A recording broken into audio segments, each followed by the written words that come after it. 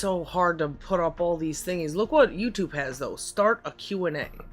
Can't you just tell people to ask you questions? Ask me questions. You want to mute that? Do you want to put this crap up while I start looking for the page? Okay. I can't stand. It's like trying to find a word for a thing that I don't know much about. Like music.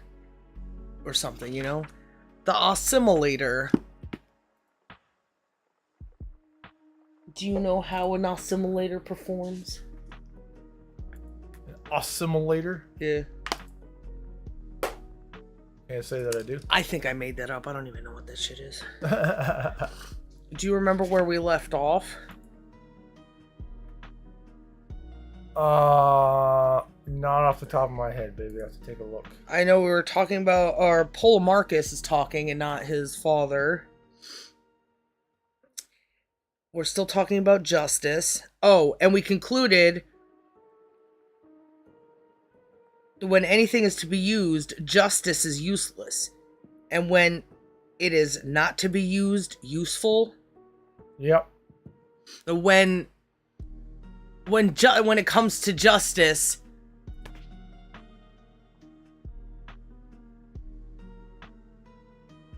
what are the words that I'm looking for? Maybe I'll just go back. When a pruning knife is to be kept, justice is useful both in dealing with others or for yourself. But when it is to be used, the art of vine dressing is more useful.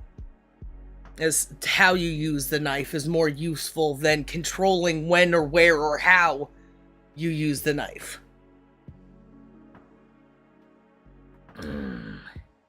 Is that not as good as, or is that as good as saying, so let's go back. Then on which occasion of using silver and gold is the just man a more useful partner than others? In cases of depositing and keeping money safe. And you're not, when you're keeping money safe, you're not using money. Yeah. So. And then we went to, would you say the same of a shield and a harp? What? I'm trying to remember, baby. Shield and a harp.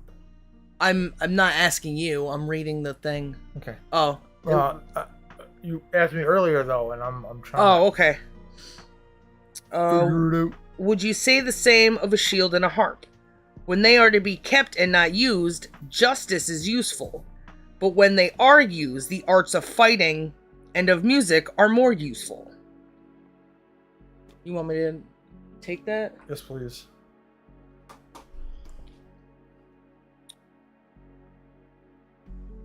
And is it not the same with everything else? When anything is to be used, justice is useless, and when it is not used, useful. It looks like it. Justice, then, my friend, cannot be of any great moment if it is useful only for things that are useless. I guess any great moment, like while you're playing the harp, that is the moment that the harp and the person and the thing shines. There's no active moment where justice is useful, because it's only useful when things aren't being used. Yeah. If you ain't killing anybody, then you don't need justice. So in the thing you talk about, the calculus, if there's no change, how is there a great moment? Yeah. What makes it great if it's the same as it was? Cannot be of any great moment if it's useful only for things that are useless. But let us consider this point. In any kind of fight, whether with fists or weapons, is not he who is cleverest in striking also cleverest in warding off blows? Is that? I thought maybe, like when I watch MMA, like, oh, he's a good fighter, but not a good defenser or something. If you are... If you know how to strike someone, you should know how to avoid those strikes, though. In theory, I guess. Yeah, and if you are doing the striking, then you are warding off the blows by making them be on the defense. Yeah. You have successfully thwarted their attack by putting them on the defense. What was that term again? The action thing? Oh, shit. Great moment. Great moment. Let's see. I gotta check the... Okay. Okay, dokie. Check them as in they might be done? Yeah. So we might be able to eat cinnamon rolls right now? Yeah. Okay. Maybe I'll read a little bit and then I'll just read it again because I'm sure we'll learn something else. Yeah, sounds good, man. Okay. Just in case anyone's here to listen. If you are, hello. If not, I'm talking to myself. So what does it matter? Hello, FBI.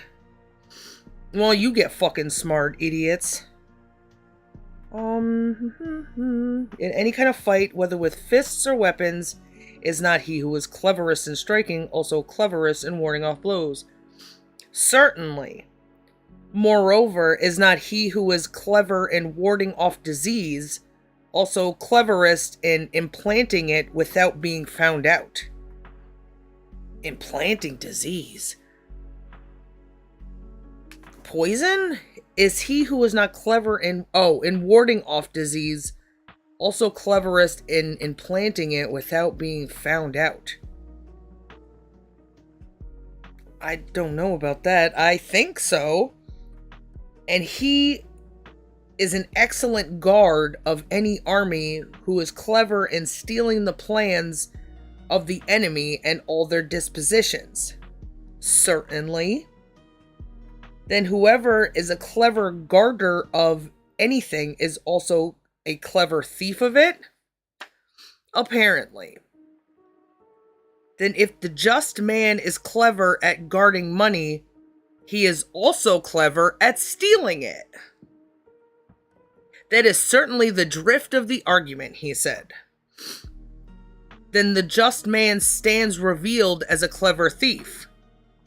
And you have probably learnt that from Homer, for he had a great liking to Odysseus's maternal grandfather, Autolycus,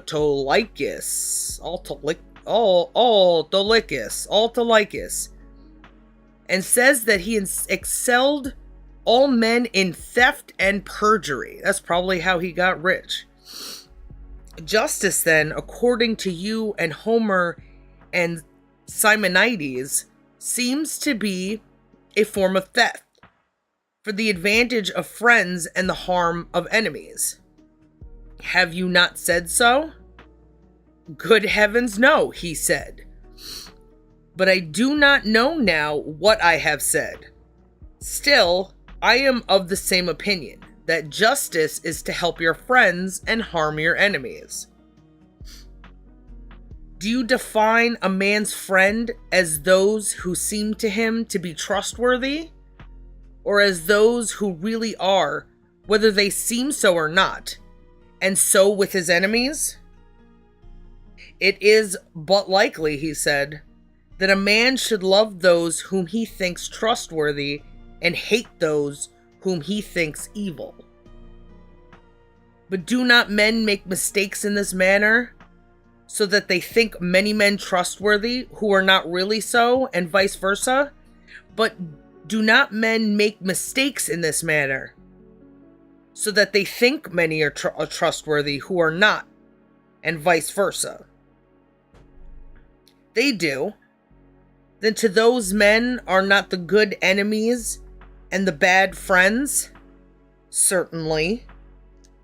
But nevertheless, it is just for them in those circumstances to help the evil and harm the good, is it not? Nevertheless, it's just for them in those circumstances to help the evil and harm the good. I guess if you don't know any better, it is just because you're doing the just thing because you think they're friends, apparently.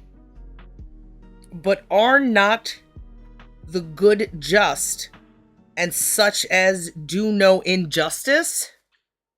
Yes. Then, according to your argument, it is just to do ill to those who do no injustice. Certainly not, Socrates, he said. It is the argument that seems evil. What? Then it is just to harm the unjust and benefit the just. That seems a fairer conclusion than the former. Then, Polemarchus, I said, for the many who have been entirely mistaken about men, it will be just to harm their friends, for some of them are evil, and to help their enemies, for some of them are good. So we shall come to a conclusion exactly contrary to what we asserted to be Simonides' meaning. Yes, he said, that is certainly the result, but let us change, for we probably did not define friend and enemy rightly. Defining words before you run your mouth? Or I guess a little after you run your mouth? Where was the definition wrong, Polemarchus? In defining the friend as him who seems to be trustworthy. And now, I said, what change shall we make? We shall say, he said, that he is a friend who not only is thought to be, but really is trustworthy. But he who is only thought to be, and is not really trustworthy, is thought to be, but is not really a friend. And the same change will apply to enemies. Come on now. Didn't we just talk about men not being totally reliable at getting to make these judgments? No wonder this sounds confusing. He is a friend who not only is thought, but really is. That's not possible. Deception. But he who is only thought to be and is not really trustworthy is thought to be but is not really a friend. And the same change will apply to enemies. Then apparently, according to the argument, the good man will be a friend and the bad an enemy. Yes. Then would you have us add to our definition of justice? In other words, whereas we said previously that it was just to do good to friends and harm to enemies, shall we now further say that justice is to do good to friends when they are good, and to harm enemies when they are bad? Certainly, he said. I think that is an excellent definition. Is it then, I said, the nature of a just man to harm any human being whatever? The nature of a just man... is it the nature of a just man to harm any human whatsoever? Is it the nature of a just man to harm any being? Certainly, he said, he must harm those who are wicked and enemies. That's not any. When horses are harmed, do they become better or worse? Worse? Worse as horses or worse as dogs? Worse as horses. And similarly, when dogs are harmed, do they become worse as dogs and not worse as horses? Necessarily. Then, my good sir, shall we say the same of men? That when harmed, they become worse as men. That is, worse in human excellence? I would assume excellence is just what is best.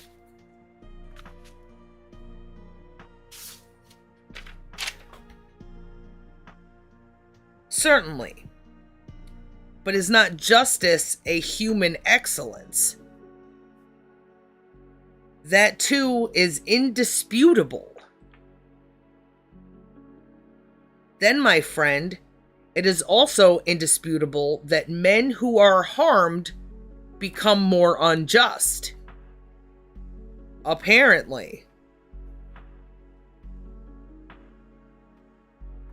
Or do they become more just because it's all perspective. Because if just is hurting your enemies and helping your friends, and you're hurting your enemy. Hey, husband. Maybe a couple. Yeah, I noticed you didn't come back with any cinnamon rolls. I was wondering why that was. Why I had to feel that heartbreak. Why my belly has to feel so hungry. Cut one open and just fucking gooed everywhere. Oh. That's unfortunate. Yeah. Especially after I iced it, too. I feel like I want to go back a little bit. I don't know why. Are you... You want to keep going? I'm going to go back. Oh, I guess... Okay. You should have brought it with you. I was expecting just to grab them and come back, so I had one. That didn't happen. Okay. Not the case, why? I love you, miss you, One Piece. No. Made me lose my place, husband. What are you good for, besides everything you're good for? Versus horses. It is also indisputable that men who are harmed become more unjust. Apparently. Now, can musicians, by the art of music, make men unmusical? Huh. Can musicians, when musicians make music and an individual hears, does the individual who hears that music become less good at hearing good music or making music? That is impossible. Or can horsemen, by horsemanship, make men worse writers? No. Then can just men, by justice, make men unjust? Or in short, can good men by virtue make men bad? No, that's impossible. Is it not the function of heat, I imagine, to make cold, but of its opposite? Is it not the function of heat to make cold, but of its to make cold not cold anymore? Yes. Nor of dryness to make wet, but of its opposite? Certainly. It's getting good, husband. He's like, I see him like chipping away at all these different things. It's bothering me, and I'm getting stuck because there was a contradiction here that, oh no, there goes the placeholder. I'll find it again. Where was the argument? Clever man guarding money. No. Just men of those circumstances to help the evil and do... Oh, that men are not infallible in their knowing whether someone is a friend or a foe. So if you treat a friend well and treat an enemy poorly, then you may be treating your friend bad and your enemy well. Mm-hmm. Because you don't know at any which time, really, until you don't know until you know. They are a thing until they aren't. Yeah. But then they moved on to, what was the argument Polemarchus had? He was like, that's not possible.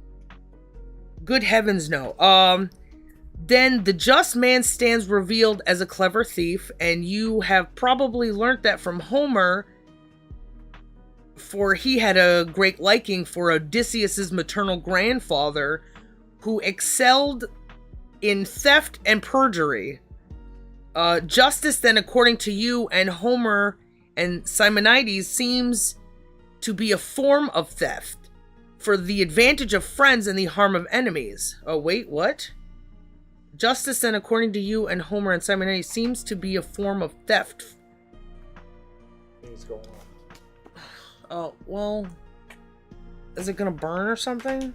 Might get overdone, and then they have Okay. all that work for. Yeah.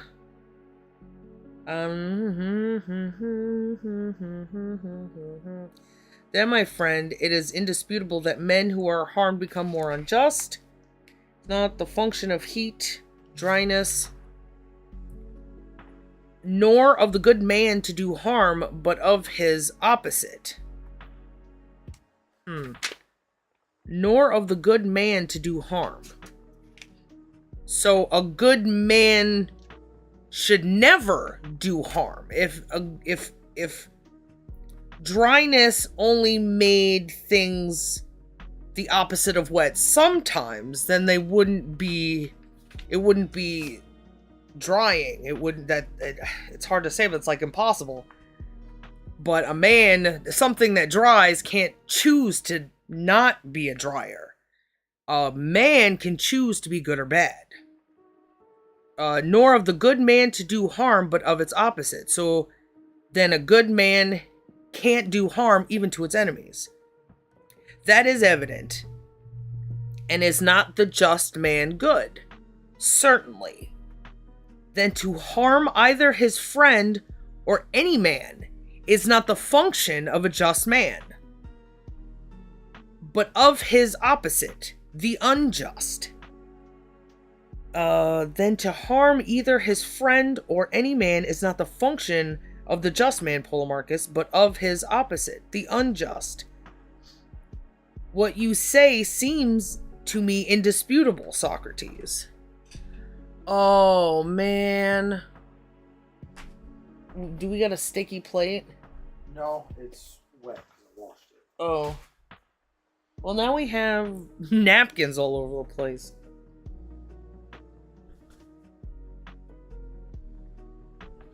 Oh. A just man husband. Because, what are the examples he used? Oh. Somebody who rides a horse well does not cause other men to ride horses bad.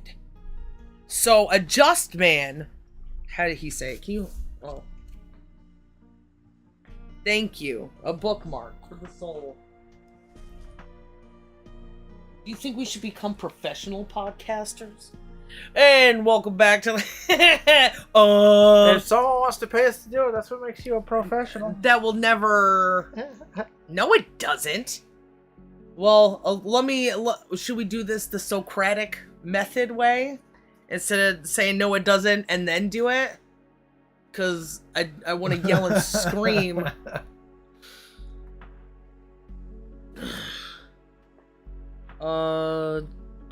Then according to your argument, is the just to do ill to those who do no injustice. What were we talking about again? See? Professional. It doesn't matter how much you pay me. I'm never gonna fucking use my brain the best. And neither does anybody else. So all those professional people, they're like robots or something. It's a repetition. It's not thought. I would say it's closer to muscle memory for the brain. Mental muscle memory. That's how people stay in patterns of abuse too. Muscle memory is not a good thing, I think. Or brain muscle memory is not a good thing, because then you get stuck in repetition and time moves forward, and if you're doing the same thing over and over again, it's like level 2 of autopilot. What? Like, you know autopilot, you're just kind of doing a thing. Yeah.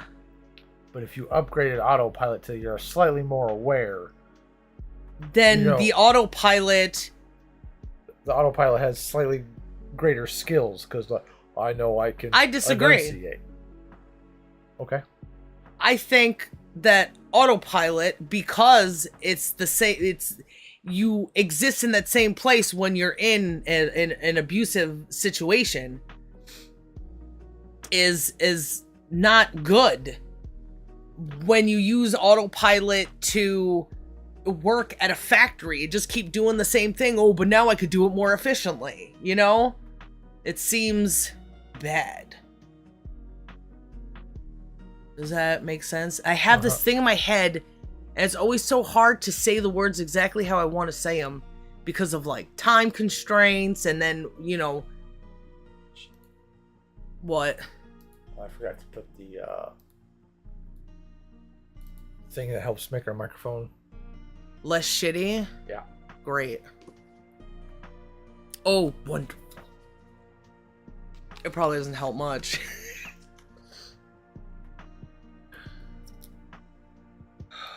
Evil. Oh, wow. I missed a lot of pages. Where am I? You will take up arms together against... Nope. So, a good man can't do harm to anyone, or else it contradicts this pattern of doing harm when you do a good thing. A person who is doing horses can't make somebody do horses worse. Yeah. Well, doing horses is bad, especially if you're that one Don't even Twitch need a guy. bucket.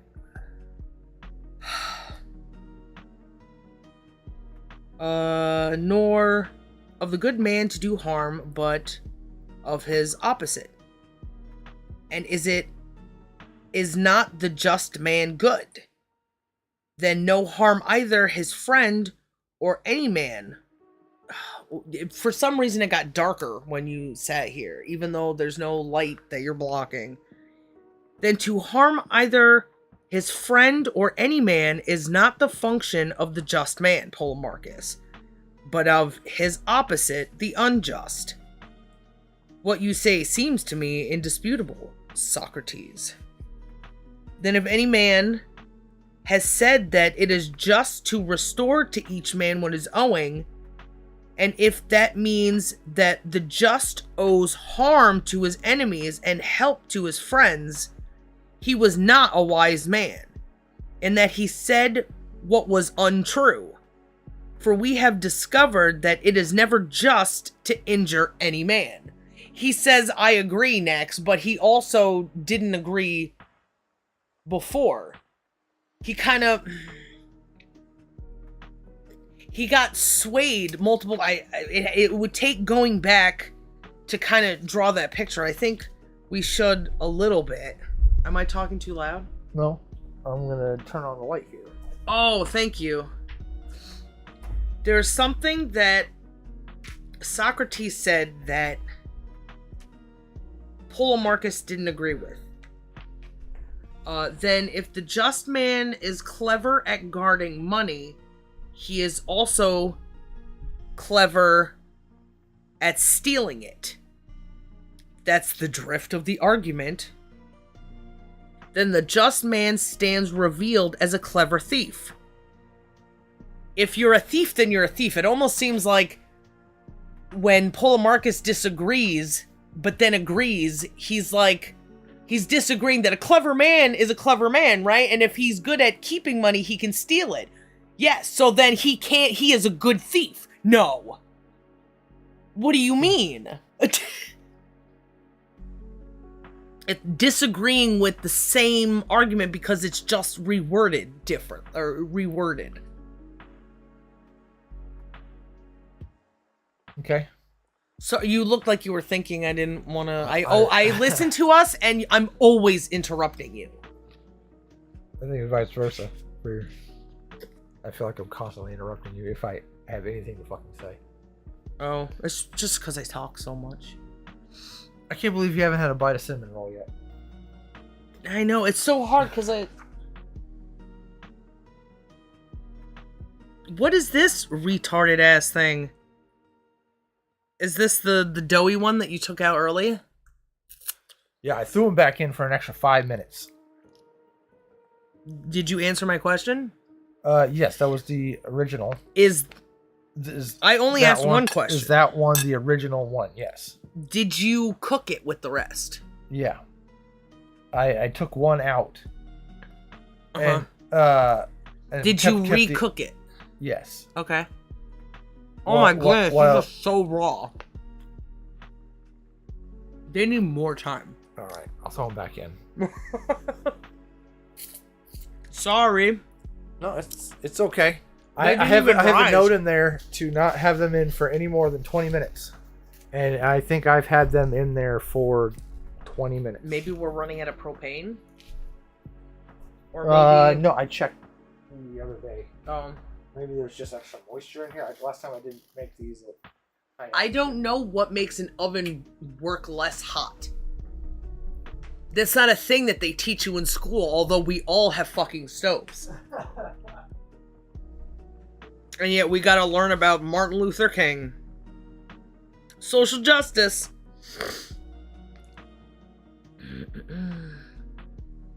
A clever man is good at guarding money and stealing it.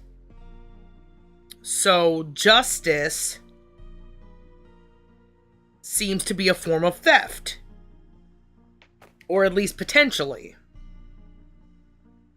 Good heavens, no.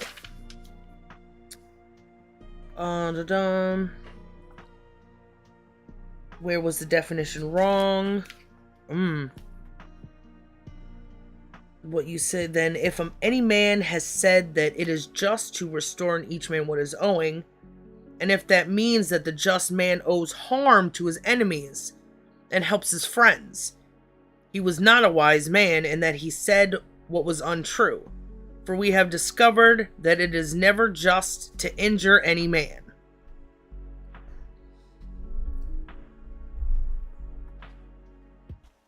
Which, that contradicts the whole clever thing as well, because if a just man is clever with money, he's clever at also stealing it. And he would use that skill to be unjust to his enemies. So why would he say that a just man can't be a thief?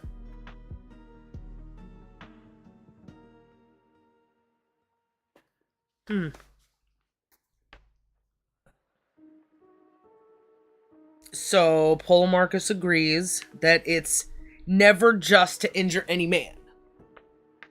So that with the whole legal system probably of every single place that has ever existed and is existing now. Oh man, that justice is blind thing gets me every time. That you gotta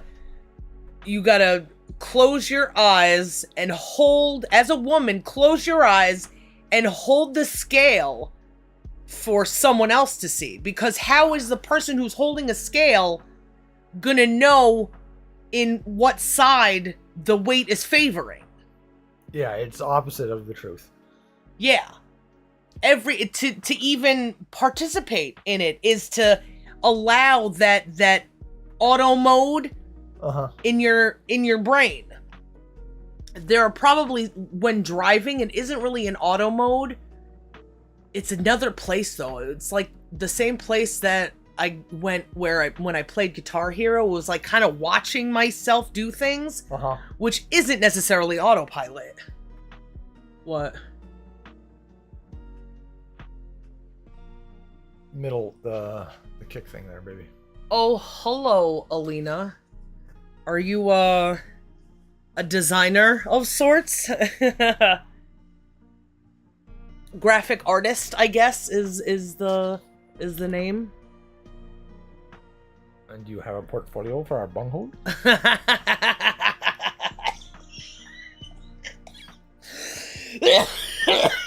I got COPD. I got obesity. Obesity.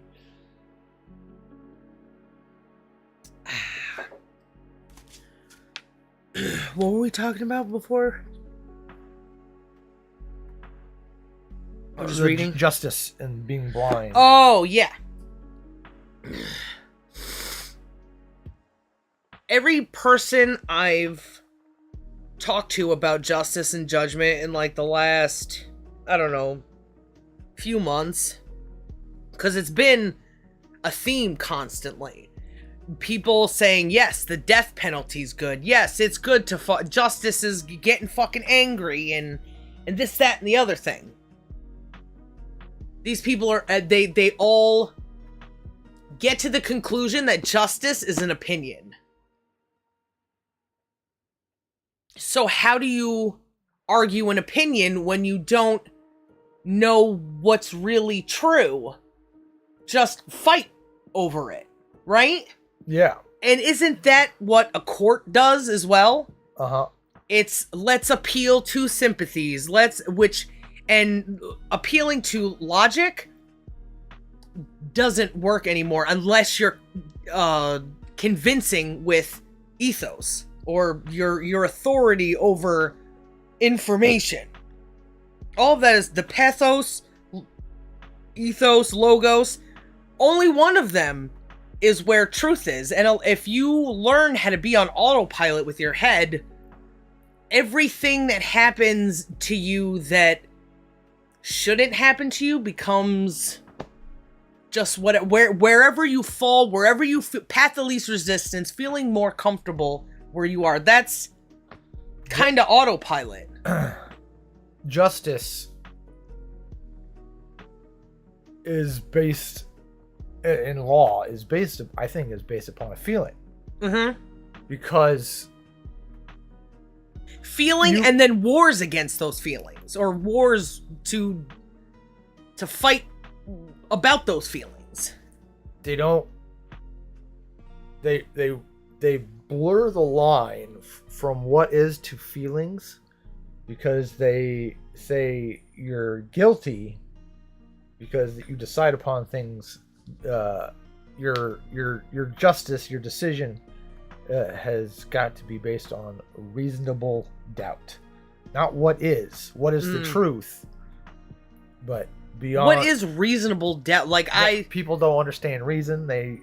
Yeah, it's your feeling. And what's the doubt? If you have, it's all subjective, this doubt thing, I would imagine, because doubt is based on what you do know.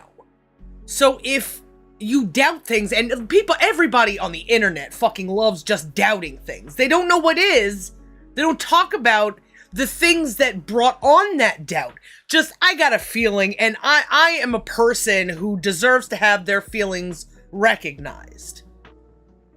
Which goes against you're innocent until proven guilty. That is, you are this. Yeah. And then they switch it to if you feel like, with that reasonable doubt. Mm-hmm. Yeah, it's saying reasonable doubt is the opposite of guilty or innocent until proven guilty. And that's what they set up the system to fail, because then now justice is blind. So anything goes. That's abuse, and people need to stop taking that shit. And the way they stop taking that shit is to have that pattern recognition on lockdown, to be able to observe themselves, the people around them, the nature around them, and the universe that they have to measure with instruments. Compare and contrast all those things to separate them, to know where truth is, because there is truth in the universe. If you jump, you will not keep going up. There is truth in nature, because if you stand in front of a hungry bear, you're fucking gonna die. There's no well, maybe he'll have sympathy. There is truth in humans, because you can say, I'm not gonna be a liar. And you can stick to that. And you can prove it to yourself by only saying things that you have proof for. Don't say, I'm a loving person. Don't say, just, I did this yesterday. I said I was gonna do this, and I did it. Keeping things fucking simple, stupid. But until anybody fucking does that, we can't take these people at face value. So we have to build this and talk about it and become stronger as people who say no together for one very specific scientific fucking reason. And let these fucking retards fail and go away. If we don't give them money, if we don't give them support, if we don't give them our brain power. Oh, my justice. Oh, you're doing something to democracy. You don't know what the fuck you're talking about. You use words in a what is that? Subjective way. But words can be objective. We can all agree that this word means this, and not just agree to it, but every time we use it, we talk about the meaning until there's understanding. And that's fucking possible too. People don't want to take that time. No. Well, let's resume this court at a different date and let your fate be held by idiots who went to school to learn everything, and those people who teach went to school to teach by people who went to school to teach. The revolving door of abuse, sophistry. Yeah. Abusifist. They're an abusifist. I made up a word and it means something that exactly it does. Abusifist. But even a sophist is abusive. But they took sophist because Sophie, or whatever, Sophia means wisdom. And they spin it around to make wisdom a bad thing. So I'm spinning sophist around, their use of sophist around to display that abuse. By putting the word in there. Abusive. Abusive? What's the word? Abusophist. Abusivist. Abusifist. Abusifists. Abusophist. Abusophist. Abusophist. Oh, thingy's going off. I hope they're ready this time. I love you, I miss you, One Piece. Of cinnamon roll. And you. No. What you say is indisputable. Then to harm either a friend or enemy is not the function of a just man. And yet, when we can define people's fate,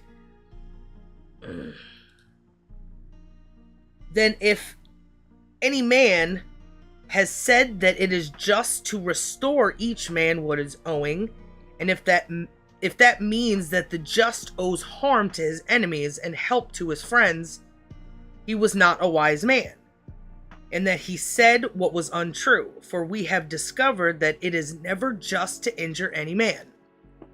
I agree, Lamarcus says. Then I says, you and I will take up arms together against anyone who attributes this saying to Simonides, or Bias,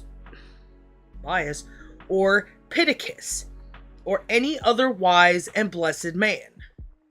Oh, husband, I am quite ready to do my share of the fighting, he says.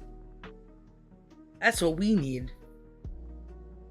But do you know, I said, whom I think to be the author of the saying that is... nope. But do you know whom I think to be the author of the saying that is just to help friends and harm enemies? I think we're good this time. Oh, yeah? Yeah. They're toasty roasty? Language, husband. We make sounds to say words. Even if you one monkey points at the sun and goes "muh." Yeah. Muh. Leader, probably, because monkeys follow. The other monkeys go muh, and then he points at himself and goes buh. Now they have a word for something that's outside that they all can see, and something that is on the inside that they can also see of the person. Your buh is not just the outside shape of ba. It's also how ba helps us survive. I was just looking that somebody was named Bias, and I was thinking of how we use the word bias.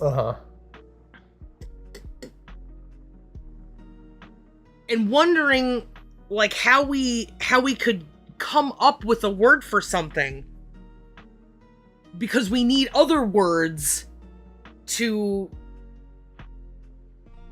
define that word. So if words define words, there has to be something else, because there's a relationship to things we look and point at, because that's a reference with the eyes instead of words. So how would it work for a person? And that we do have a few words, I can't think of any right now, that come from people. The word is in reference to what that person did, who that person was. So a person can be observed by their action, just like the sun can be observed by its action, and whatever syllables or noises, tonal noises we gave to a person to point and say their name,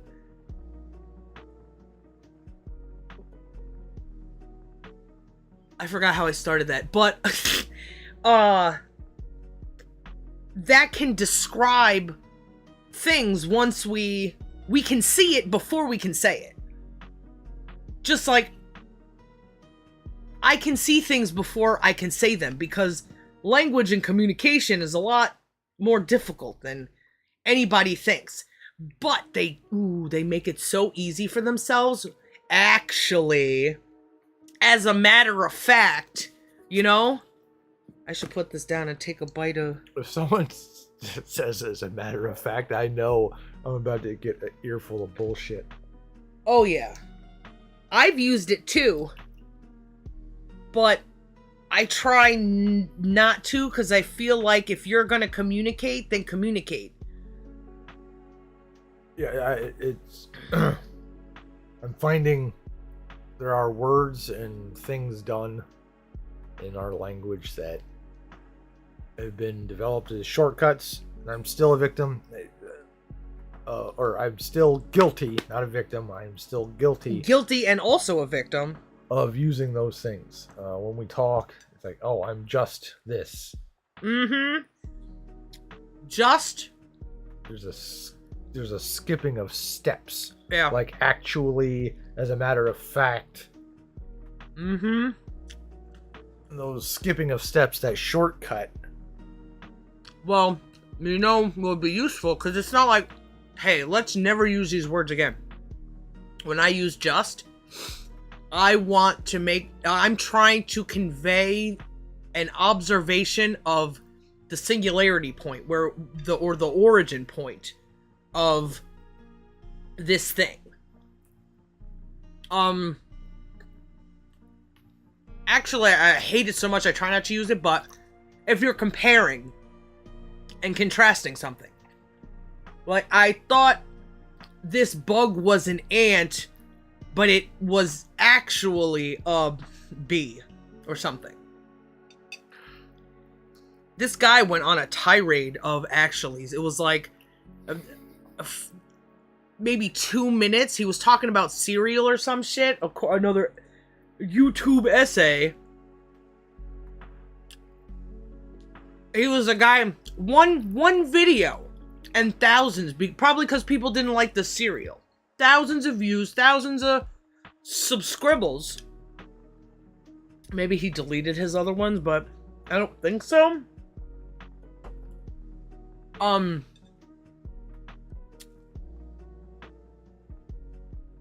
So that was funny. I forgot what I was trying to get to. I was thinking about how these are still a little bit raw. And I was comparing it to when you said, oh yeah, they're done. You didn't just say, yes, they're done. You put emphasis, oh yeah, they're done. So, raise your confidence, O ye wife of little faith. Silly. There's a lot of words that I think, because power wants to... If you control something, then other people don't control it. So if somebody's controlling words, language, how we use it, the just man never does harm, right? According to Socrates. These community guidelines, taking away of speech, watching what you say, does harm. Yeah. Because they want to, instead of letting you say things and feeling things out, because they don't want to receive those signals, they want to send those signals and say, I don't want to hear this. So they don't get to experience. Their system of governance is one of punishment. And that is not just. All because of the war we just came from. A just is probably a frequency thing, or like a period of time as well. Like, I just came back. But even that is like, what do you mean just? Like 20 minutes ago? I remember using it to try to get away with things. Like, oh, I just had to go to the bathroom or something. I'm on my way. It's like, no, but I also did this, and I also watched an episode of something before I left, and, you know? Oh, I just had to... blah, blah, blah. I think if people started using honesty, the whole thing of life would fall into place. Yeah. Being honest with yourself is the only way to do science and math with yourself. Because if you're not honest with how many apples you have, how do you add or subtract, and Sally had this, and I gave her that. It's real messed up, and it really takes, like, thinking about these things. And if you're just spouting off fucking actually every 20 seconds, actually is a space filler for information that you can convey. People don't think that they can convey language. Well, I thought I made myself clear, or I made myself clear. It's self-evident. Motherfucker, that's not for you to decide. Because then, this whole punishment thing, how do people treat children? Punishments. Lots of punishments. Like they should know, but they don't, so they punish. Instead of knowing that you have to teach children to know things, even if it's to not hit you. Or something. An understanding takes time to develop experience. Mm-hmm. Before a kid's even aware they're getting punished. That one guy that was living with us with his family, yelling, that fucking dirty scumbag, yelling at his not even stepdaughter that she shouldn't use language. Is she using shit and fucking piss the way her parents were? They were just words that she was mimicking, because what do you do to learn? You mimic. You do the thing that you see. Maybe that's how we fucking made fire. Or how we discovered fire. Oh, Prometheus. No the fuck. Dumbass thing to stop, to not give people credit for what we naturally do anyway. We send and receive signals. We receive signals by seeing the things around us, hearing it, getting the response from it. Maybe not just, you know, like getting a sunburn. Feeling the difference in temperature between hot and cold, when the sun is there in the sky and when it's not. But you also, and this goes with my theory of them, people just being idiots and trying to build up because they were trying to reach places. How far can I build so that I could touch this thing in the sky? I can climb a tree and eat the leaves that are on its branches. Can I get to the sun? Why doesn't that make sense? Why wouldn't somebody think about that? How else would people learn? So with kids, sending and receiving signals. Instead of trying to climb the tree, she's saying the things that her parents are. Shit, fuck. Yeah. And everybody's punished with words. Right. It's not even just violence. Now you can't even... I guess you couldn't even. There was always some sort of word restriction. Because they want to restrict your brain. But why? And if it takes abuse to stop someone from using their brain, then it's not just. You can't justify it by saying, I'm keeping you safe. I'm making sure that you don't get out of hand because you can't control yourself. That's not how things are. It's what people say because they're in such a state of chaos because of the things that were done and said to them. I don't know if that made sense. My brain was going too fast for me to... I think I followed. If you get punished... If a child gets punished before it can learn... Uh-huh. And it continues to get punished, and it continues to get punished, you make something that doesn't like you. So now the thing that you were trying to make just is now unjust.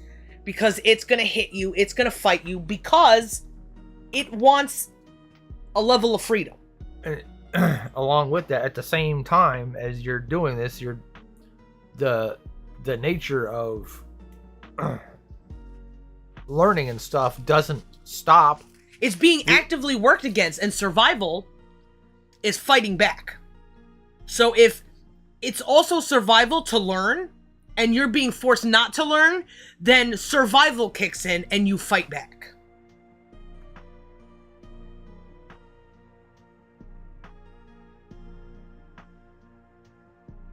Sorry, that wasn't going with what you said? Damn. There's I had steps, but it's how the abused becomes the abuser.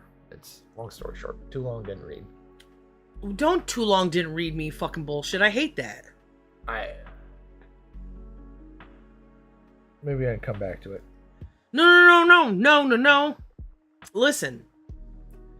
How the abused becomes the abuser was what I was talking about, because the survival kicks in and you get angry and you fight. But because you never learned, that fighting never changes into, now I have the power, so I'm gonna go back and do learning. I don't have to survive anymore. We're stuck in those survival modes. Or people are stuck in those survival modes. I try my fucking hardest not to be, and I can't speak for anybody else, except for the ones that show me who they are. I could definitely speak for them. But I don't know everybody in the world. Maybe women, I think. There are some, especially some women who maybe they're too weak to abuse, and maybe they still have their small abuses. Instead of going off to war and like torturing, cutting children's animals in front of them and then killing them, we tell our children that they can't do something, which halts the learning, which causes that survival reaction, and makes more boys and girls that are abused and abusive.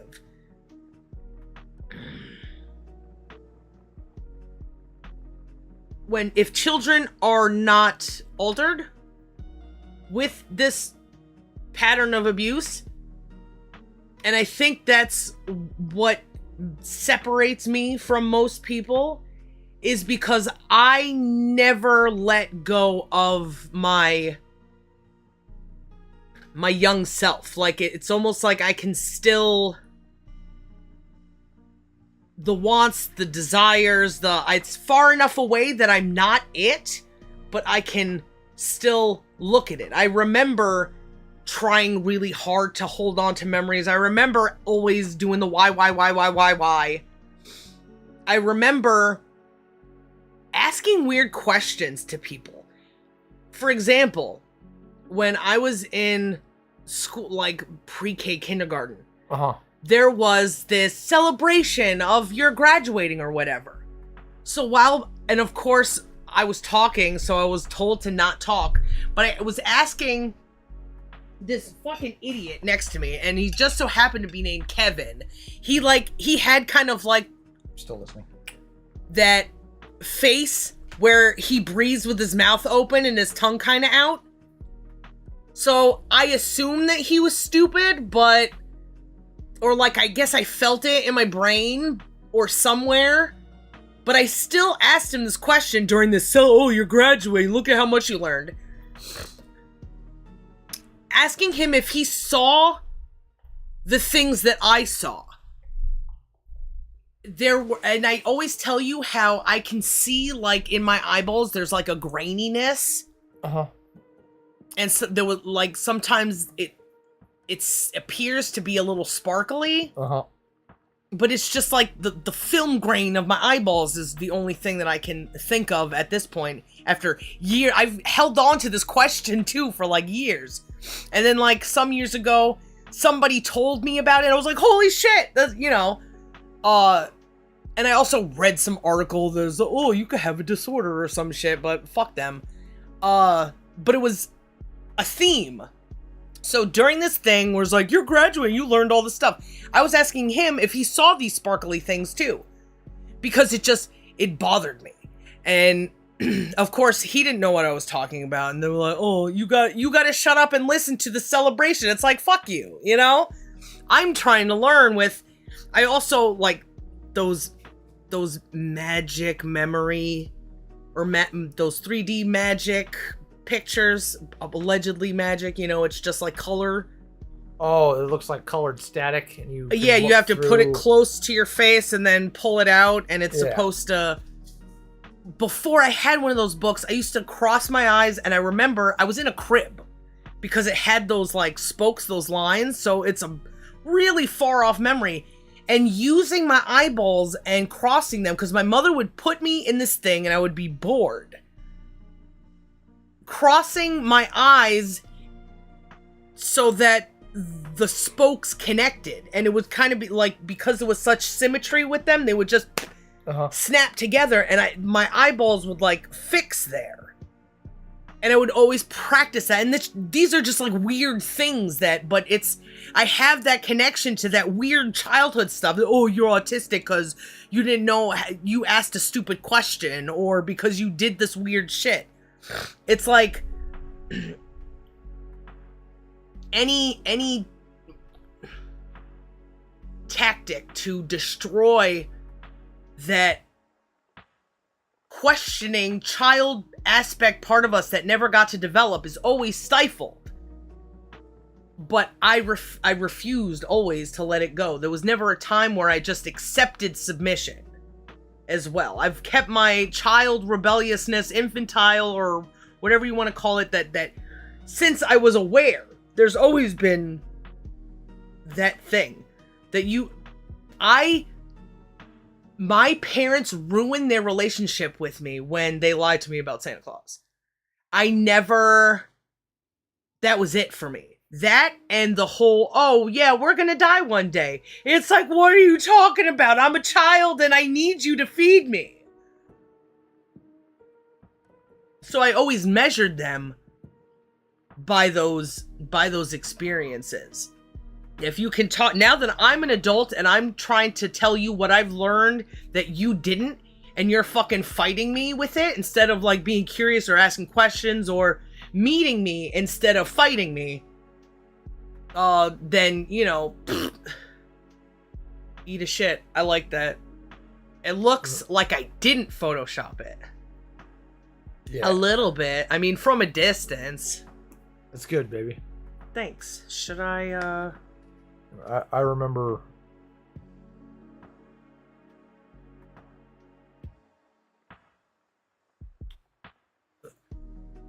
something similar to the can't trust the parents. Mm-hmm. That whole finding out God wasn't real.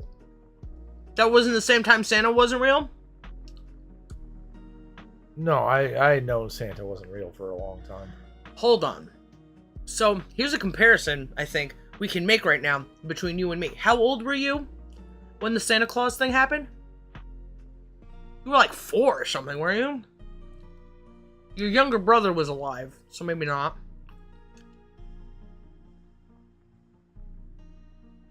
If he was alive, at least it would have been 4. There's a 4-year difference between us. So, around the same time, I might have been 1st grade. Definitely not 3rd grade. When I learned that Santa wasn't real. I think it was 1st grade. Because of some teacher that I had. I'm trying to remember her face.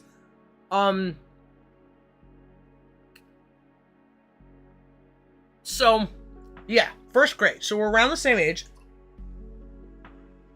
When I learned that Santa wasn't real.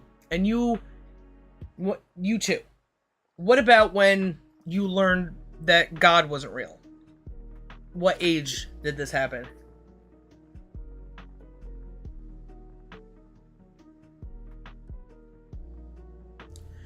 Or when you had when they gave you that information that made you feel like everything they said was a lie, because that's what we mean by God isn't real, right? That's when that information that they told you had become nulled. I don't remember what age. I remember learning in school about volcanoes. And I was at my grandparents' house, but that doesn't mean shit, because whether we were living there or not, we always made trips to, even when we're overseas, every now and then we'd fly back over for a week. So, and they were teachers. yeah. So I don't have a time frame. I just have. Were you overseas at the time? Yeah, I started school over in Germany. When this situation happened? I don't remember. Oh, okay. All right. But so a volcano. Yeah, learning about how volcanoes and stuff work. I can almost like redraw the worksheet. That So it was an important time for you. So much that you have like a memory. Yeah. Do you have anything that you want to talk about that sheet? That we lit. That it was about Yellowstone. Mm-hmm. And there was a volcano, and then there was the caldera part, and like all these things happen because of lava and some other things. Lava comes from deep below the earth.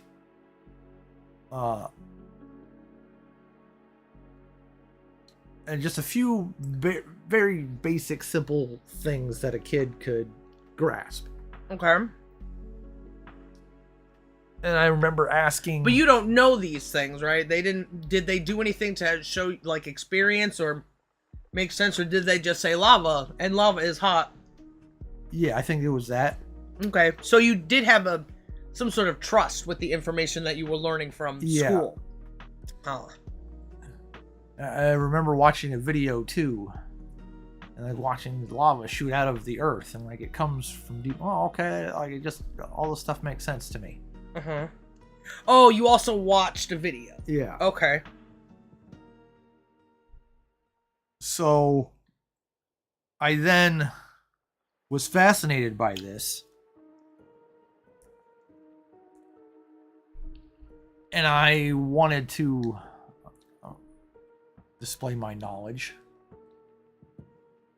because I'm a smarty pants. What a man.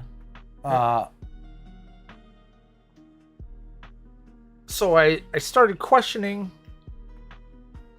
my mother and my grandmother about volcanoes. Okay. Asked them questions that I knew. Because you received information, and now naturally children, they want to send those signals back and forth. It's nature. So you're sending them signals to receive signals back from them. Yeah. And so I asked them questions, and these dumb idiot ding-dongs didn't fucking know. God does that. God is the reason. Lazy motherfuckers. God is the reason that stuff shoots up out of the ground. Not lava. And both of them? Mm-hmm.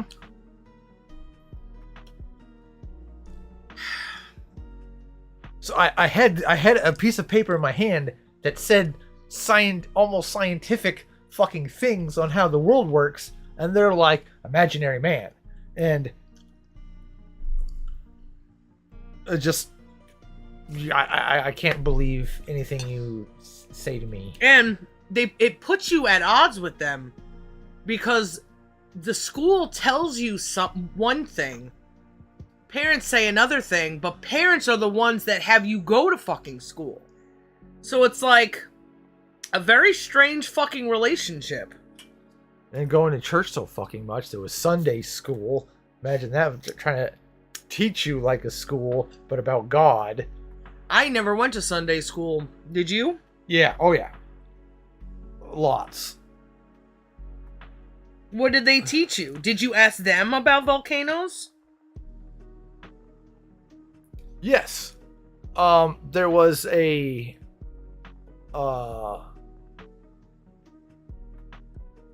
there was a child Sunday school thing too. And I asked questions, and I got the same God response. So, come on now. You have 3 sources of information now. Uh-huh. You have your parents telling you things, you have a school telling you things, and then you have a religious school telling you things. Are all of those 3 informations coming exactly the same, or at least not contradictory to each other? No. Is there more than one truth for everything? No. Or is what I mean by that is that is there ever contrary truth to in any form? I don't believe so. And truth is not just, oh, well, this is wet and this is dry. Yes, they are opposite of each other, but they don't contradict each other, because there's nothing that does something in one's environment that's different than their own environment. Or there's not a sometimes this is the truth, sometimes I'm trying to say it better. That contradictions only serve to chisel away at everything but the truth of the matter. The truth is the source. So if they're telling you information how lava works, and it's all different, it's all a function that you can observe.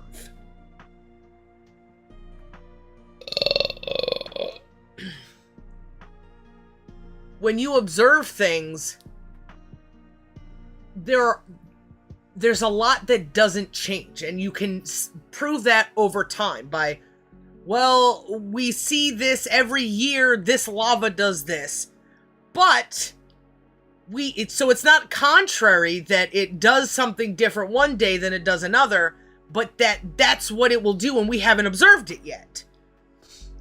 gravity so far has not, or whatever keeps us on the ground, has not failed in however many years anybody has ever existed, because there's no recorded history, or there's no recorded evidence that all of a sudden gravity fails and we're all fucking floating up to the sun.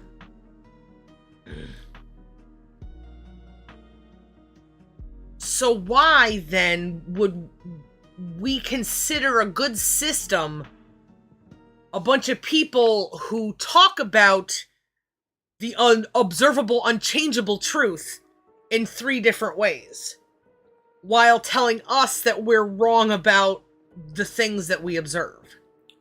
The things that we have a fucking explanation for, or things to observe, and then on the other side you have, I don't know, it's God.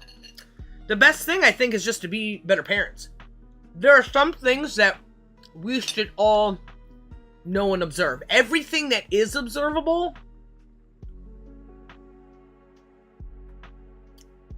should be known to people.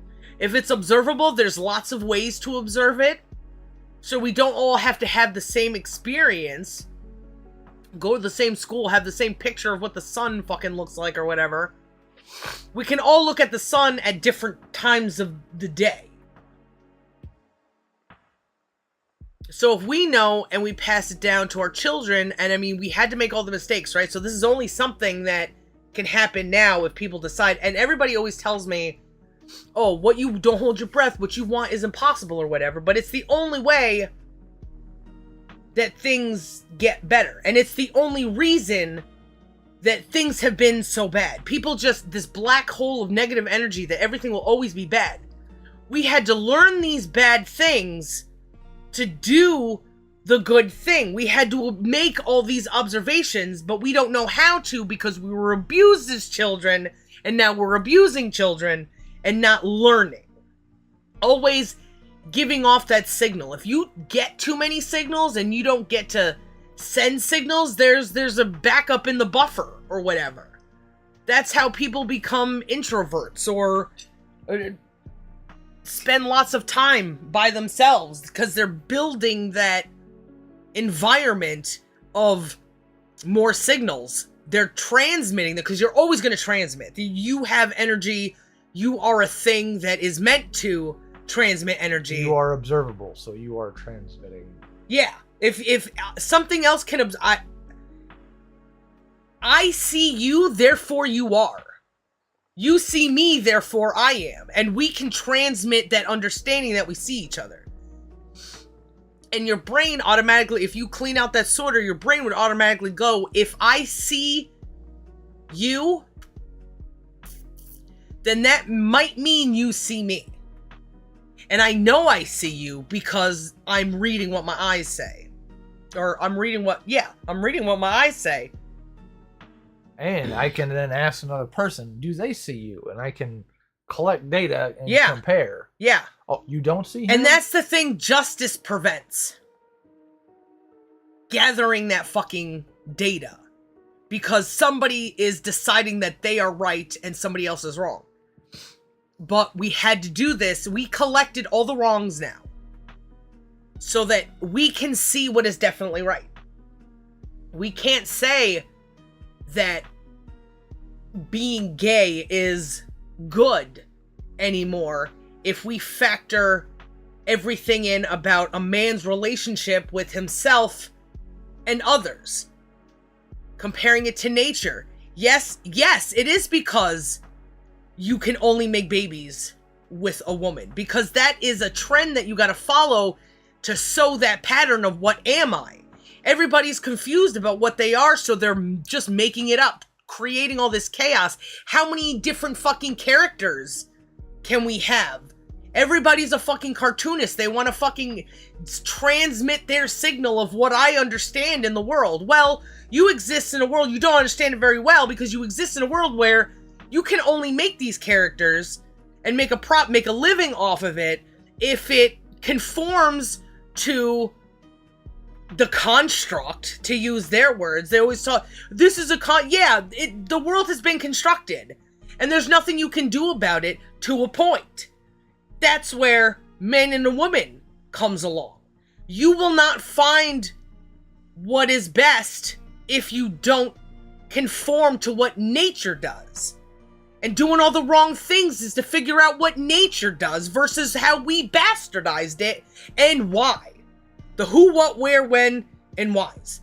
All of our science comes from a bunch of perverts who had bad ideas, and only one sentence of all their work has ever been used. Freud, fucking Schrodinger, fucking who else? Who's that Dalai Lama?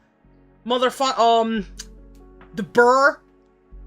The Burr? The Bohr model. Oh, yeah. Yeah, the Bohr model with the atoms. Blah, blah, blah. All these people have had bad things to say, and it's not been teached. It's not been accessed. So the power structure that tells you what to do takes you to school, gives you this one quote. Ooh, I took an entire fucking semester of psychology that was based on a fucking Freud the fraud. And Jung the fucking crazy motherfucker.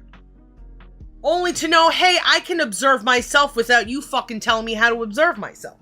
But I had to see those wrongs. If I just existed in the world without any of these wrongs, then I wouldn't have been able to find the right.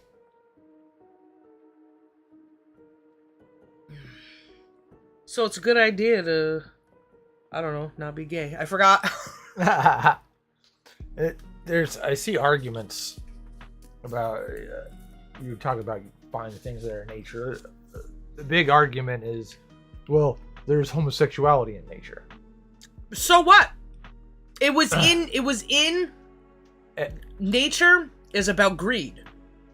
Because nature is about survival.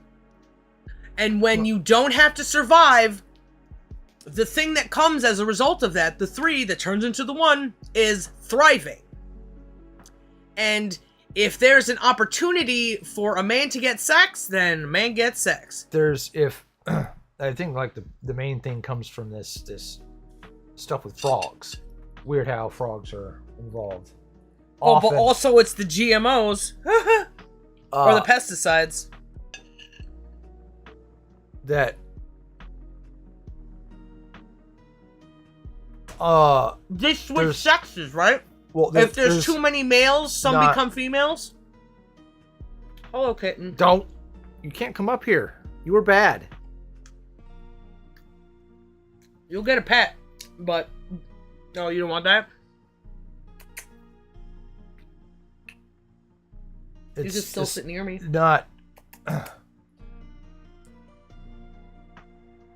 And there are certain situations in various. Wait, we just did the contradiction. If we understand what justice is, then we can't punish him. If we can't punish him for doing bad things, we can only communicate to him that we didn't like it. Fuck. Is it the same with animals though? Because they tend to abuse us because they don't know the best, you know? They know more of what they want and what they like. There's a separation in man nature, and nature, the universe, and human. Well, we know that, but how does it apply here? We can lift them up the best we can, but if we don't know how to originally not have them do that thing that we don't like, or we meant to solve it, or what, I don't know. What can we even do? Get off the bed for now. You have to like your children. Sorry. I saw that and I couldn't not say something. Anyway. There's certain situations where there are species, frogs, fish. Lower species with less systems. Mm-hmm. That in stressed situations that are not the normal survival things, they will do a survival thing and some will change sexes. Mm-hmm. So there's a reason for that. To produce offspring so the species continues. Mm-hmm. If there was not an imbalance, then there would be no need for the sex changing to produce more offspring. If every male had a partner, a female, then this. So their wouldn't happen. sexuality isn't that advanced, or isn't that intricate. No, there's no. There's no choice in the frogs humping other male frogs. If things were balanced, every male would have a female. Mm-hmm. But there's something in the environment that is preventing that. The nature of the most dominant male is to make more things. And what is man's relationship with choice? Because that's a very big distinguishment when we can't fit, when a human makes the decision to make a physical change in their body versus it happening naturally. Nobody's penis is turning into a vagina. yeah, no, you gotta have some creepy doctor lop things off. And you have to make the choice. And you have to make the choice to you make the decision to say, I feel like the sex I wasn't born. And if all these frogs that are humping continue the way they are, then the species dies because there's no more babies. And if everybody cuts their dicks and pussies off, there's no more humans. Being gay, being tranny leads to death. Cold to death. It is bad for you. It is bad for humans. And to push that upon children seems like one of the most evil things you could do. It causes abuse because those feelings come from abuse because people don't understand their relationship with themselves. So everyone has the decision to say, I feel like I was. They think that speaking is just the method to let what they feel on the inside come out. That's only a one-way street. That's how electricity works. They don't test their ability to know this for 100% sure by just doing the opposite. If I believe that I'm a smoker, I just need a cigarette, this is who I am, don't try to change this and that, then I'm not asking myself, and I do have the ability to ask, everybody has, do I want to, or what would be the best question to ask myself? If I knew that they made me cough, and then I could do something about, do I want to let this thing keep hurting me?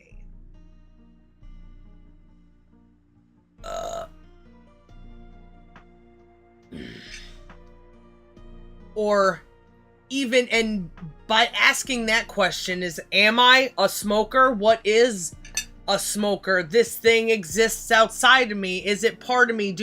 Can I not?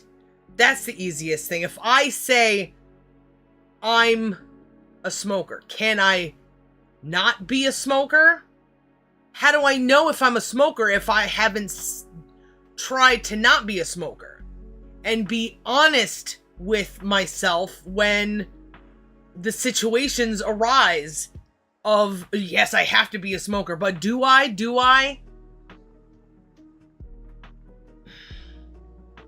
If what you are isn't challenged, because that challenge exists anyway, that's why people send that signal. The challenge is the natural calculus. It's the difference. You have this in comparison in time. There's the change in signal. Change. And the comparison to the natural things. One thing that has naturally happened is people make these dumbass arguments like, our frogs are gay. because they change sex sometimes. Or hump other ones. But there's Yeah, because they may be in transition, physical transition. or there's a stressor in their environment that's causing that. It's not. Yeah, who's to say that it was just whoop from male to female? There's probably places that it sways to and fro. If the best thing isn't there, then there's male frogs humping other male frogs because there's not enough women to keep the balance going. That it could be that, I suppose. So you're saying that but there's probably things where if there's a stressful environment, I would imagine that the path of least resistance would be to make some not really male, not really female, not wholly this, not wholly that, or maybe the transformation is happening. Time moves with all these. I think it's a strong consideration that it's more likely that there's physical things happening to them and not just that the environment is stressful. You know? Mm-hmm. I mean, the environment being stressful would cause them to, even just an imbalance of male to female. And how does that happen? So say everything in this frog environment was the best it could be. This is frog paradise where just enough live, just enough die, just enough food to maintain a perfect balance. That a male and female balance, at least at this point in time, is 100%. What happens with the tadpole eggs? What is it that decides how well this perfect harmony continues? Is it something in their DNA that they pass and share that has like a number or something? So when the women get pregnant, they have the right amount of male to female at the time that they were being impregnated, and then maybe that rate of change makes things more odd or even, and they adapt to that environment? Is it something outside of them? Like, is there something in their bodies, but also in the universe, like a natural order that would cause more deaths in tadpoles, or cause more predators, or cause less predators? With some reptiles, which amphibians have a relation to,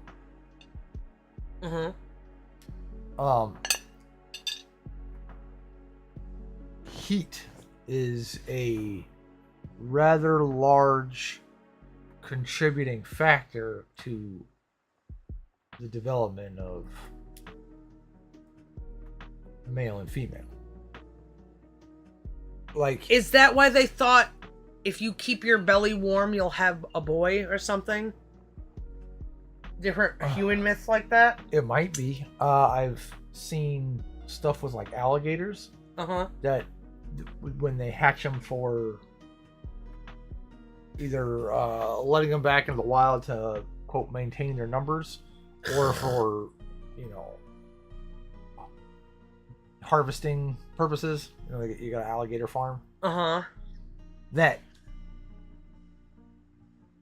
you can increase the number of A or B, male or female, by controlling the temperature of the eggs as they develop.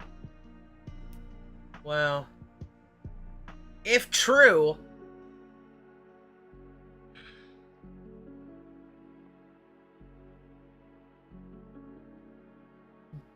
does it affect other factors? Like, so you said that warm decides what? The warmth of the egg's environment decides male and female. male and female.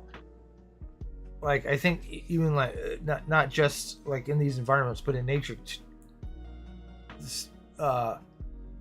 people have gone to like alligator nets and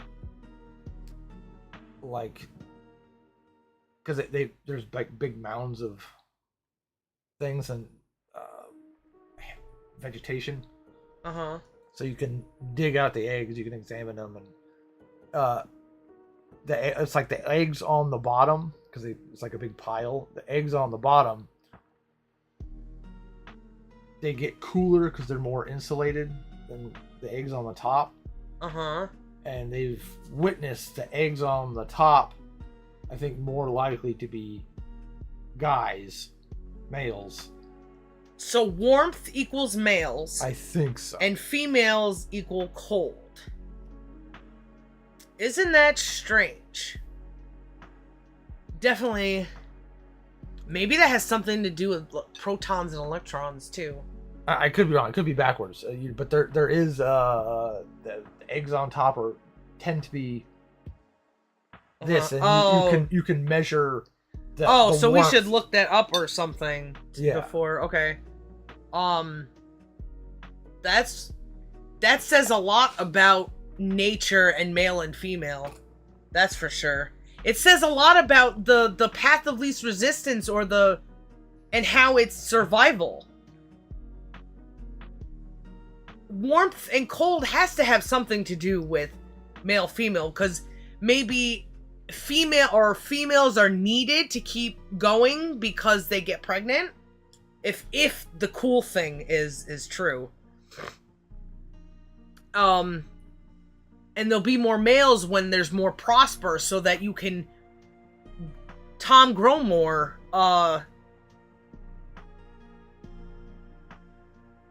sections, I don't know what to call, groups of babies, because there's more men getting women pregnant. Women only need to get pregnant once to continue the species.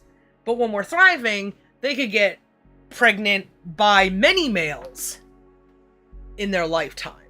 So it propagates. Global warming. Of course, people who want to kill us want to say that the Earth getting warmer is a bad thing. Oh, we can all enjoy growing crops and shit instead of people, having to risk freezing to death. Maybe some Earth does go away, but guess what? That Earth turns into fucking dead things and sediment and makes a more fertile Earth. Well, because shit is starving right now. Only Ukraine is the place with the most fertile land, so they say. That's probably some fucking... All you gotta do to make land fertile is fucking put stuff in it that it needs to be fertile. Water and what are those decomposition things? Carbon. Oh, but carbon emissions, right? Yeah, everything's looking a little fucking shady, don't you think?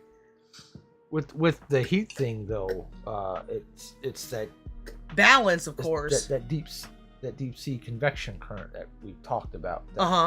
The heat melts the ice caps, which is mostly fresh water.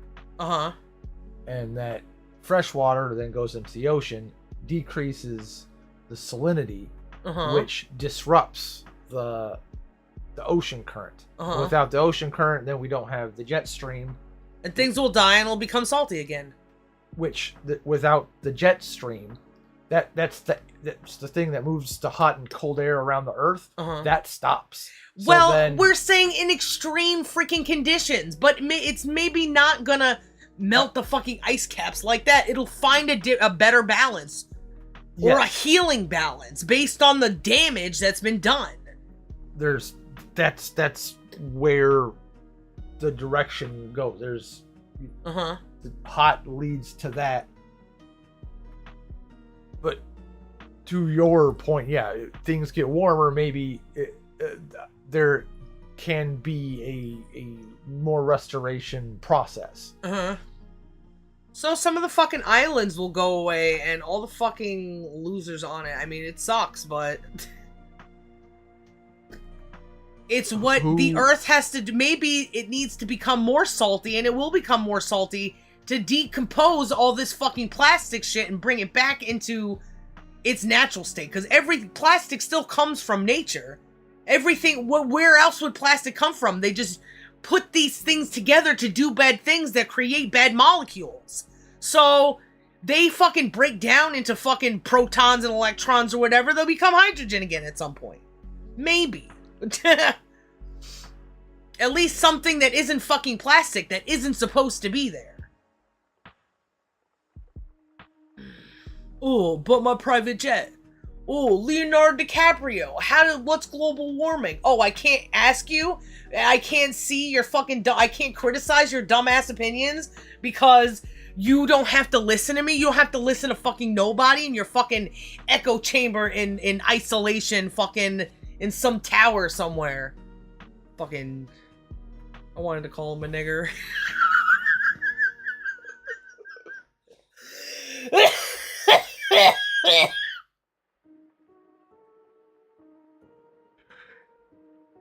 It's shit. Speaking of shit, what is this thing that you were saying is not good that was up on your computer? Oh, I had like some last straw with these fucking video journal essay fucking YouTube idiots with their ego. They're fucking, and they feed off each other because now they're a people, right? I relate to them. All my friends are YouTube makers, or my old friends from school, or my friends at work, or somebody I let take advantage of me. So they all have like their power in their fucking, this is what I feel about stuff, and this is what I know. And I know this because somebody else said it before. He's a YouTuber too. So this one fucking loser who, you know, is, I don't know, a 5th generation one of these motherfuckers or something. He comes along and is talking about this guy. And there's all these weird photos of him, and I don't know who this person is. He says that he's like, I turned it off when he was like, he's a bit of a racist and misogynist. I was like, okay, so obviously this is not something that's going to be unbiased, because we're talking about a human being. Yeah. So now you're using your judgment to label them as an ist. So I was like, who is this person? Because it's the same. He's 14 years old. He's a little fucking, he pushes the boundaries. Says this guy. And he got into drugs and blah, blah, blah. So fuck it, whatever. I'll go look this guy up myself just to see. Uh-huh. He has 2 videos. One announcing that he's going to reply to this video, and one where he does reply to the video. So, just stuff is gathering. He doesn't look as decrepit and tortured and crazy as this guy, the pictures this guy used. Don't know where he's from, but he's saying that this guy lied about him, and he was talking about his hurt. And he asked this guy not to make this video.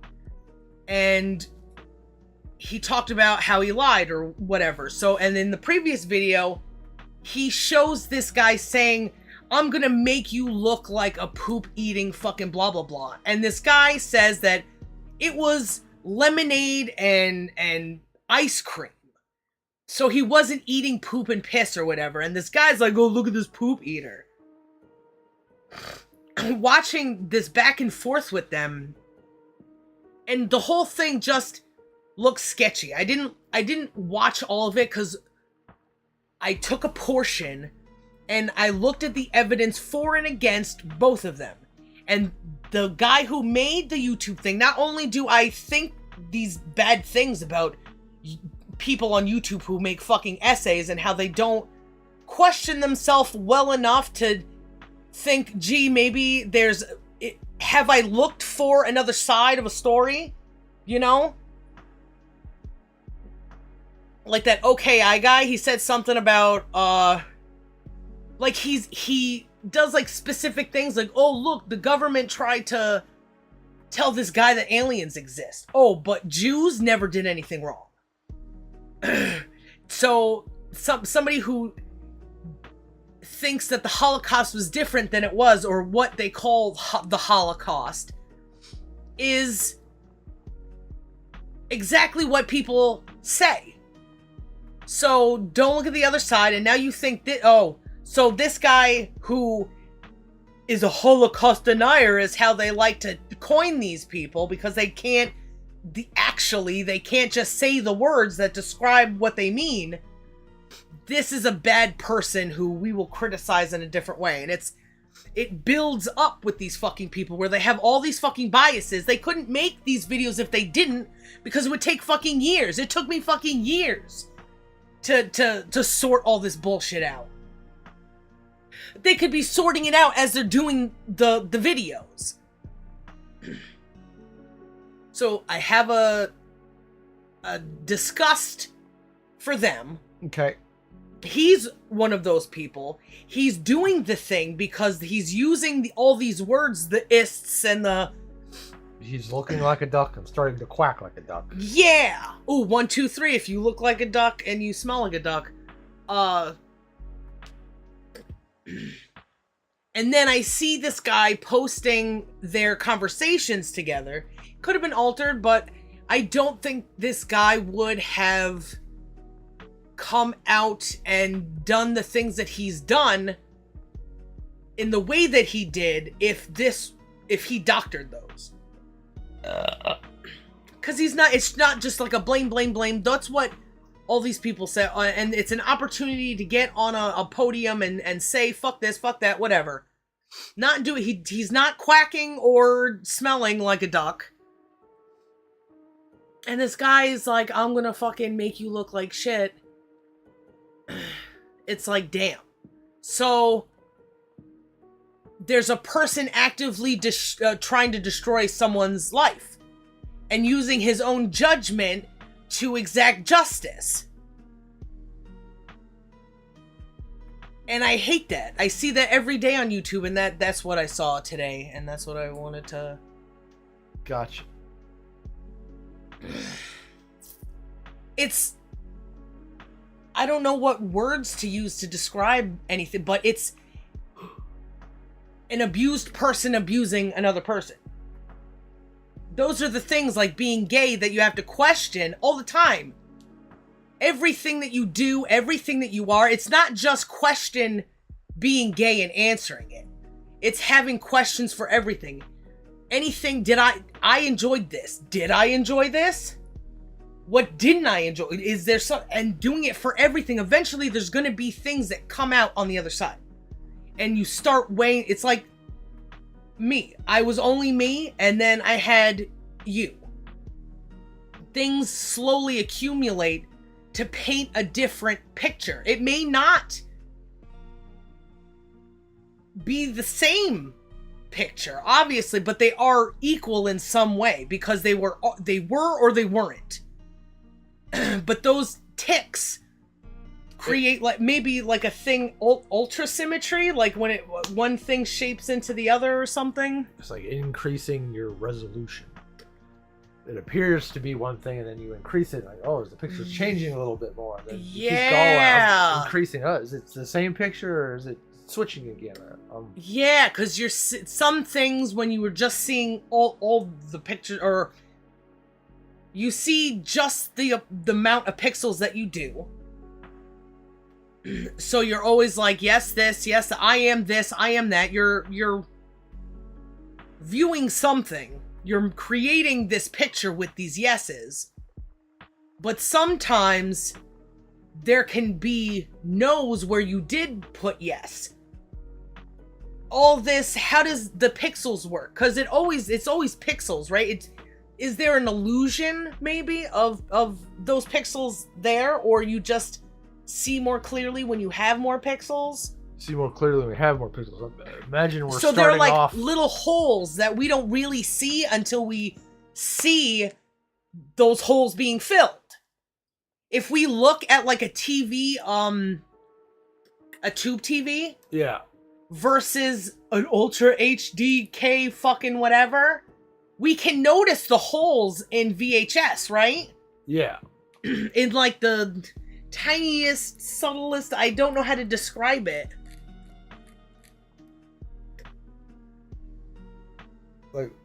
Like this is where everybody's viewpoint is. Uh-huh.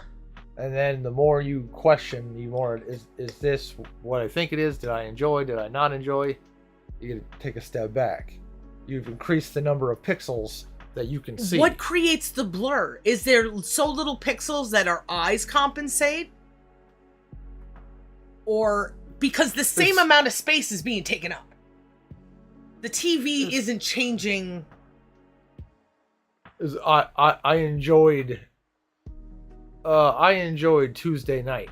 Well, what did I enjoy Tuesday night? Husband. I'm talking about the pixels. I'm trying to work.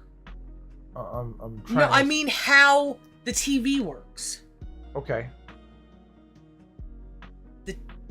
The amount of TV you see doesn't change. Yes. So when a picture has less pixels, what is taking up the space that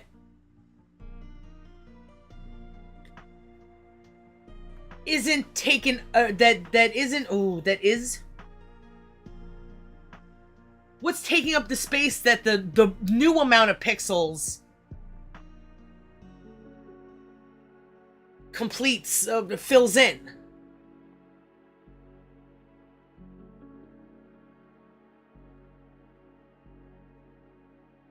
What makes that blurriness?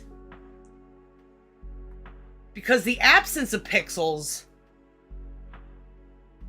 is space is more space for pixels. The potential.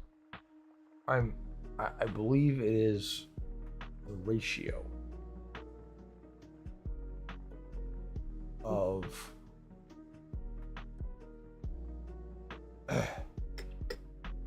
it's the ratio of the pixels in one direction versus the ratio of the pixels in the other direction. So if you have more, you can fit more information this way or more information this way. Okay. The TV like is, a checkered. Yeah. Gingham. Which is a comparison. What about the middle? So it creates a bunch of squares. Uh-huh. Those squares are made out of whatever you can fill into that make the electronics that make the pixels or whatever. Yeah. So are these spaces being filled by, when we say pixels, they're smaller, but the same amount of space is being taken up, right? Then with less pixels, you have bigger pixels. Yeah. Okay. So there's no empty space. It's more like filled. It's still kind of empty. It's like filled space. It's kind of like just filled. Yeah, by the things around it. If in our normal brownie situation, we cut it into 16 squares. Uh-huh. But if the shit's really good, we can break those down again. Yeah. And we get 32. Okay. The same amount of pans, but now we have a lot more doses. Okay.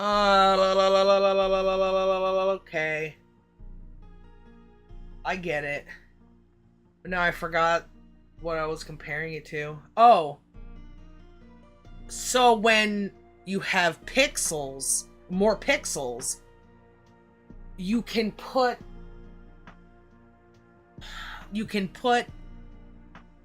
more detail. Yeah.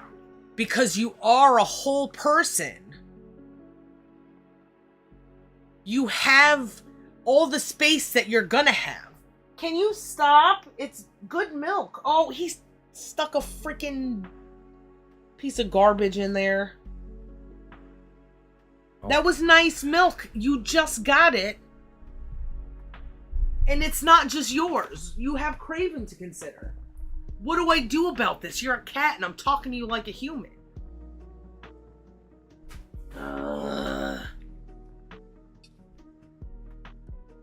So you have all this space, just like the TV has the space it's going to have. Yeah.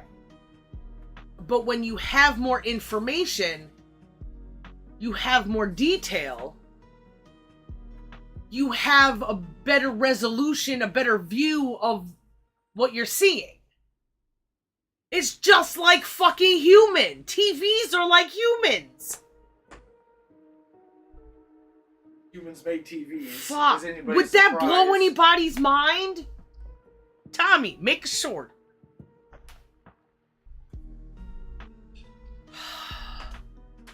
Man.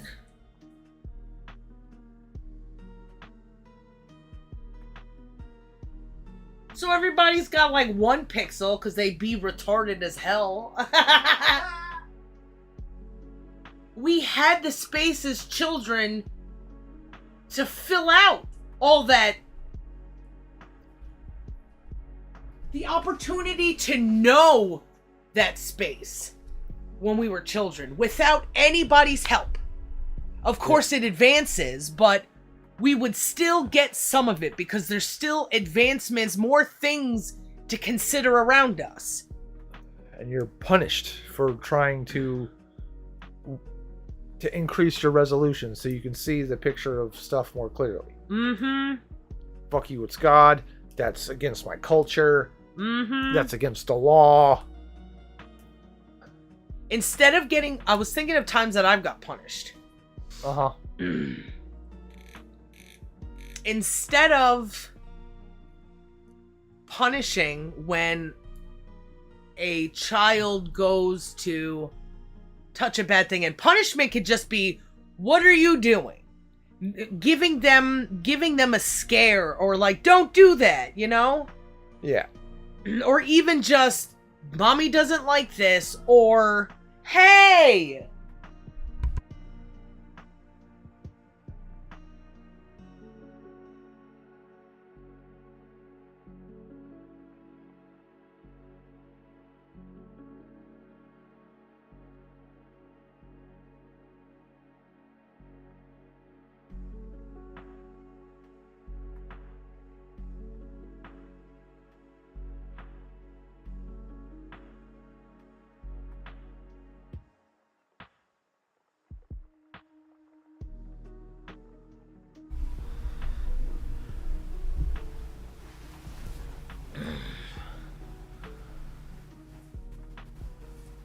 I forgot what I was saying now. You're talking about changing this, like, if we're looking at this now. Oh! It's Punishment.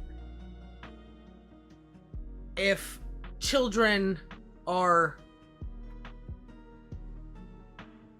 startled or used, there's force used to, and not teaching. It's more about not teaching. That's a perfect opportunity to learn hot and cold. Not just don't do that, because you're gonna have to do it to learn. One day you're gonna bake cookies yourself. You can't just expect children to know things. So you show them an ice cube first. If they go do this, like, look at this ice cube. I'll put it in your hand. You feel how cold it is. You tell me when it's too cold to hold. Then the cookies just came out, so it's probably still warm. Open that up. You feel how warm that is? This gets hotter. Something like that. Boil fucking water. Go from hot to cold and say we use fire to whatever it takes for them to understand. I don't know. Haven't been able to do it yet, but there's the experience, and it's not just telling someone. Teaching is not telling. And then they do it again and again and again because they have to learn it. They become attracted to knowing this thing. And I told you not to.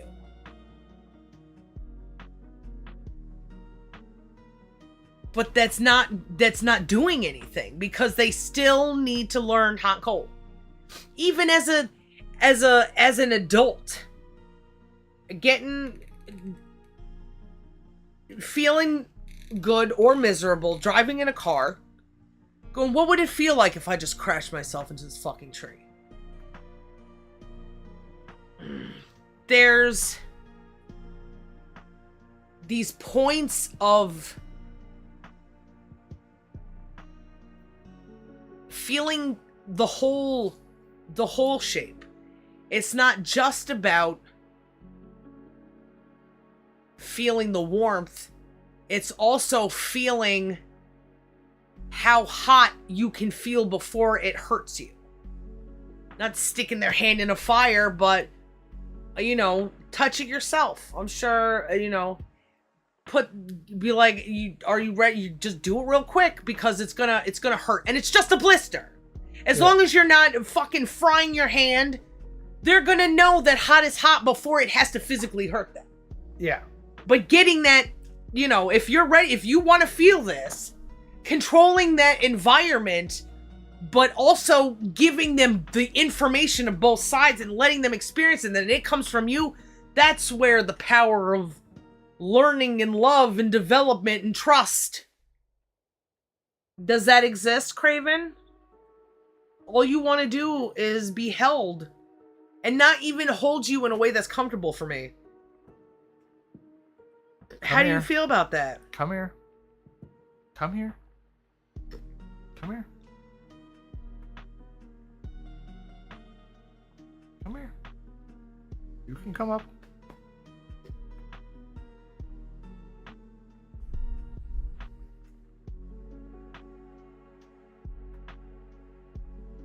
Fucking big ass cat, he fucking takes up your whole legs.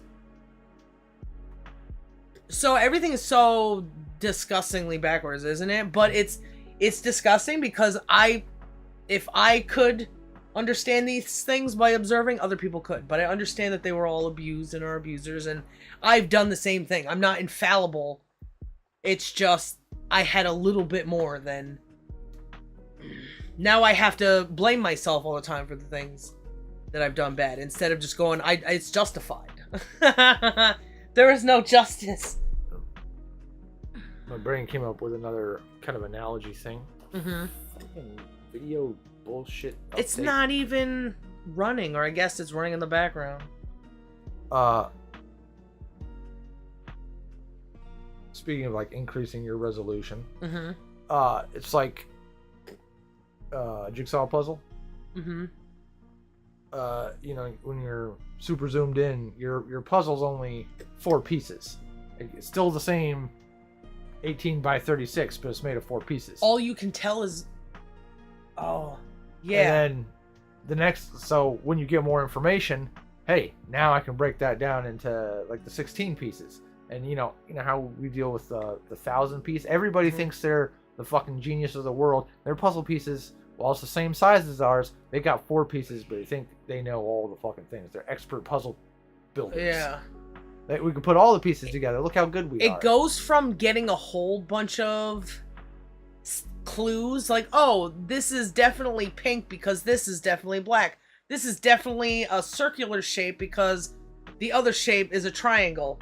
And it only took a couple seconds. Then it breaks down into, oh, well, these shapes are a little bit or kind of similar, so I'm not sure what to do. Because there's only so many ways you can make things look distinctly different. Yeah. You go even back out, now you have to think about like the shades of colors, because there's this kind of pink here and there's this kind of pink here. It's kind of neat. Man, doing that Star Trek puzzle was something. Just having to like compare little stars or blackness, comparing shapes. It kind of fits, but it kind of doesn't. Did they make a mistake, or am I making a mistake? I don't know. I don't know fucking anything. I know I'm gonna eat some of that meatball sub. Should I read a little bit more? I don't know how long we've been at this. Running they fucking mouths. What are we even doing on YouTube? You know what? compared to those fucking video essay child abusing fucking diddlers. All these fucking bad people with their accusations and their judgments and their I have something to say and my opinion is best. We're practicing. We're doing the thing so we can increase our resolution. Yeah, we're doing a thing that other people do, but they have less information about it because of circumstances and whatever. And we take what we've learned from their cockamamie bullshit and like, I don't like this, so I won't do this. And you kind of shape, what is it like then to just talk to other people on the internet in a way that you've seen people want to be talked to? You're so genuine. Oh, I could just sit here for hours listening to you fucking slurp on soup. Fucking, oh, I trust what you have to say because it makes a lot of sense. You make me feel some information is there and we're just trying to use it without abusing it. This is a dark tale of a mole that crushed 12 people. You want this? Last time you didn't eat it. Don't put it on the ground unless you plan on eating it. It's so crazy to go in from you're looking at something like this. This is your world fucking view. You got no idea that the world looks like this. Yeah. It's like where we are, our view of stuff. And because we're sentient about it. Well, look at all these smallest things. Can it get smaller? Look at all these biggest things. Can it get bigger? We can't look at too much at once. That's why we have memories and shit. And instead of people... you ate it? Thank you, sweet boy. People are, so zoomed in. And they think that the answer they're looking for is trying to zoom in even fucking more. I'm going to look at stuff that I got the electrons and protons. From within and from without. Does it go in the smaller or the bigger? What fucking sense does dark matter make? If you know anything about the theory of dark matter, then there is 95 or 98% of the mass that's supposedly in the universe is unaccounted for. So they give it the label of dark matter. It exists somewhere. Why don't they just say and do what they're saying there is just that there's opposites. They don't know what those opposites are. They don't measure. We don't know why our understanding of something is the way it is. Our math says that we only know 2%. So there must be something wrong with the universe, and we're going to label it dark matter. If there's nothing wrong with me. Yeah, there's something wrong with the universe. There's... Schrodinger is a good example of this, I think. Or from what I understand. So, with Schrodinger's cat, as long as you're not viewing it, it could be dead or not dead. Here's another abuse of... by dipoles. Which is saying that the viewer is more important than nature. You don't have to know if... And listen, sleeping with little girls and getting them pregnant and leaving them and trying to write poetic shit about it, that's the bullshit of man. Trying to find power, trying to find sex, and trying to find glory. 1, 2, 3. Instead of... It's all about them. Love, and the truth. They have that small view. They don't see the world outside of them more than they'll ever allow themselves to without women.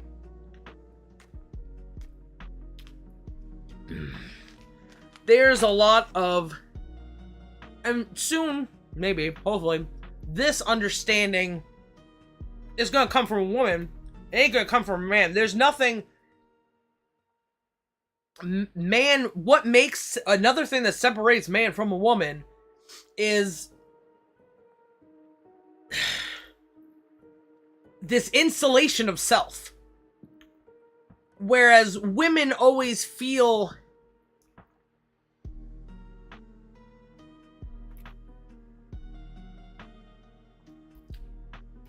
the pressure of the men around them greater than the pressure of the men feel around other men because we are weaker. That's, I feel like, a basic human shape that separates men from women.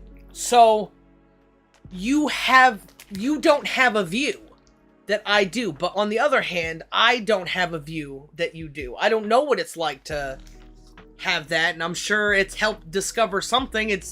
At least it's done war, and it was meant to do war because we did war since the beginning of time.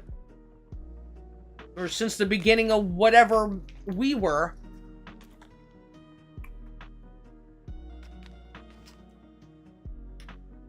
Crazy shit.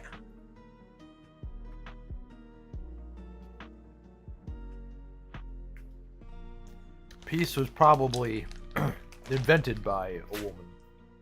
It's like I'm tired of my family going off and fighting and dying. Yeah. Let's work on I'm tired of something people different. breaking into my house and fucking raping me.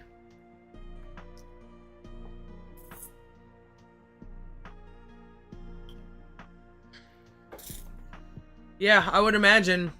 What would be to stop that original man thing but a woman? I know, I'm a guy. I just fucking keep going. But if prosperity is more men, then it was just what was supposed to happen. Just like another thing we were talking about. Oh, what was it that was just gonna happen? Something about people. You're looking, but I don't know where you put the ones that were. I put them over there. I'll grab them. You could ask me for them instead of looking around if you want to. Oh, they're so far away. Oh, my shoes are over there. Oh, husband, it's only because I'm pregnant. I'll try.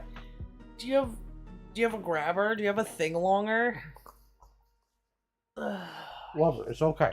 I'm okay. One day it's not going to take me so much to move my body, but who knows when that will be.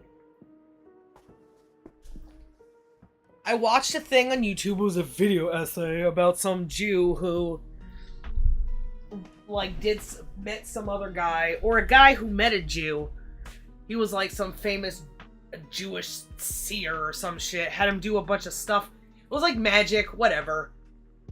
And there was something about that magic stuff that you had to spend time in isolation for 18 months, right? Or for 9 months by yourself. Or was it? No, it was 18 months. 18 months is half of a pregnancy. And there was something about, because he was Jewish, because he was 9 months is half of a... 18 months. It was twice the amount of time of a pregnancy. Yeah, sorry. Not a pregnancy is half that. Whatever. So this is a spell by a Jewish guy who, and we know spells aren't real. We know that the only manipulation of things is either knowing what we need to do for that or knowing what we need to do for the mind. So if what you're doing, what you say you're doing in nature is for like a spell nature, but it's a thing that you have to do mentally, then it's more like mental magic bullshit. A little bit of milk. It's a traceable thing to see, because you can deny it, you can resist it, and you can make it not true.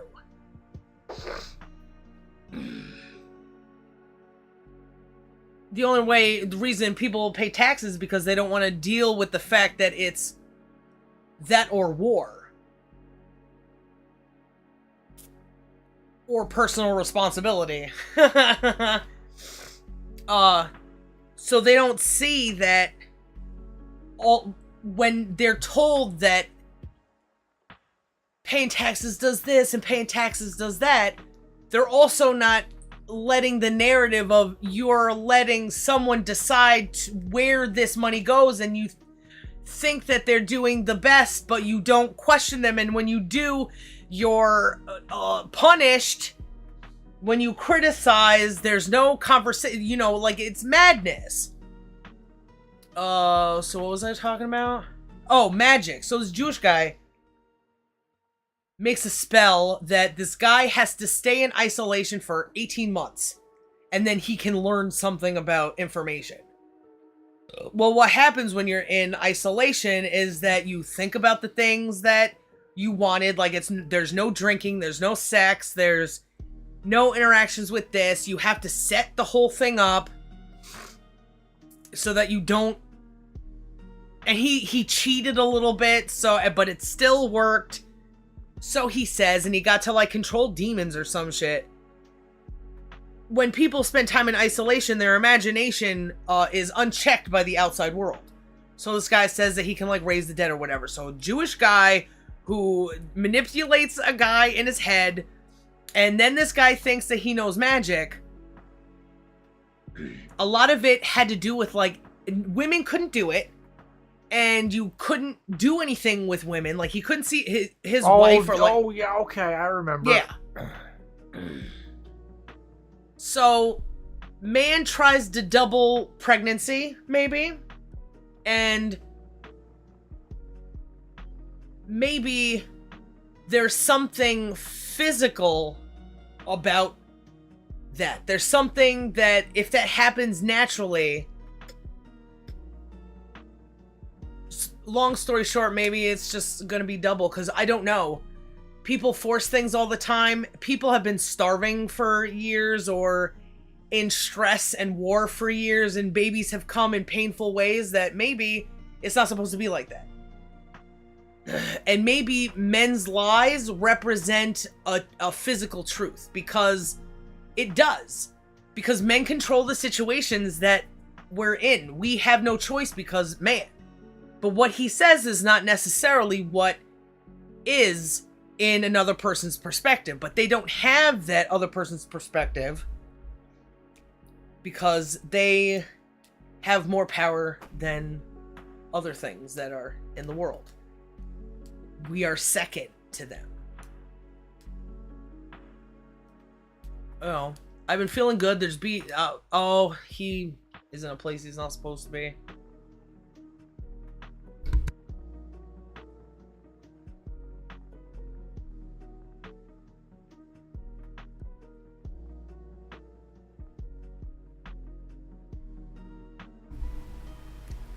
I don't know, that's how my crazy head works. But that's just breaking things down and looking at, all I can do is look at the results. It could kill me, but I still feel good, and maybe there's nothing, or maybe it's something, or like, I don't know what's gonna happen, but I'm not gonna add chaos into a situation I'm trying to understand by bringing people in that I don't trust and I know have my worst interest in mind because they're too stupid to know that they're abusers who have been abused. But maybe something. Don't know until you try. Yeah. Like, this world has been that men have created on our insides is almost too much to bear. So it's like, at this point, why would you do anything else but what makes you feel like there's hope? Even if it kills you. Full of death. There's hope, but it'll kill you. Yeah. I'm not... Every time I doubt that, like, maybe there's just no babies. I start feeling stuff. And it could just be a mind thing because obviously something happened to me. Yeah. So I could be feeling hormones that fake things or blah, blah, blah, blah, blah. But a doctor isn't going to answer any of those questions. And those questions are good. Because it is a thing that I'm experiencing. And you just pretend to have the answer because you say we do these things and you're not doing what I know that I do and you should be doing the scientific method. Because I trust the doctor because he went to school and was told things. Yeah. Didn't find out for themselves. And you started by the Western fucking way that people do surgery and medicine is torturing people and digging up dead bodies to do experiments on. Yeah, and guess what the first two things to solving any problem are? What? You gotta want the hurt to stop, and you gotta be self-reliant. So is... Yeah. Does it fit in the pattern it so fits, far? Yeah, exactly. How do we show this to people? It's like, look at my crazy... Oh, it kind of looks like a sonic crystal. It reminds me of that weird Jewish Kabbalah thing. Yeah, because when you take things and you direct them towards each other, you show movement in a direction, it creates a shape. Yeah. Men probably wanted to control shapes too much. And these things are Kabbalah.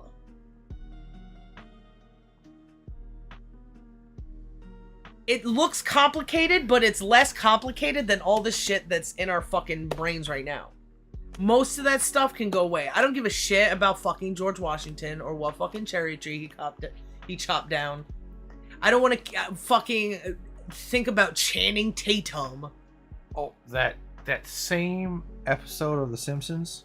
Uh-huh. We should go back to that. The new teacher that comes in and replaces Krabappel. Uh-huh.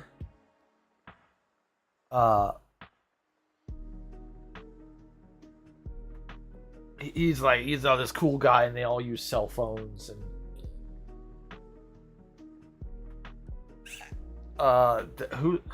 who's the other smarty pants in Lisa's? Martin, the other smarty pants. Yeah, Martin. You asked something. I think it was about George Washington. And he gave some specific date, and that teacher was like, "Did you really do all that work to memorize that thing when you could have just looked it up in 2 seconds?" And Martin goes, "Oh my god, I've crammed my head with so many useless things." Oh, damn. Yeah. I mean, maybe we don't need to record it either, on fucking internet, because nobody should ever care about what year, somebody was specifically born, or you can get a general fucking, and if people want to record it, that's fine, and then you can access it, and that would be internet too. Yeah, we have references for a reason, and that information has context in the overall, like encyclopedias. People tried things. Yeah, we don't need to memorize every single thing, but if I need to refer to that piece of data because it would be helpful in filling out this problem I have, or I can go coloring the bigger picture with pixels. What kind of pixels do we draw in? I guess it depends if it's like a crayon or like if it depends on if we're really good at painting to make like a detailed thing. Whoa. That's changing crazy. resolution is going from crayons to those that 0.35 millimeter pen you have. Oh, to like control, how much detail spread. You got. Yeah. To exactly be precise with the old crayon. Oh yeah, because to make the best resolution, the best colored thing, you would have a tiny thing that you make lots of points of contact. Yeah. and blend that way, but know that when you back up, that's the perfect amount of these dots versus these dots. Ah! Fucking life is Study. study. Maybe we should have a golden boy thing up there sometime. Oh, we should make a train trim next time. Instead of Plato, we'll put what's his name? Kentaro Oe. Yeah, cause he is like Plato too, Golden Boy, and isn't they call him Golden Boy? Maybe. Yeah. I mean, he has his vices, but at least he doesn't diddle little kids, and he hits on women, but he's not. He's like, oh, please let me lick the toilet you fucking sat on. So he you know, he's not like, I'm gonna grab you and fucking make you have sex with me. So you could see, like, the desire, his need, the physical, his transmitting is just as honest as what he receives. He's a pretty cool guy. He's pretty much Plato. He taught himself to use a computer using a keyboard made of paper. That's like the first quote thing that you did. And oh no, it was black bra. I think maybe the first bra I was wearing when I took my shirt off for you the third minute we knew each other. Or the pile of laundry that was your futon. There was because there was a black bra maybe on it. Yeah. I tried to clean my room for you because I wanted to look, you know, nicer. Piled fucking, I didn't know what to do with it. Everything was crazy, of course, at that time, but I think that craziness made me more clean than like a drunk fucking 18-year-old or whatever. I was living as an 18-year-old. I thought, now I'm free, I can just be a fucking stoner who doesn't care, and you know. What on earth are these slides made of? There are thumbnails of previous videos. I'm so confused on what's happening. Do you have an agenda against YouTube? YouTubers? Yeah, definitely. They are everything wrong with the world that people have designed for themselves.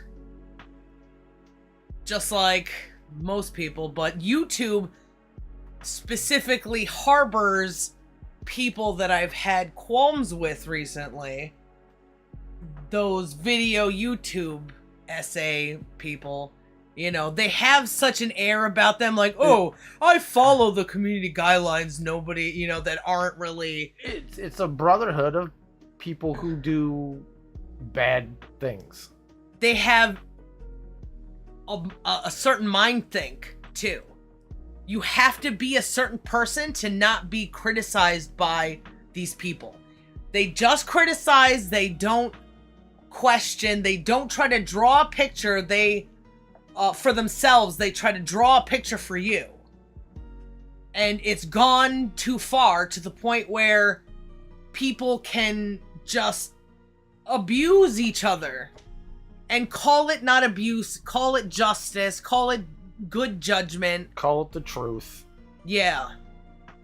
And I'm getting tired of it. And YouTube in their high tower is the hub.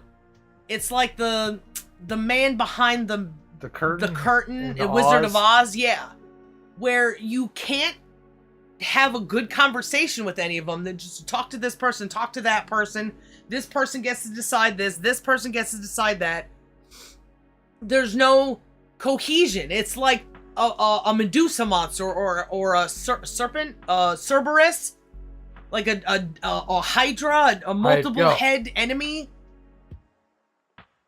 that shouldn't be an enemy because these people who are video S's, this is my job and I have to follow all the rules. They're just another line of defense for a bad thing.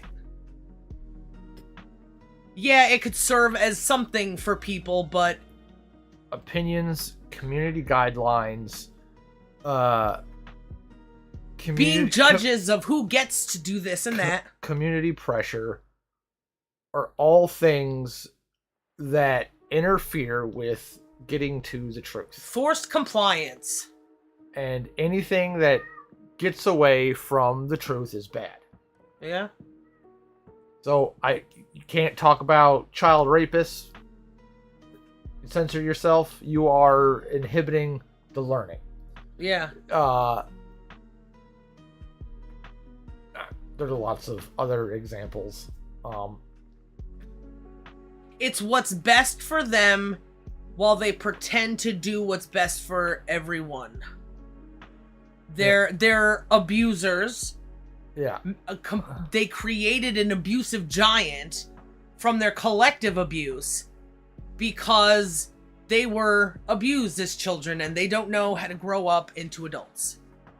I don't think anybody does. I think that's why everybody calls me stupid and says that I don't know what I'm talking about and you're not making any sense. I'm looking to make a career, get monetized on YouTube, right? I want to do this because I want to get paid. Well, how do you get paid? Well, YouTube sells ads, which is not only impressions of bad things, selling things to people that are bad, Coca-Cola. Yep.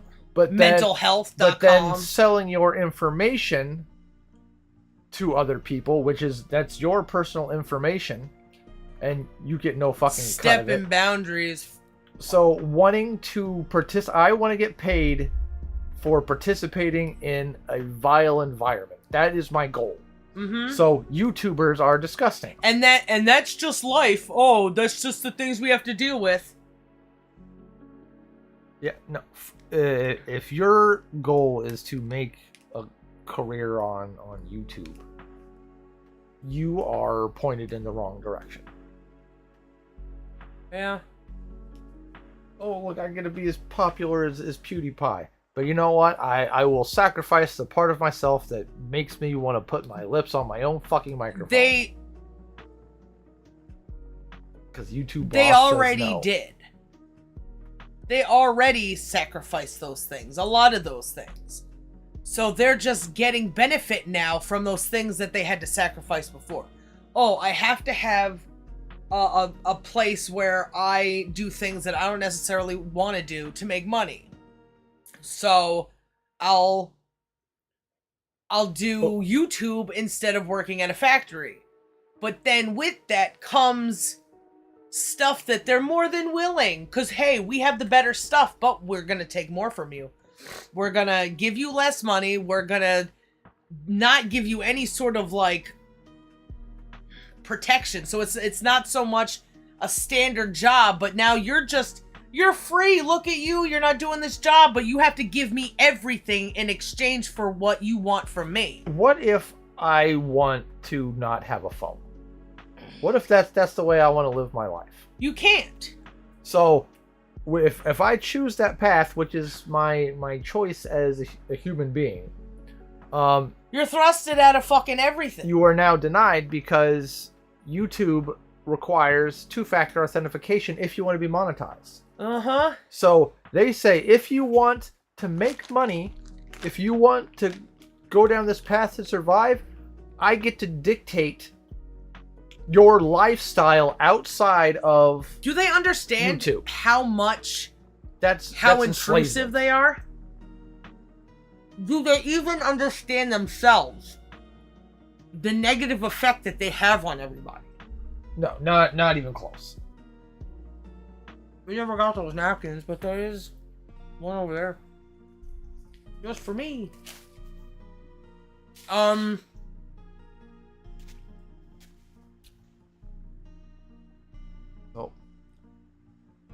What? I'm trying to see the name of the person. I think they're not here anymore. Do we wait too long? Oh, damn it. Another opportunity to change somebody's mind, but If they're not willing to wait a couple minutes, that's that signal sending, you know? Yeah. Risking it.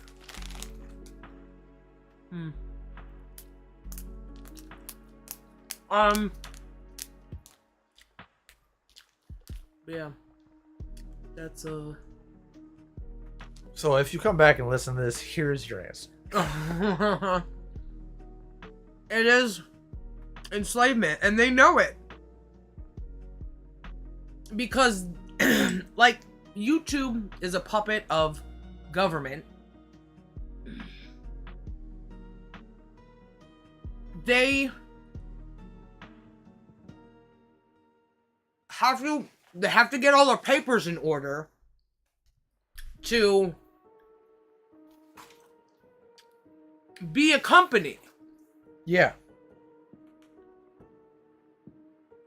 So how can they nurture freedom? How can they say that they believe in freedom? They believe in freedom so much as it benefits their overlords, what that dictate them, and whatever scraps they get to fucking guppy off the bottom of the barrel for.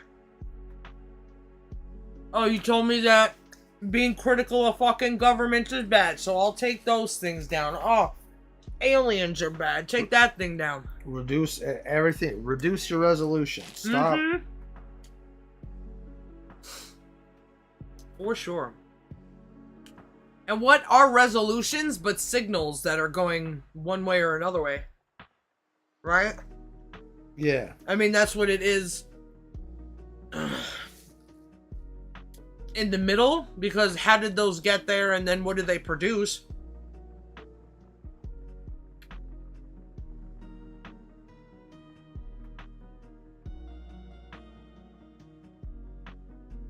I love our thumbnails.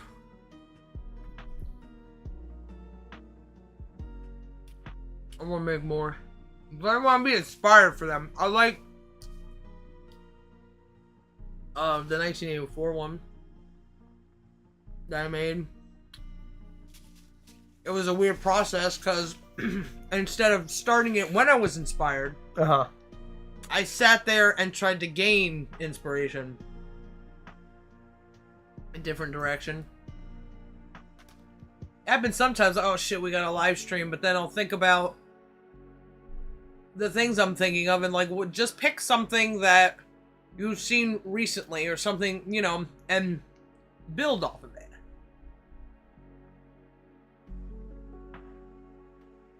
Cult of Death. Cult of Death.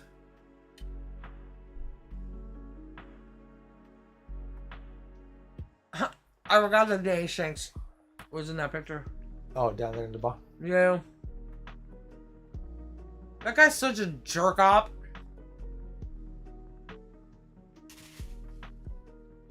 But now I have things to say because I have a successful business. I know things now. I know how to be... I know how to get initiated into the cult of death. Little did you know you were initiated long before.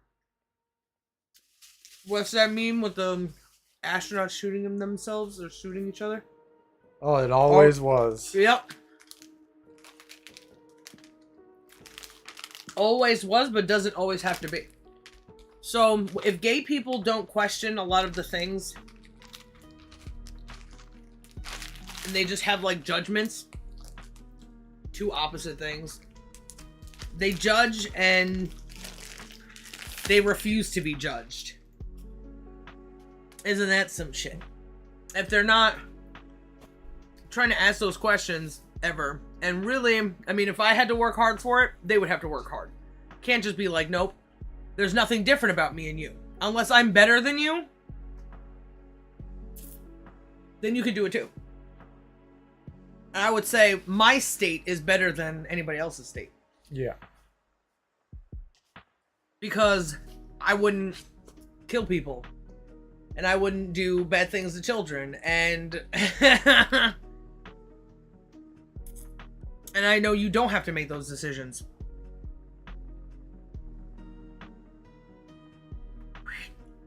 Should I read a little bit more? Or should we maybe just get to a part Or it'd be like previously on.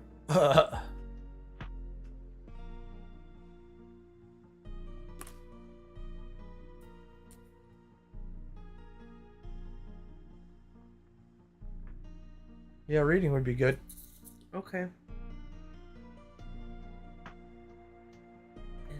What are you licking? It will not.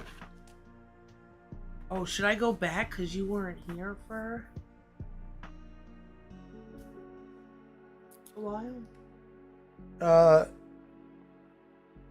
No, just go where you are. And if I feel the need that. Okay. 'Cause I feel like I want to read this again anyway at some point. Every time. Cats in general always just sitting on stuff. Maybe they'll. I don't even know. Maybe they like hard surfaces that are on soft surfaces? I don't know. I think because sometimes it can just be a newspaper and they'll fucking plop down. Their lives are boring. They need sensation. So conclusion we made now is then to harm either his friend or any man is not the function of the just man. Polemarchus. I keep a post office.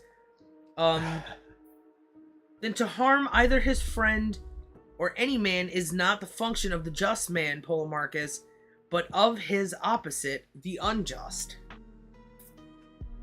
What you say seems to me indisputable, Socrates. Then if any man has said that it is just... What are you bitching about?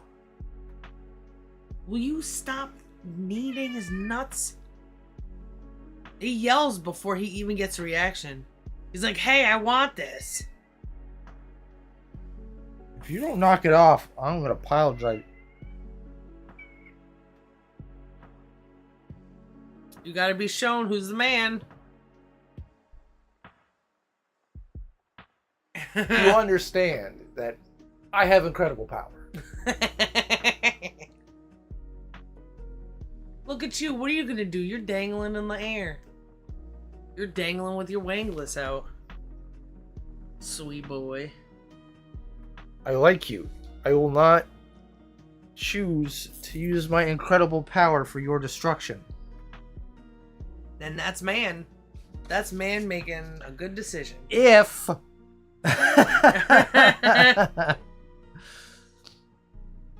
you work with me here.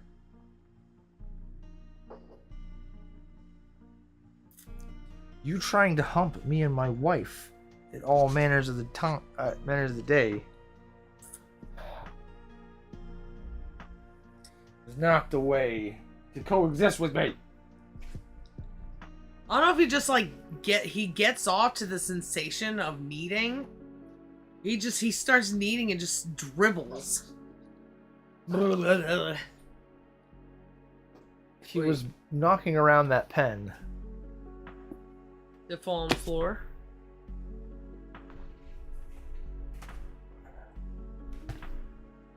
Got it. Then if a man has said that it's just to restore so each man what is owing, and if that means that the just owes harm to his enemies and help to his friends, then he was not a wise man, and that he said what was untrue. For we have discovered that it is never just to injure any man. Ooh, I keep getting further back. I need to move up. I'm trying to get comfortable. Oh, Billy's in the way. You want to do This is my 600-pound life. Ugh. Since we're not doing anything, we can do a temporary BRB and you can get back there and I'll just move the... Nah. I'll just do this. I'll just get back up here and try not to yell into the microphone.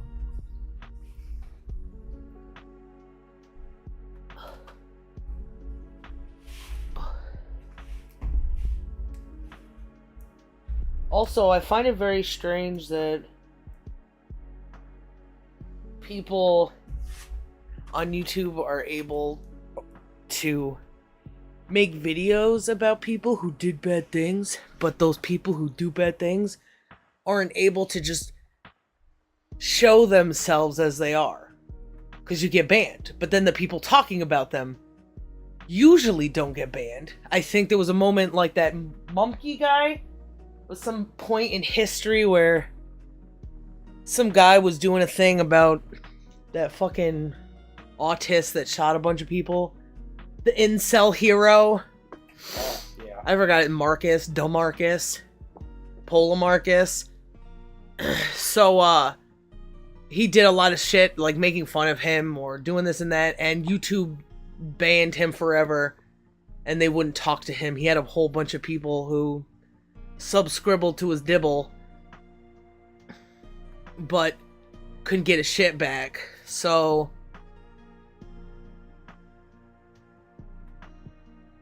what was I talking about? People Why did I mention commenting? People who... Oh yeah, so people can make videos of him making videos of. So it's still kind of like the same thing, but less of the less of the original guy. And people now make memes of that kid and fucking, you know, talk about him, make docu-series or whatever. Yeah. What made him this way? The environment of abuse made him that way.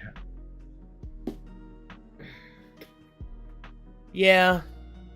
Same with, but you know that Gennaro guy or whatever that was watching that, those Christian things? Gino. Yeah. Gennaro's, what do you cook so good? Yeah, oops.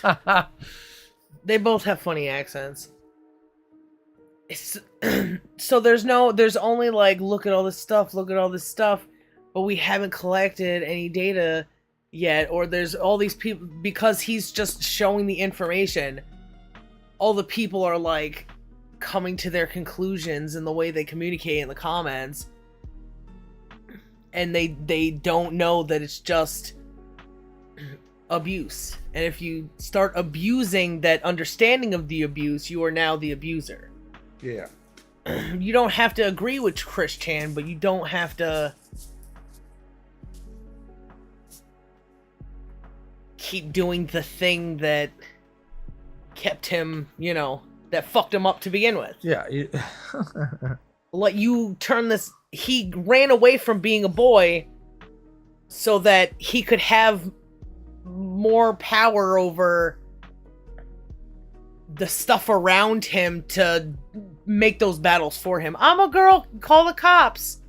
You can't hit me, I'm a girl. Or it's more innocent if I touch you because I'm just another girl. Well, you call me a creep. Well, now if I'm... Since yeah, you call me all these things, I don't feel these things, and if I was a girl, you'd be less likely to call me these things.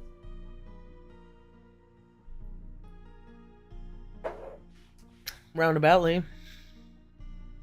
Yeah, you call me a weirdo and a faggot, but I like ladies, so that must mean I'm a lady or something, you know, some sort of twisted yeah, fucking I'm just logic. a gay lady.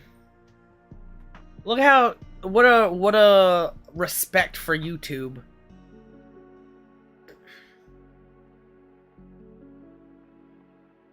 An agenda against YouTubers. Isn't that... What about opinion? What about what do you understand about YouTubes that you are trying to convey? It's agenda. Because all people know is accusatory. That's the only language people understand now. Yeah, we don't have a... Or denying being accusers. Fucking accuser! Accuser.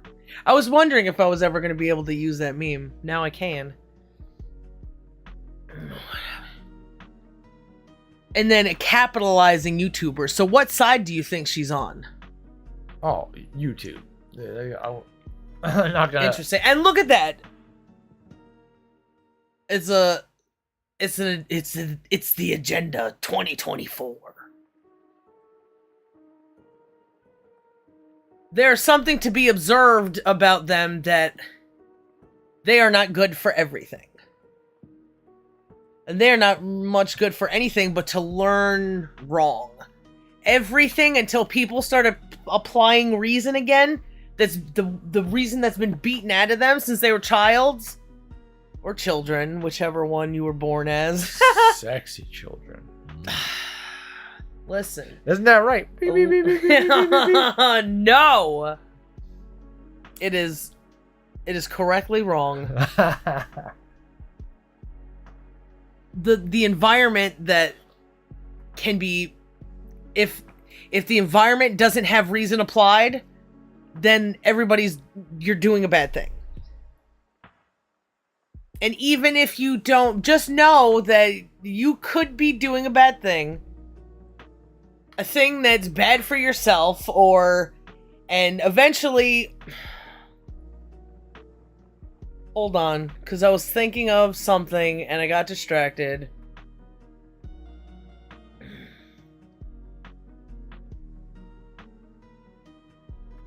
I forgot what I was talking about. Doing bad things. Oh, you're doing bad things as moving in a direction in life and making decisions in those moments in time without growing your ability to reason. And if it took me quadrillion years, I'm not retarded, not autistic, not fucking, this is something that I measure now, and I'm measuring that people aren't measuring. And now I have you as proof. I have Socrates as proof.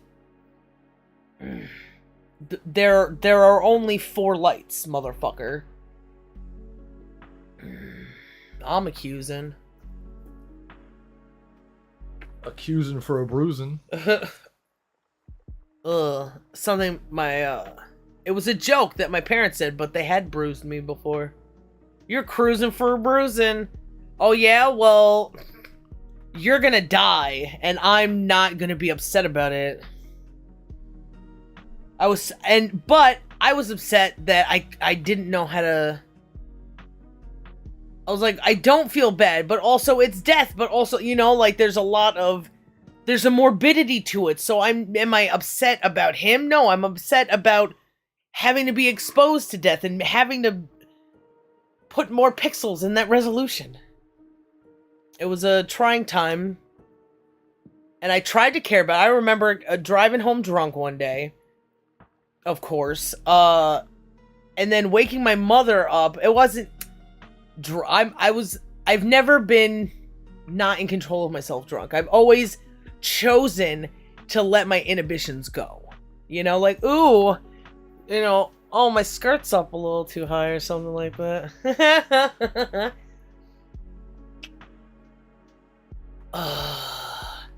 Give me some of that, please. But being high and drunk, kind of thinking about things, and I woke my mother up, and I was asking, like, because I was feeling like I could be empathetic. That I understand about the drugs, because now I'm doing the drugs. I could understand about the confusion of life, because he had a shit parent too. But then I tried with my mother, since she was alive. I was like, oh shit, I could just, do with my mother, and she wasn't having it. Telling you, bro, not having it. But I think I realized too that because she was alive, I wanted her to feel where I was coming from first. And if my father was alive, I probably would have done the same thing. Not, oh, I understand. I'm not opening myself up to my parents unless they open up to me first, because they were responsible for me at one point, and they expect me to be responsible in their name in the future. So, moving in directions, parents should do for their children. The end. Yeah, you gotta do extra work for your parents. They're the ones who Yeah. started this. That fucks a lot of people up. They have a responsibility to be the initiators. Mm-hmm. Why? Because they initiated you into fucking existence. Yep. You took that dick. They made the choice to put penises inside vaginas. They made the choice. Now they gotta hear your voice. They're like, my father fucking, I'm gonna kill her if she doesn't stop sucking her thumb. My mother told me that story fucking like a spooky story. What was even the point? And I didn't, maybe he wasn't like really gonna, cause I feel, oh, I'm gonna fucking kill him. But I think at those moments, like I might. I think I know in those moments, that it's possible. You get to that point and it's just a matter of now you gotta just do it. There's no more, and it's the same with smoking. Oddly enough, I guess, oddly to evenly. Everything is kind of, all that bad stuff has the same pattern. And all good stuff has bad stuff in it. Because you have to think about the bad. The good thing about the bad is that you get to compare it to the good. The bad thing about the good is that you have to compare it to bad. It's like justice or whatever. So justice then, if it's all this stuff that is only good when it's inactive, and then it's not the thing that people say it is. It's that constant state that the self has to be. And at every given opportunity, changing that thing to hone it to be more truthful to justice, so that those contradictions in definition don't appear ever at all. The end. I only read like a paragraph since I said, should we fucking read again? That's life. I agree. Then I said, you and I, this is where it gets interesting. Because now we agree, right? So it's time to fucking do something about it. Then I said, you and I will take up arms together against anyone who attributes this saying to Simonides, or Bias, or Pittacus, or any other wise and blessed man. So he's like not blaming the person, he's blaming the saying. If this guy is a good guy, then he didn't say these things. Yeah. It's almost like Socrates is just trying to remove the information from the psyche of the people now and the people who are coming. Yeah, what if Socrates knew of this Simonides dude, and he knew of his work, maybe even fucking talked to him, and this fucking ding dong says, well, Simonides means this. And he's like, maybe I know him, and no, he fucking doesn't. I'm gonna ask you some questions. What do you mean? Like, you remember when my brother stole some CDs, and one of those CDs was of the Stale Bagels, my friends who were made this silly band in college that got no play outside their group of friends. Yeah. And he told me who these people were. What if Polemarchus, or what if Socrates knows of the Stale Bagels, aka the Simonides, knows of his work, maybe had a discourse with him, and Polemarchus is now saying, I know what Simonides is talking about. He meant this when Socrates knows. It's possible. Yeah, just a what if. I don't know if it applies here. Just a what if. Yeah. But we do know that he talks about people that he also doesn't know. Because I don't think he would know Homer. Homer was a long, long time ago, right? Yeah. At least a couple hundred. Maybe by the way he does stuff, if he did know him personally, he would probably, I guess, use the allegorical or the anecdotal evidence to use that as a means to communicate to Polemarchus what he knows. You know? Yeah. 8th century. So 700 BC. Wow. And so about 400 years between. I think that is a good thing to know. When people, I think, talk about ancient Greece, they don't consider what it means to have such a space between these people. Like ancient Homer and Socrates. But how Socrates was influenced by the time between him and Homer is significant. Him and gods, because now they're talking about singular God. Yeah. Wild and wacky stuff.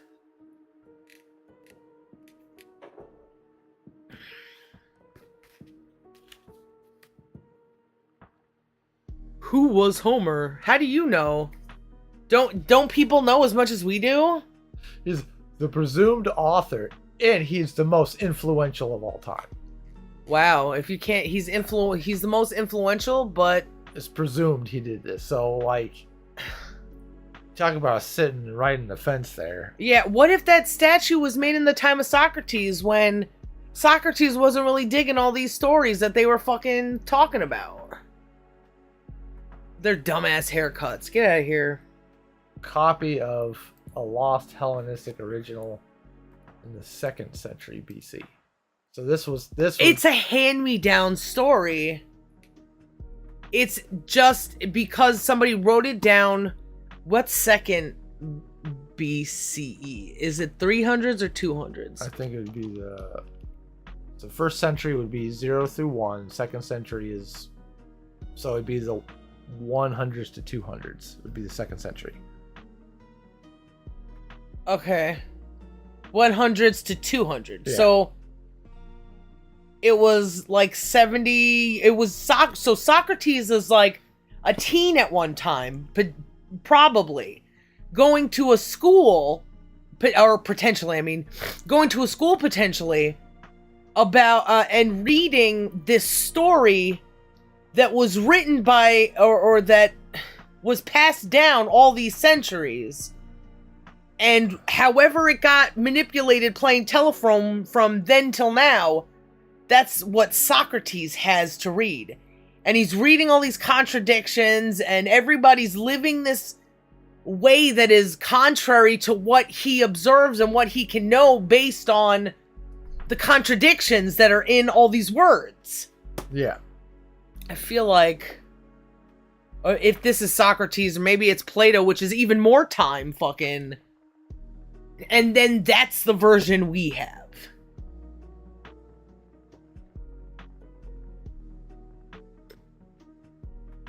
Who knows how it gets changed from one to the other?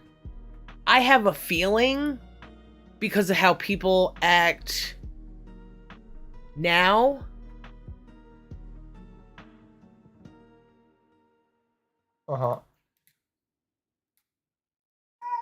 that it's all based on personal preference. Hey, what you want? What are you meowing over there when we're over here? Are you calling to the dog? I doubt it. Interrupter. You don't want that? What would you like?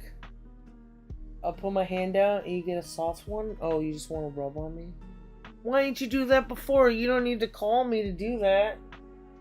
You're free to come over anytime. Don't even knock. Just walk right in. You hear? Ooh, we'll have lemonade and cigarettes on the porch, aka my titties.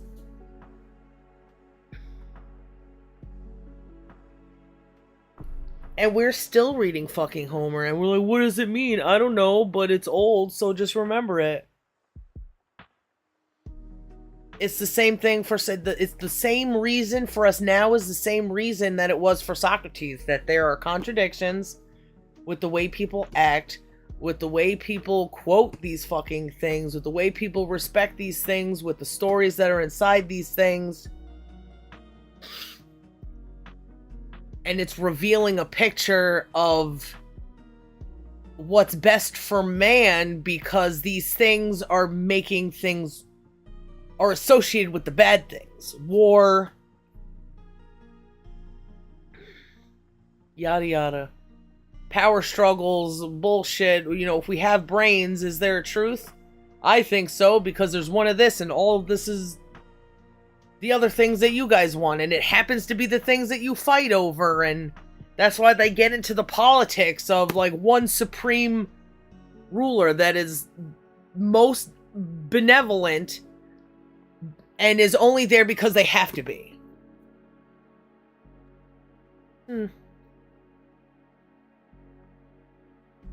So take up arms with me against anyone who attributes this saying to Simonides, or Bias or Pittacus, or any other wise and blessed man. I am quite ready to do my share of the fighting, he said. So maybe he even knows that, or maybe he thinks too, that you take arms up against things with on the backs of other men, and you respect the things that these people believe in, and you uphold a name for some reason. I wonder which one it is, though. If Socrates is doing this deliberately because he knows how people work, or if he works like that as well. You know? One's more self-aware. I am quite ready to do my share of the fighting, he said. But do you know, I said, whom I think to be the author of the saying that it's just to help friends and harm enemies? Said, do you know who I think it is? And Paul Marcus says, who? I fancy he's saying something. I fancy that it was, or he could be attributing these bad things to bad men in the past because they said bad things before, so it's like, this is the best evidence I have. I fancy that it was Periander or Perdiccas or Xerxes. Xerxes? The Persian? The Persian? So that might, I want to look up the other ones now, because what if one was Judean? People go in, the Romans did it, right? They took the stories that the Greeks had and manipulated it to work in Rome's favor. Yeah. So who's Periandr.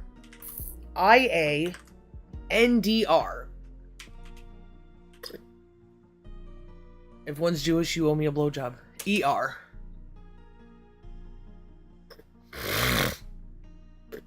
Tyrant of Corinth. I don't know if Judea was that influential then. Maybe they were influencing Xerxes, and then Xerxes fucking... Who else is there? Who was he? Corinth is a part of Greece. The whole of Greece now, right? Yeah, it's one of the many city-states, like... So that was a time where they were still fighting those little fights.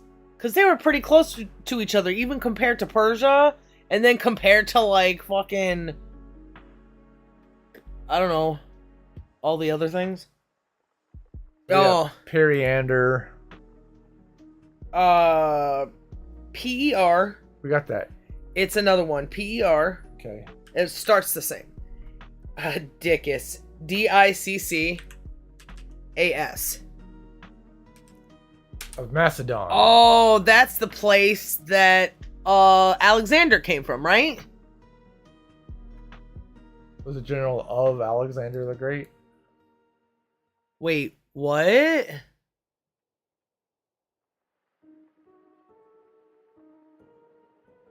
What? That doesn't make any sense, cause Well, didn't... that's they share a name. Oh, okay. There's Oh, which one was...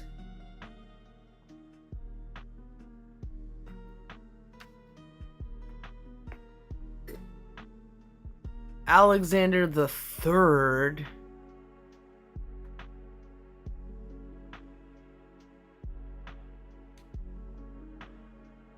Killed by his own soldiers?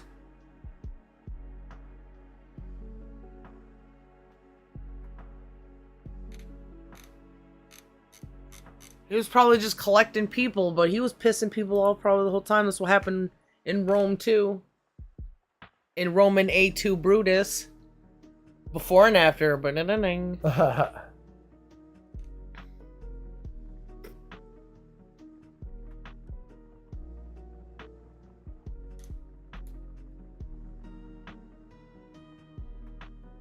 You haven't...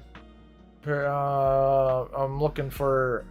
So there's the first Paradicus was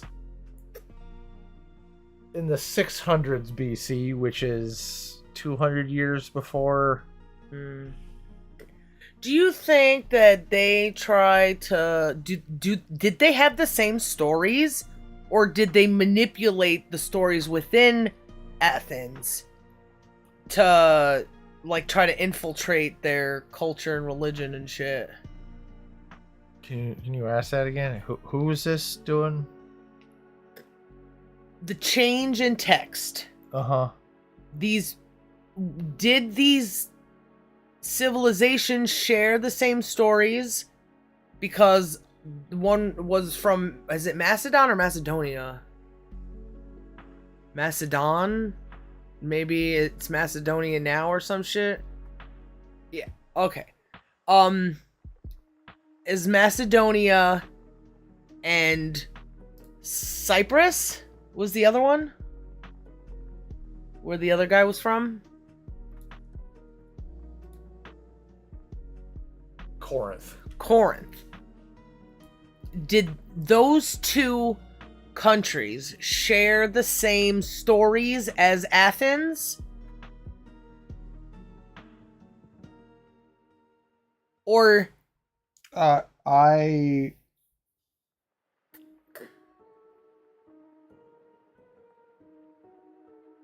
guess I don't know enough. I believe they did. But so how do stories spread if that's the case? That's pretty wild, isn't it? traveling poets. So poets got to travel through countries that were at war with each other. Yeah. Just like the Spartans in Athens had places that they didn't fight, like the Oracle. Yeah, in Delphi. Yeah. That's pretty fucking wild, isn't it? That's... what is it called? Politics. Isn't it? How did they have common physical ground but still fight each other for supremacy over the rest of it?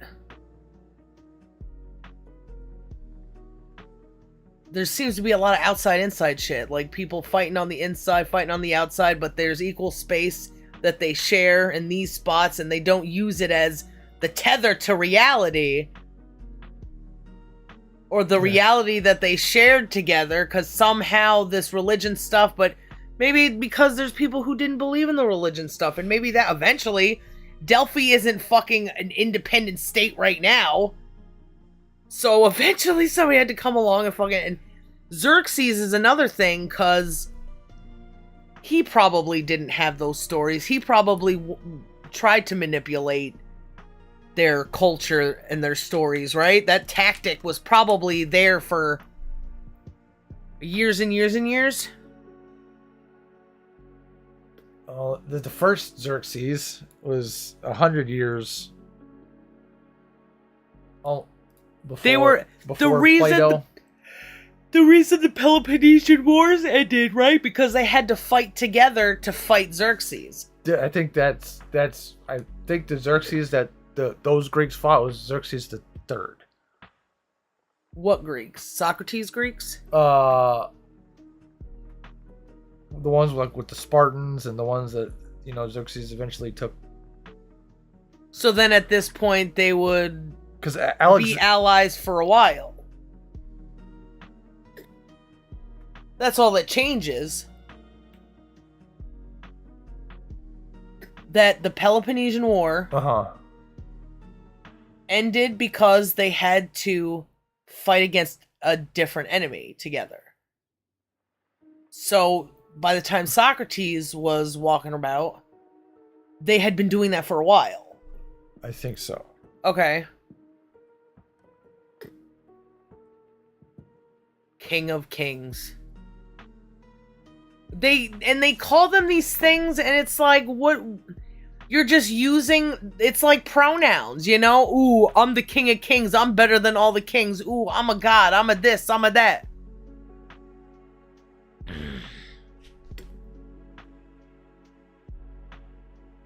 So he probably didn't have the same stories in where is it? Persia, I think, right? They didn't have the same stories there that they did in Athens. No. I feel like the separation is too far because there's like a whole sea kind of little place. Lots of land to go through. And the further out you go from your homeland, I would imagine the more hostile. Especially since I don't think there was, by the time there was like these little places agreeing with each other and trading and blah blah blah, the Middle East was still like big things. Akkad, fucking Persian empires, Sumerian empires. Those little things weren't really, these little independent places weren't as... I think there is some sharing though.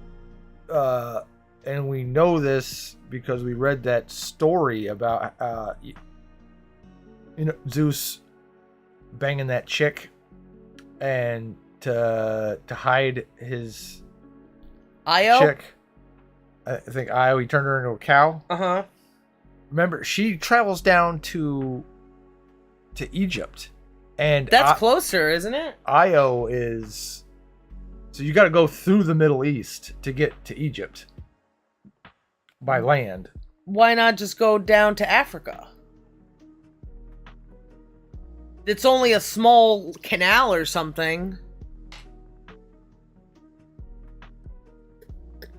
I believe ship travel was more expensive than land travel. I think it's the opposite. Because the seas can't be controlled, land can be controlled. And what makes it more expensive is there is I guess maybe the traveling part may be outside of thing. There's Greek. You motherfucker.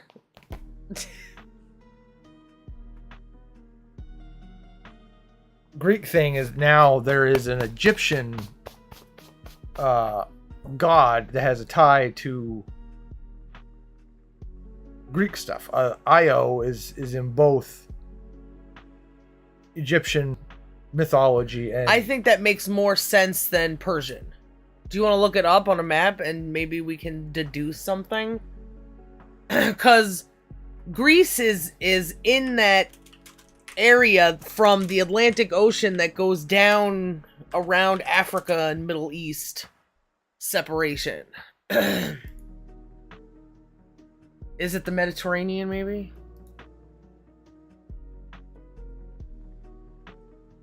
Oh, look, I found it. No.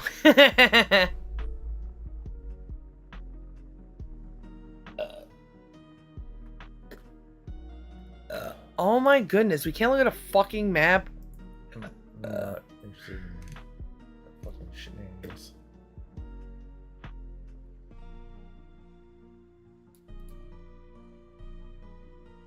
Fuck it. I'll snip it. Enhance myself. Will you be able to, though? So we got... Here's Greece. Uh-huh. Greece was over here, too. This is where... What were we looking at the other day? So, and up here's Thrace. Yeah. Here's Macedonia still. Thrace... Athens is over here. Oh, I forgot what it is. It's like... Is it Syracuse? Syracuse is like this island. Oh. Or this little island. So... Here's Egypt. Okay. So you could go through the sea. And so like... Here's the end of Greece. And then all this is Persia. Okay. So, look at all those mountains. Yeah. Over there. It kind of serves as some sort of defense. Yeah. With the ocean, there isn't any of that tactical advantage. If you could build a ship, we're all on equal ground, you know? Yeah. So there's... And Athens, a lot of those things, they're in the ocean. All of those little islands or whatever, they were building ships since, what's his face's times? The Iliad guy, Odysseus. I think Troy's over here. Oh, huh. I think this little nubby right here, Uh-huh. I think that's where Sparta was. Are you sure it wasn't like the bigger island of Greece? There was like, and that's where the other place is too. The Oracle place. What did you say? Delphi. Delphi. Or is that just a bunch of it was on? Oh, Thrace. What is that red stuff? Oh, there's Sparta. There's Corinth. Delphi, I thought was like here. Lesbos. Oh, a lot. So a lot of that Greece was Macedonia. Was those Ayatollah, Thessaly, Epirus? Oh, who's purple? Tribal areas? There were still like barbarians. Yeah, I guess because that's... Wow, I want to know how that worked out. People who decided to be in cities or had to be in cities. I was talking to some ding dong on that website the other day, people talking about like needs and stuff, how they came together. Yeah. Civilizations. Do you have a choice when you're in a civilization, when you're born in a civilization, to go to the tribal areas or to just carve out your own piece without, all that bullshit? Having to deal with, I don't know, ravenous people? Or I guess less... Would they be less I don't know. Are they like the Game of Thrones free people of the North? Or are they more barbaric? Would they kill a new baby or take it in? I would imagine kill it. Probably kill their own, though we don't really know, but that's probably how everybody came about. They're like, I have to make sure that there's too many males. Maybe getting more males get to prosper, and then men decide there's too many males, I'm gonna kill them. Let's look up Thessaly and we'll... What about it? Thessaloniki.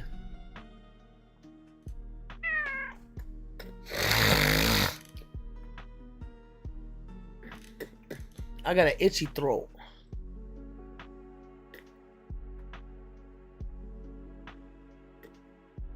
So it looked like the tribal thing, so maybe nobody ruled it, but this big area was, I guess, Larissa, Magnesia, Tricala, They Cardissa. Still do.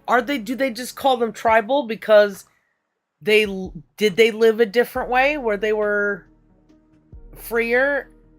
I think Like they did trade. That's how they knew names and shit of places. I think it was an unconquered place. Unconquered by the main people. So there could still be people who were ruling over it. Yeah. That sucks. Everything is fucked and everybody sucks.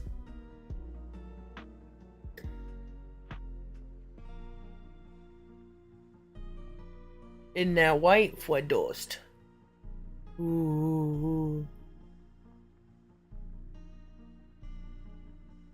But it's good to know life hacks where you could glue things to your fingers instead of learning the history of the fucking world and how it can apply to your life. Yeah.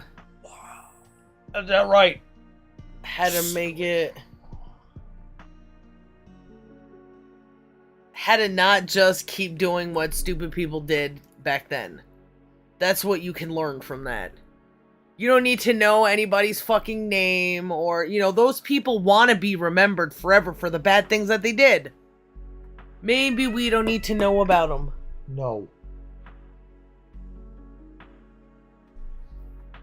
They all did the same shit. They all did it for the same selfish reasons. They were just families that got bigger, so they started taking power.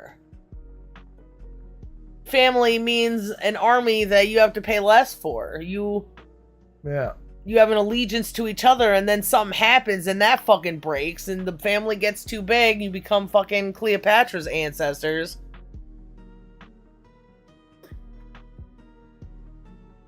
Those people were crazy and they expected crazy things.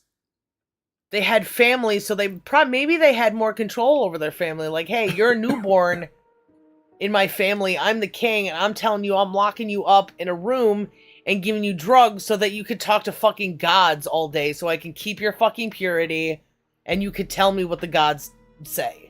Yep. Like, that's crazy. That's not far from the fucking truth. That's what they did with the oracles. That's what they fucking did to women in Egypt. That's what they did on, where's Teal'c from? Chulak? T'Chaka? Tuchanka? Probably there too. What do we get? 4 sentences in now? So let's take up arms together and I'm ready. Oh, I fancy that it was these 3 people or another person. Ismenias or Theban. Or some man of wealth and fancied power. I bet you, though, none of them are fucking Athenian. Like maybe... Because he's protecting these people's stories, but we let these stories go out of our bounds, and if these people are telling these stories everywhere, how is it going to influence everybody's minds? Words and communication and stuff came from these stories. At least a good portion of it, I would imagine, if they're so popular that we still have them now. Uh-oh. Uh-oh. Hot dog. Do you know who I think? Some man of wealth and fancied power. Yes, you are certainly right, he said. Dang. So...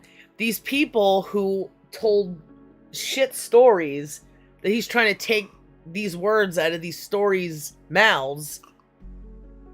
And he said wealth and power. The power is to be able to control what justice is, to help your friends, and you can't do that unless you're rich, to help your friends and hurt your enemies. Wealth, he was talking about with the son, or the brother, no, the father, Cephalus, that he has a bunch of money, so it helps him to pay for his way to heaven. That's how they use language, I think, at first, to manipulate people into dispersing money the way that they did. The people who don't listen win. Or the people that end up having the most money for some reason. Very good, I said. Now, since the definition of justice is what is just has been rejected. What? Hold on. Now, since this definition of justice and what is just has been rejected, what other definition can anyone give? So now that we've completely rejected justice, or rejected justice's definition, we gotta build it up again. Because it's a word, we might as well put a definition to it.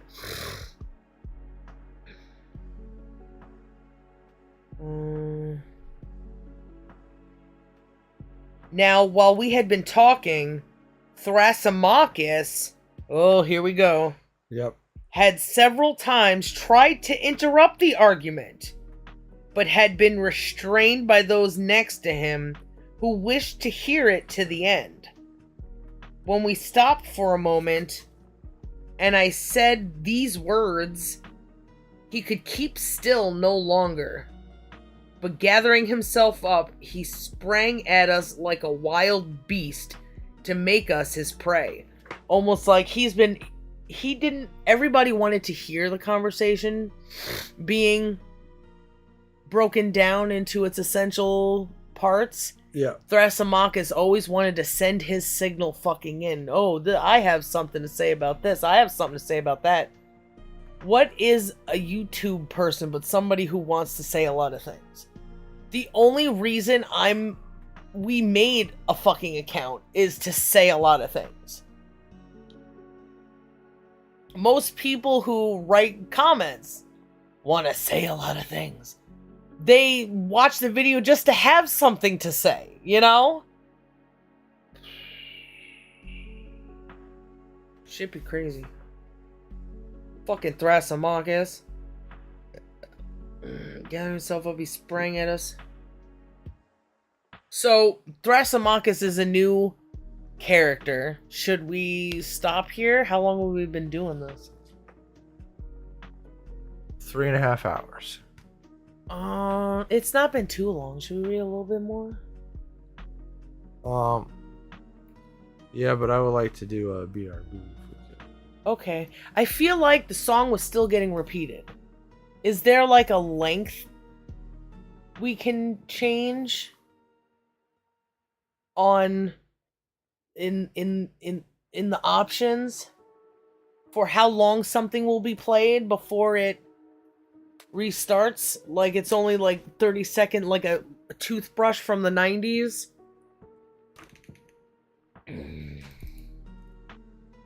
I remember Time interval between slides and the transition speed. So how long it's displayed and no, the music. the music. You ever have one of them toothbrushes that sung a song to you? Probably fucking gave people dental cancer. You couldn't hear it on the outside, but you can hear it while you were brushing your teeth because, like, the vibrations or whatever. And it was only, like, 30 seconds of a song with Backstreet Boys or in singing. I guess, like, it was supposed to, like, you listen to it twice and you're done brushing your teeth or some shit, you know? I don't think I had one of those. Do you ever see them? Or are you familiar with it at all? Just from what you've told me. I've talked about these before? I think once or twice. Oh. I think you mentioned because we also had lightsaber spoons that reminded you of stuff like that. Yeah, those are cool spoons, but it was hard to hold that button down while you were eating, so it was like, the fuck is the point? It's just a shitty plastic spoon now. I remember going, what's the point of those? I only get to listen to part of the song and all this shit, but still, like, seeing them in the store and going, you know, because of fucking obsession with things in sync. Fucking Hanson or whatever.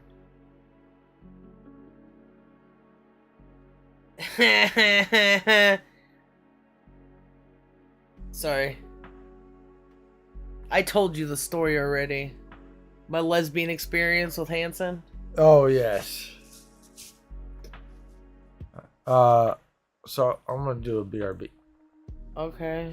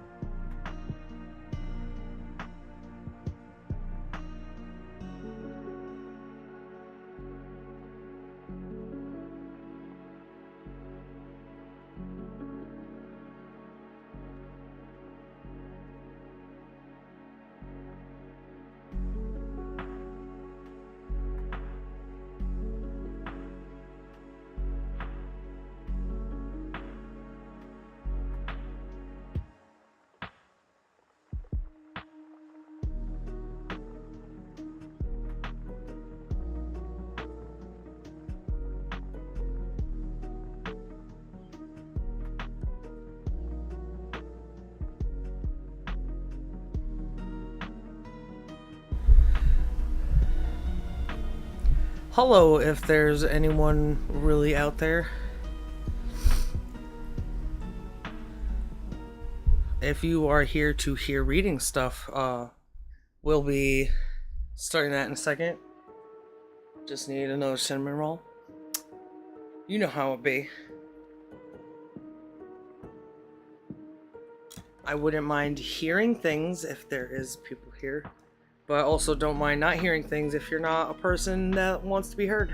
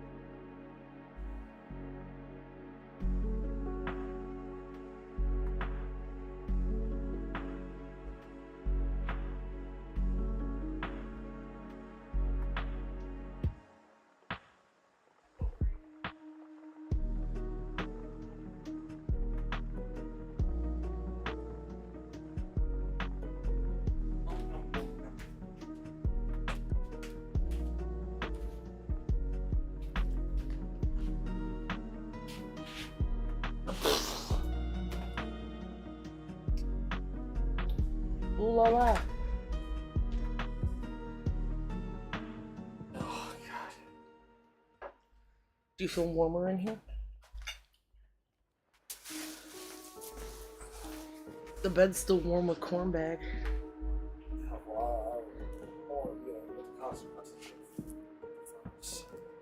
What happened? The way that is Uh-huh. often when the furnace kicks back on, especially if I'm working on it, Uh-huh.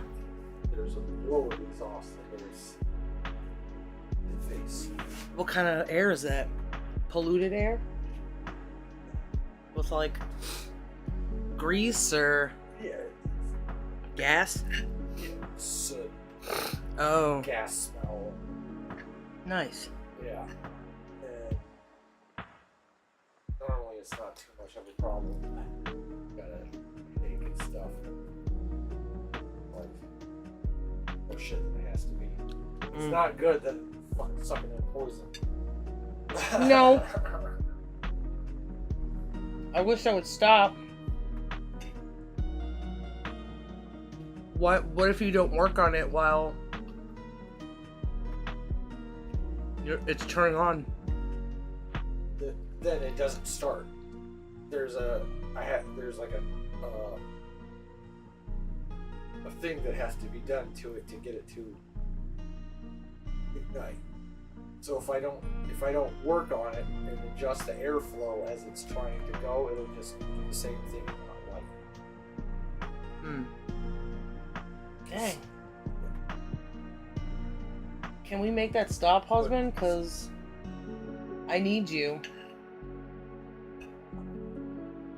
Knock it off. Go, you too.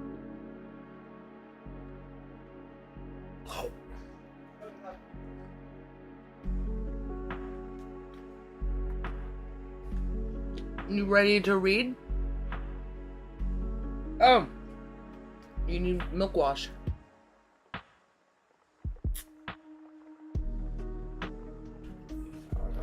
I saved you a little bit.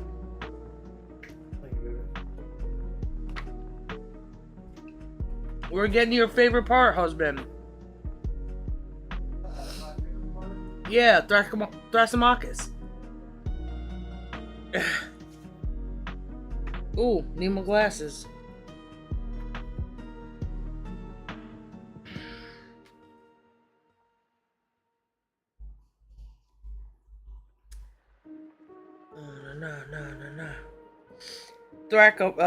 While we had been talking, Thrasymachus had several times tried to interrupt the argument, but had been restrained by those next to him who wished to hear it to the end. When we stopped for a moment, and I said these words, he could keep still no longer. What is the... Oh, let's define justice. So the whole time he wanted to talk about justice, and I was like, come on, I need to say something about justice. I want to participate in this speaking of defining justice. I feel like because he didn't get time to speak at all, which is whatever, and he was restrained by physical men. You've been talking to this Polemarchus who's been contradicting himself, didn't really understand. He should maybe sit down and just listen to the conversation, be an observer to it in the third person. So this guy wants to, maybe he has something good to say. He sprang up like a wild beast to make us his prey. Polemarchus and I shrank aside in fear.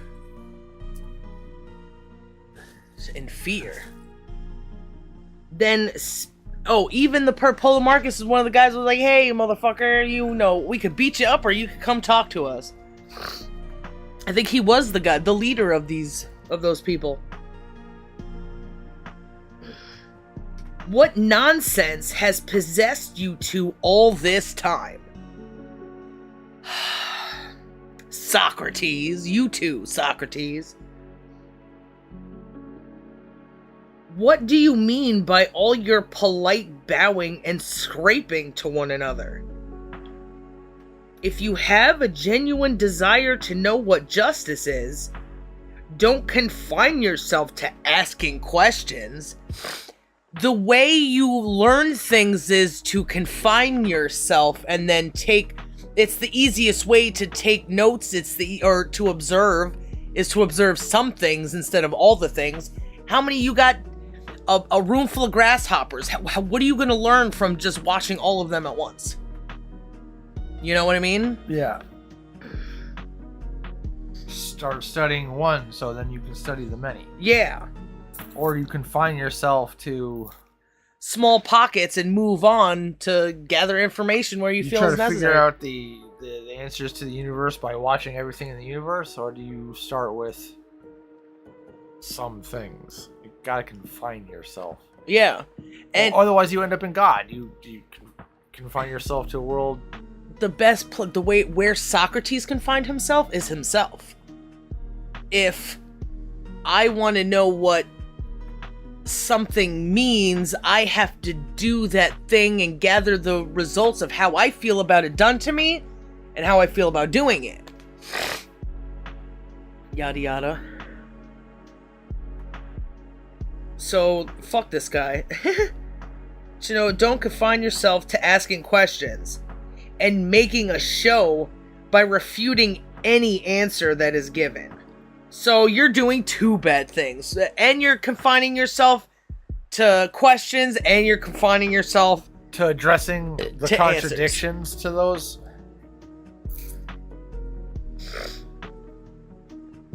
Yeah, it is, because by refuting any answer that's given, you have to refute everything if it's worthy of You know yourself by refuting the things you claim yourself to be.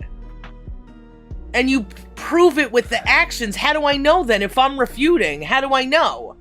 Well, it's not just your head. It's not the refuting is only part of it. I refute, and then the other person agrees or disagrees, and you keep working until you get to understanding. Or because there's refutation, and then there's agreement, and I refute that, and then they come to, oh yeah, that if you are just, then you don't hurt other people. This guy's so fucking stupid. And that's what you do with yourself as well. And that's what I did with myself. That's why I feel like I felt for a while like I was schizophrenic, because I would have these kind of conversations with myself, talking about both sides. Instead of one defending one side, one defending the other, have both those sides available to you to begin with. So you could start, you have two buckets to collect data. That's how a scale works, right? Yeah. Are there any scales where you compare three things? Is that really necessary? What one of these three is heavier? Not that I'm aware of, baby.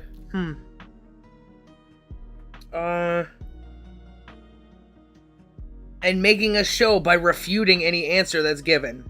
It's not just any answer. They're refuting it because it is the answer. Yeah. That they concluded. You know that it is much easier to ask questions than to answer them. And they are answering them. I feel like you get answers before you start asking questions. What came first, the chicken or the egg? The answer. You're just... A question is a signal that goes out. Where that question comes from, where it originates from, is the information coming in and your curiosity about it and your ability to then send out a signal for help with that. But you don't ask yourself questions. You're just open to answers. I mean, if you do ask a question of yourself, you might be surprised where that shit comes from. Your self-hatred, or your anger of women, or your confusion about things, a voice of your dead grandpa, or that. Asking a question without it being in control is a dangerous thing. If you don't know how to ask the question, you're sending a signal to be received instead of trying to receive a signal. Because a question is trying to receive a signal, right? Uh-huh. Or that's what we think our purpose of it is. I guess questions, would they be... Asking questions is to understand the signal. Asking questions is to send out a signal to receive a signal. Okay. You could eliminate the question altogether and still receive signals. Yeah, gotcha. Well, it says it's easier to ask a question. Sure, it's easy to ask a question, I guess. You could say blah blah blah blah and put it in the form of, with the tone of voice. But what you're asking is the context that I don't think this guy cares about.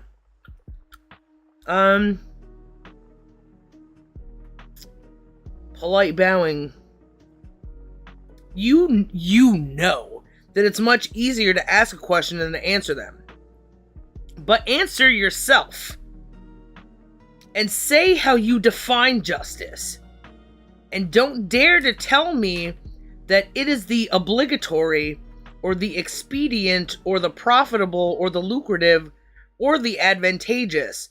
But make your answers precise and accurate. For I will not have any rubbish of that kind from you. So, Socrates has been he's been breaking down what other people say justice is. Yeah. To refine it to find the answer that now Thrasymachus is demanding. Yeah, they're in the process of figuring out what justice is. And Thrasymachus wants to skip steps. Big time. Why don't you just tell me what it is? But maybe it's because he knows Socrates is asking questions that he already knows the answer to. But maybe Socrates in the story doesn't have the answers yet. I thought we read a thing. So Socrates says he doesn't know. He figures it out along the way. Yeah. And maybe this is like his first time thinking about these things, but he still has the system in place to think about them.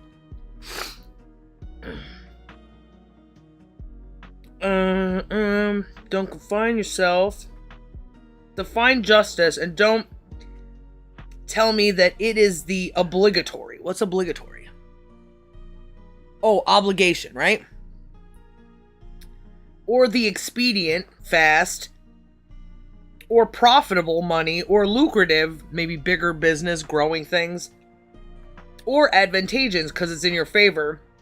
Which then they define as advantageous. Like, it's more, injustice is more profitable, which is advantageous. So that's where this whole conversation fucking goes. He is trying to, I think he's trying to say, because you've already said that these things are not justice, now you define it without this stuff. Because advantageous is helping your friends and hurting your enemies. You need profit and lucrativeness to buy that stuff. And the obligations, because if you're helping your friend, but if you don't know you're not helping a friend and he turns into a foe, blah, blah, blah. When I heard this, I was struck with amazement and gazed at him and began to be afraid. I thought they were both scared in the beginning. Yeah. So he was afraid then, but now he's double afraid. Actually, I don't think that if I had not looked at him before, he looked at, I think that if I had not looked at him before he looked at me, I should have been struck dumb.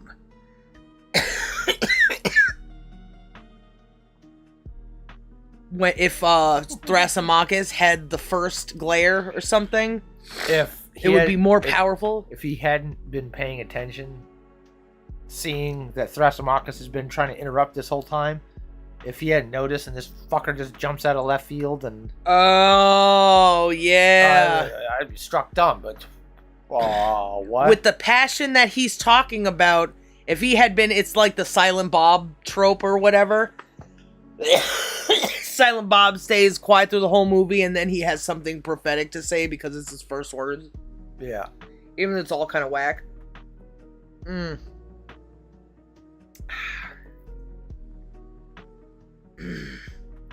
But when the argument began to exacerbate him, I had looked at him first, so that I was able to answer him. But when the argument began to exacerbate him, when he kept getting fucking more angry or something. Started fucking twitching. I had looked at him first, so that I was able to answer him. Thrasymachus, I said, trembling, don't be hard on us, for if Polemarchus and I have gone astray in our scrutiny of the argument, our sin has assuredly not been deliberate. He's yelling at him like he should know what to do, and what he should do is what I'm saying. Yeah. Yelling at us like we did something malicious. Yeah. So I guess the fear thing is a display of unnecessary aggression when they're talking about something where the truth only comes out if you're remaining calm and not taking such hostile stances, because that doesn't help with truth. It wasn't deliberate. If gold had been the object of our search, we could never have allowed our politeness to spoil our chance of finding it. If gold was the goal, we could never have allowed our politeness to spoil our chance of finding it. So, the only reason he's contrasting gold to just having a conversation, I think. We wouldn't need politeness with gold, and yet we have been polite with each other. Now you're coming in here not being polite. And I guess polite would mean conforming to the mood of the rest of the people that are based on the two people talking calmly with each other.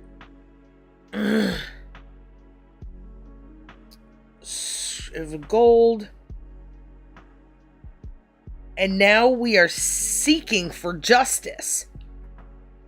A thing more precious than gold. Never imagine that we should have given way to one another so weakly and foolishly, instead of making every effort to discover it. I want to read that again. We could have never allowed our politeness to spoil our chance of finding gold. And now when we are seeking for justice... Okay, I missed that part. And now, when we are seeking for justice, a thing more precious than gold, never imagine that we should have given way to one another so weakly and foolishly, instead of making every effort to discover it. So, they're giving into one another when to allow the truth to come out, instead of using aggression to defend their position. Yeah. We are earnest, my friend, believe me. But he has to explain what he should have just seen the whole time if he wasn't fucking running his mouth. But the task I fancy is beyond our powers, and therefore you clever people should rather pity than scold us. So this guy who's a poet is scolding Socrates for not just saying what justice is. And he was just saying that if you're a good man, you never turn a good man into an ungood man. By way of punishment and tactics. What is the word he used, though? You never do an unjust or Make a man worse. Yeah. Justice can't be a thing that is used as a weapon. Yeah. Justice is not giving to your friends and hurting your enemies, because hurting your enemies is turning potentially just men into unjust men. Yeah. And a just man is good, and a good man doesn't do bad to people. They're talking about what justice is and what it isn't. This conversation between Socrates and Polemarchus. Yeah, not arguing. They're defining it with what it is and what it isn't, and he just interrupts and defining it together. Yeah, and saying, just say what it is. Well, Mm-hmm. we're working that out. If you would hold your fucking horses. That's what Socrates. Hold your fucking horses. If this was you instead of Socrates, he's basically saying, hold your fucking horses. So please believe me, even though you could have just witnessed it, that we're only trying to find the truth.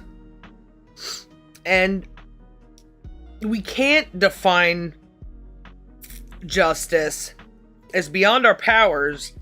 So you clever people who have something to say should pity us rather than... I guess maybe I should stop calling people stupid, but it's not... I don't want to hurt them if they came in, and was like, I don't want to be stupid anymore. It's like, time to never berate again unless you get out of line, because people want to overthrow you. That's the thing. The line is overthrowing. Don't be, as soon as you're not stupid, you won't be called stupid. Well, as soon as you don't want to be stupid anymore, as soon as you stop defending your right to be stupid. Oh, what's so wrong with stupid and lazy? You want it? Yeah, a bite would be nice. Well... Then go to the kitchen and get another one.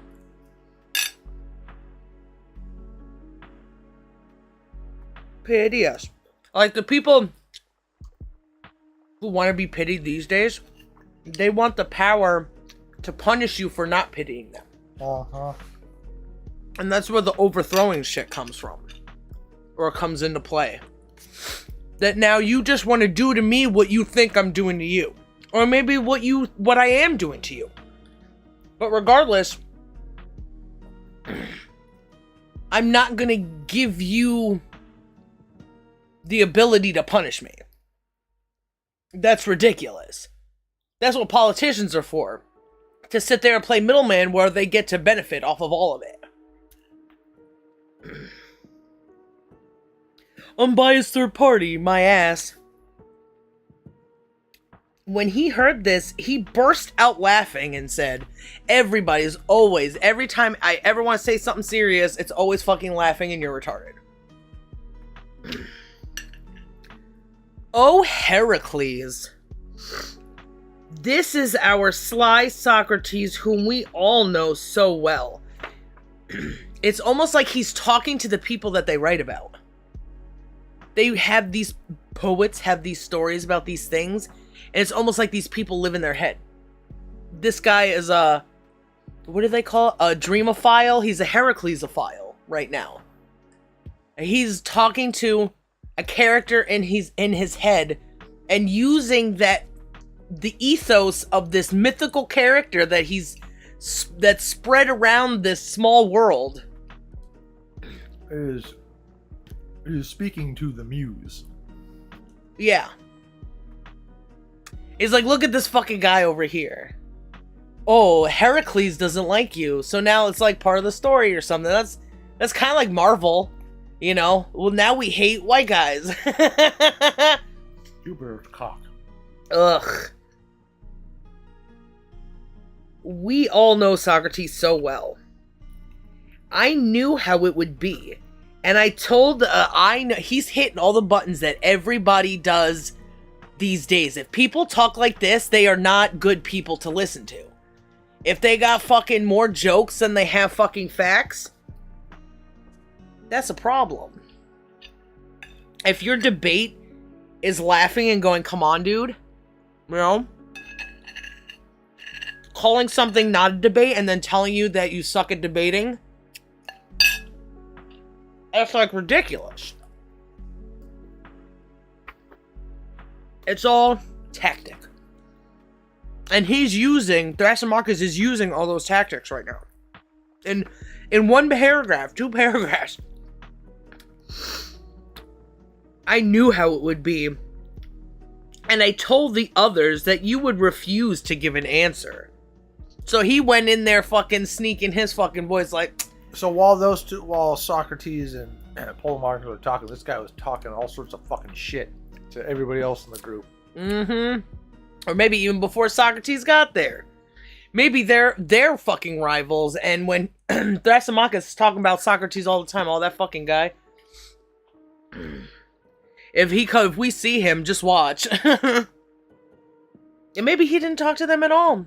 But he's talking to them now as if he did, as a form of manipulation, because that has definitely been a thing I've witnessed people do before. I knew this was gonna happen.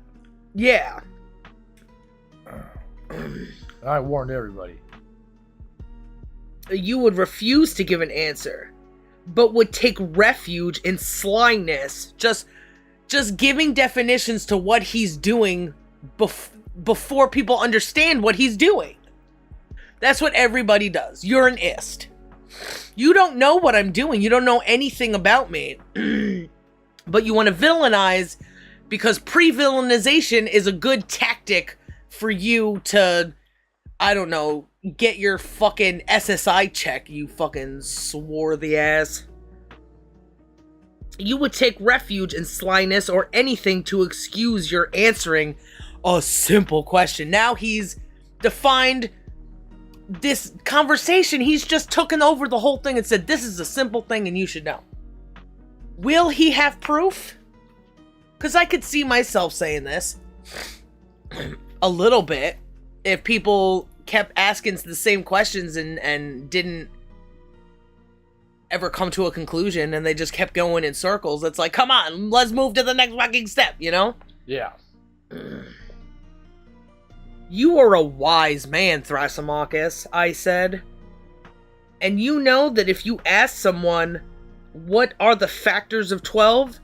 And said to him, don't dare, sir, to tell me that 12 is twice 6, or 3 times 4, or 6 times 2, or 4 times 3. For I will not have any such nonsense from you. Like, maybe the truth can be come to with different words. Like, what is 12? It's 2 times 6. It's 1 plus 1 plus 1 plus 1, etc. Tell me what a bug is without saying it's got a certain number of legs and its insect-like qualities. Wait, isn't that the opposite? He's not taking away ways to define it. Oh, yeah, Socrates is saying, yeah, don't tell me what a bug is, but everything that defines a bug, you can't say. Yeah. Well, I mean, it's a series. 12 is a series of individual things grouped together to equal 12 individual things. So I don't know. I would kind of disagree because it's like, okay, yeah, 2 times 6, but get deeper. But that's neither here nor there. I don't think it matters that much. What would... You're a wise man. For I will not have any such... but also the nonsense. You could see, I fancy, that no one would answer that kind of question. Well, I just did.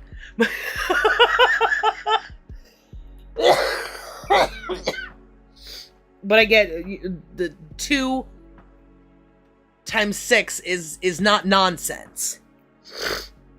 All of those methods to get the 12 aren't nonsense. I fancy no one would answer that. If he said to you, Thrasymachus, what do you mean? Am I to give none of these answers? But what, my good sir, if one of them happens to be right? Am I then to give another answer than the true one? Or what do you mean? What would you have said to that?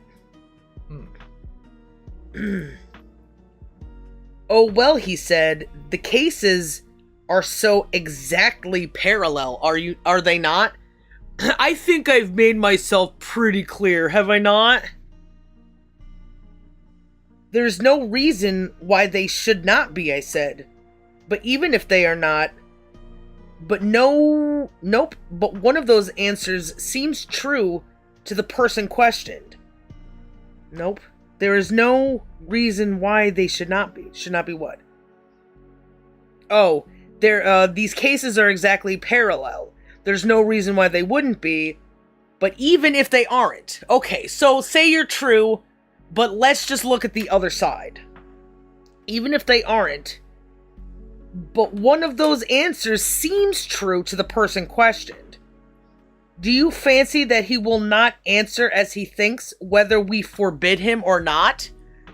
A lot of free will in there. Yeah. Like, even if you tell me not to, does that mean I won't be able to? What if it's what I feel the answer is? Should I not address that? Don't say you feel... Don't not say you don't feel like a boy when you're a boy. But...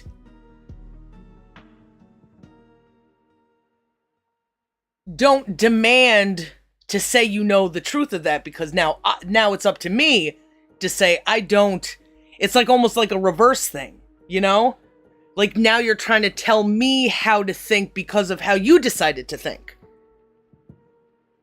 Yeah. But even if they are not, do you fancy that he will not answer as he thinks? Then are you actually going to do that, said he? Will you give one of those answers which I have forbidden? He didn't answer the question. He was like, would a person... God dang it. Do you expect he won't answer even if that's what he thinks the answer is? That's a yes or no question. Then are you actually gonna do it? That doesn't matter. Will you give one of those answers which I have forbidden? So he didn't address the whole forbidden thing. Yeah. Like, you can't really forbade me to not do that, bro. You can't. I just did. Shut up. Well, I'm gonna give you an answer then. He's like, are you actually gonna do it? I forbid it. Well, if I can't actually do it, then you can't forbid it. What are you gonna do? What an aggressive stance. Will you give, I should not be surprised, I said, if on consideration, I thought it right to do so. Ooh, just to contradict him. You have to challenge it, right? Now you're trying to tell me how to speak? Well, he said, what if I give you an answer about justice different from all these?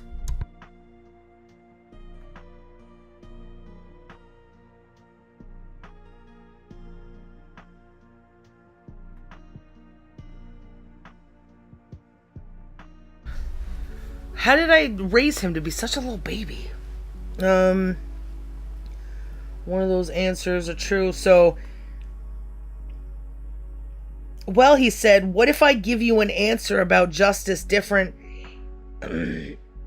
from all those and better? What generality are you prepared to pay? What? And better. Yeah, he didn't... That's not even... It's still, whatever best answer you can give me, I'm still going to contradict it to make sure that it's true. So you're still... Like, this is what I say, and it's forbidden to say the opposite. Well, I'm going to say the opposite.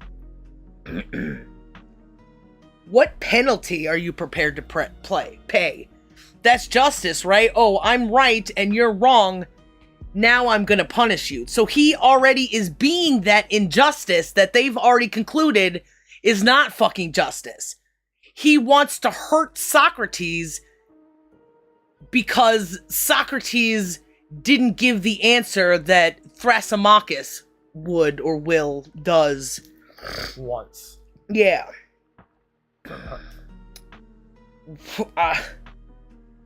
None, I said. But the befitting penalty of ignorance. It is befitting surely to learn from wisdom. I am ready to pay that penalty. You are an entertaining fellow. How dismissive. Yes, you must learn, but you must pay in money also.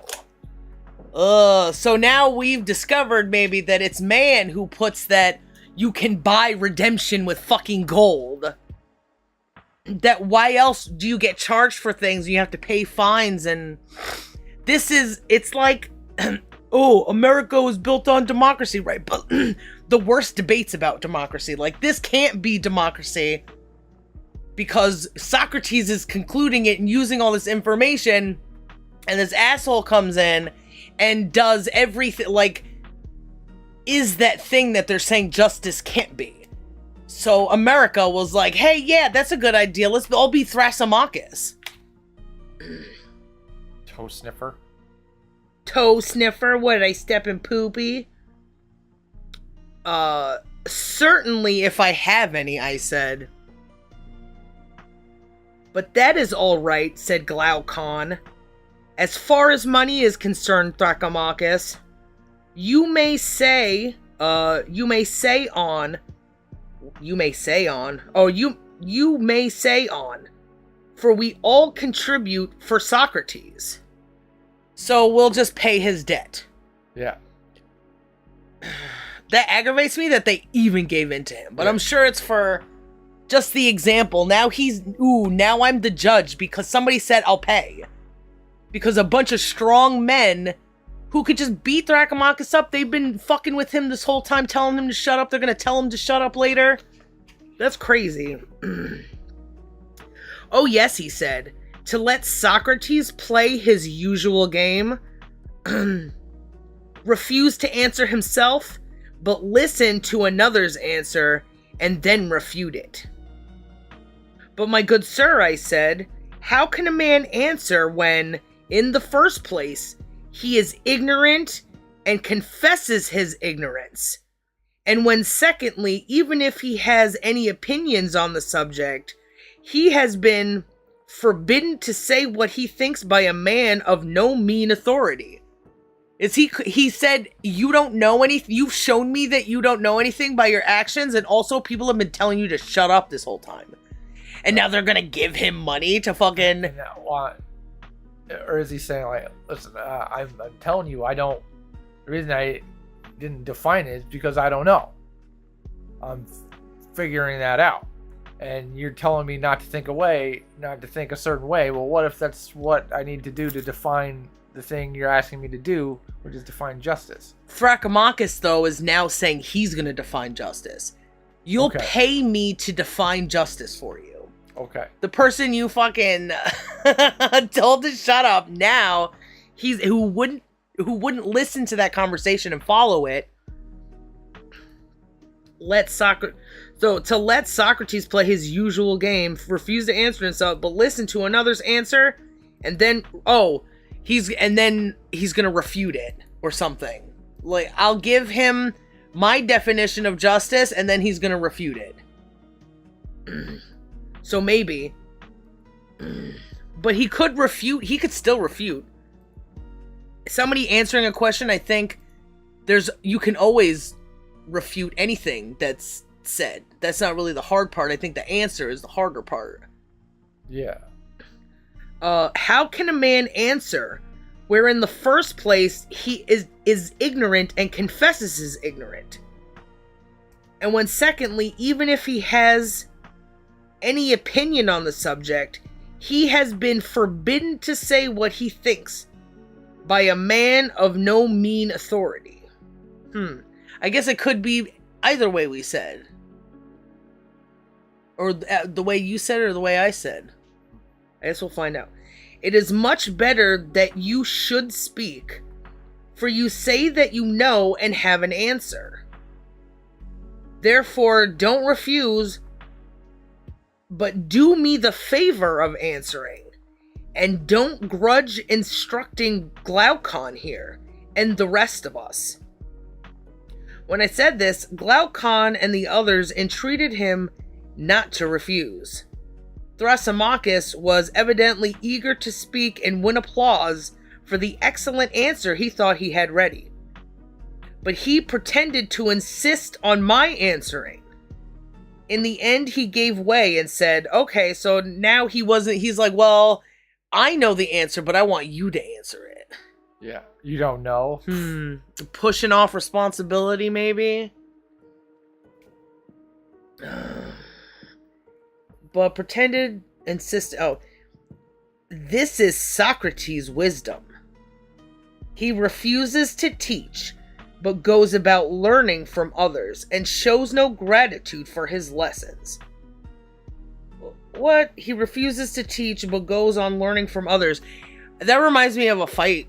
There are fights that we've had that, because I do experiments on you, trying to understand by trial and error and all that stuff, and observing you, and you always to just tell me what to do instead of walking the journey with you, so we both are finding out what to do. You tell me what to do. It's like, motherfucker, I'm just learning with you, but I want you to be here with me.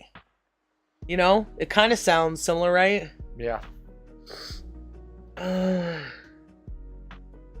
Shows no gratitude for his lessons. Thank you, husband, for giving me the space to learn lessons. It is perfectly true, Thrasymachus, I said, that I learn from others. But it's untrue to say that I show no gratitude. I show all that I can, for I have no money. I can only give praise. When you answer, you will see at once how willingly I give that if I think an answer good, for I fancy that yours will be good. I think I read that wrong. But it's untrue to say that I show no gratitude. I show all that I can, for I have no money. I can only give praise. When you answer, you will see at once how willingly I give if I think an answer good. So I'll tell you, you'll see if your answer's good, I'll give it to you. But I'll give you credit. yeah, but this guy's probably like, yeah, whatever. I know I'm right, so if you refuse me, you're wrong. I fancy that yours will be good. Listen, then, he said. Listen!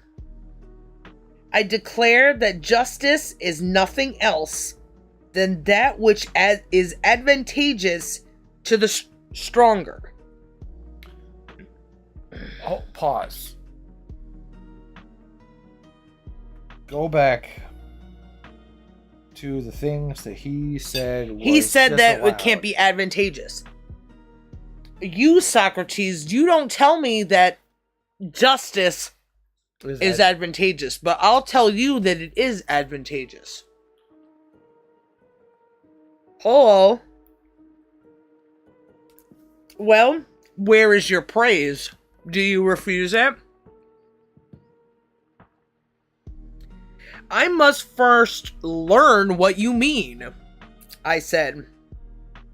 As yet I do not know. You say that what is advantageous to the stronger is just. Wow, that's democracy. Now, what do you mean by that, Thrasymachus? For example, you surely do not assert that if Polydamas? For you surely do not assert that if Polydamas the athlete is stronger than we, and it is his bodily advantage to eat meat, then for us also who are weaker, this diet is a what? And it is his bodily advantage to eat meat. Then for us also who are weaker, this diet is advantageous and consequently just. You telling me that they don't really eat meat unless they're athletes? No, I think he's if the stronger, if what's good for the stronger is good for everybody. Because this guy eats meat, then it's good for everybody else to eat meat. Uh-huh. Because everybody else would be weaker than the strongest guy. She got to fight for meat? I don't think it has anything to do with fight for the meat. It just happens to be one person is stronger, so he gets to say because he is the strongest. He is just, so we should follow what the just do. And also eat meat and become strong? Yeah. For example, you surely do not assert that if Polydamas the athlete is stronger than we, and it is his bodily advantage to eat meat, then for us also who are weaker, this diet is advantageous. So it's advantageous that he eats meat, so it's advantageous that we eat meat. Yeah. Which means we would all be just. Or it's just to eat meat. Like, because he's stronger. He's stronger, and eating meat will make you stronger. So eating meat is just. Yeah. You are shameless, Socrates, he said.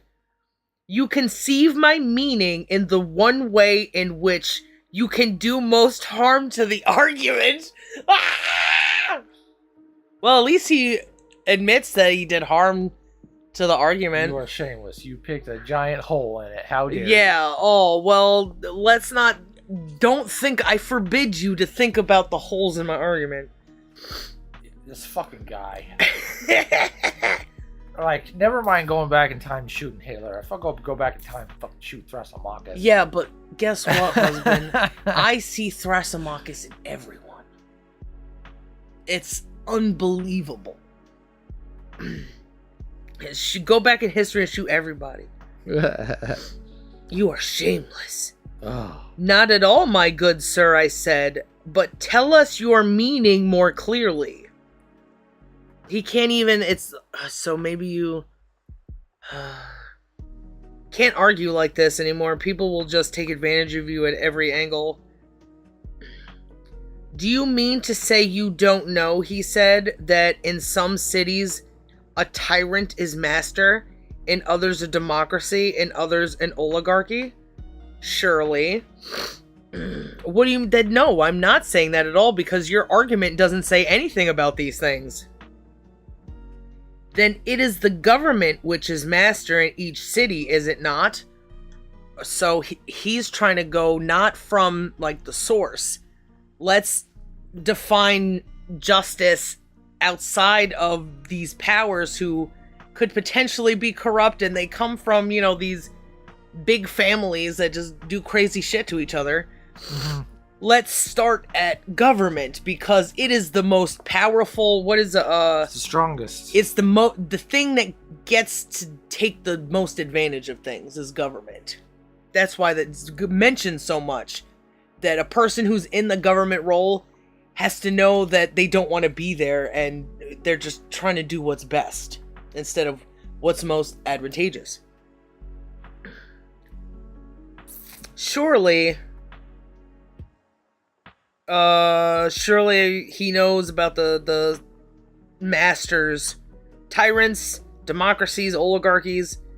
Then it is the government which is master in each city, is it not? Certainly. Well, every government lays down laws for its own advantage. It's like the beast speaking what it is. That's what, like, possession, I feel like, is when people pretend to be possessed or they lose control of themselves. They're the most honest then. If they're already in that kind of space, you can see their flaws just kind of use their own languages. What? Thumbnail. This. I can't believe it. Is this really her? She's dead. Well, every government lays down its laws for its own advantage. A democracy, democratic, a tyranny, tyrannical laws, and so on. What does that even mean? So, however laws have to be written? A tyrannical government will make tyrannical laws for its own advantage. A democratic system can't make tyrannical laws because it's a bunch of tyrants that have to vie for power and do this and pretend to be fucking...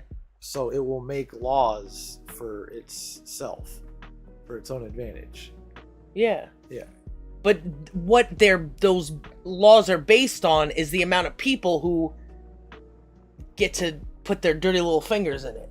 Yeah. And what kind of people, maybe?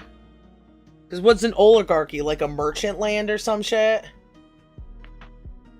When the oligarchs are the people who make the money? Something like that. Should I look it up? Sure. The cases are so exactly parallel, I should not be surprised if one consideration I thought it was right to do. Where was I? Oh, did I? Yeah, I skipped a page, or I went back a page.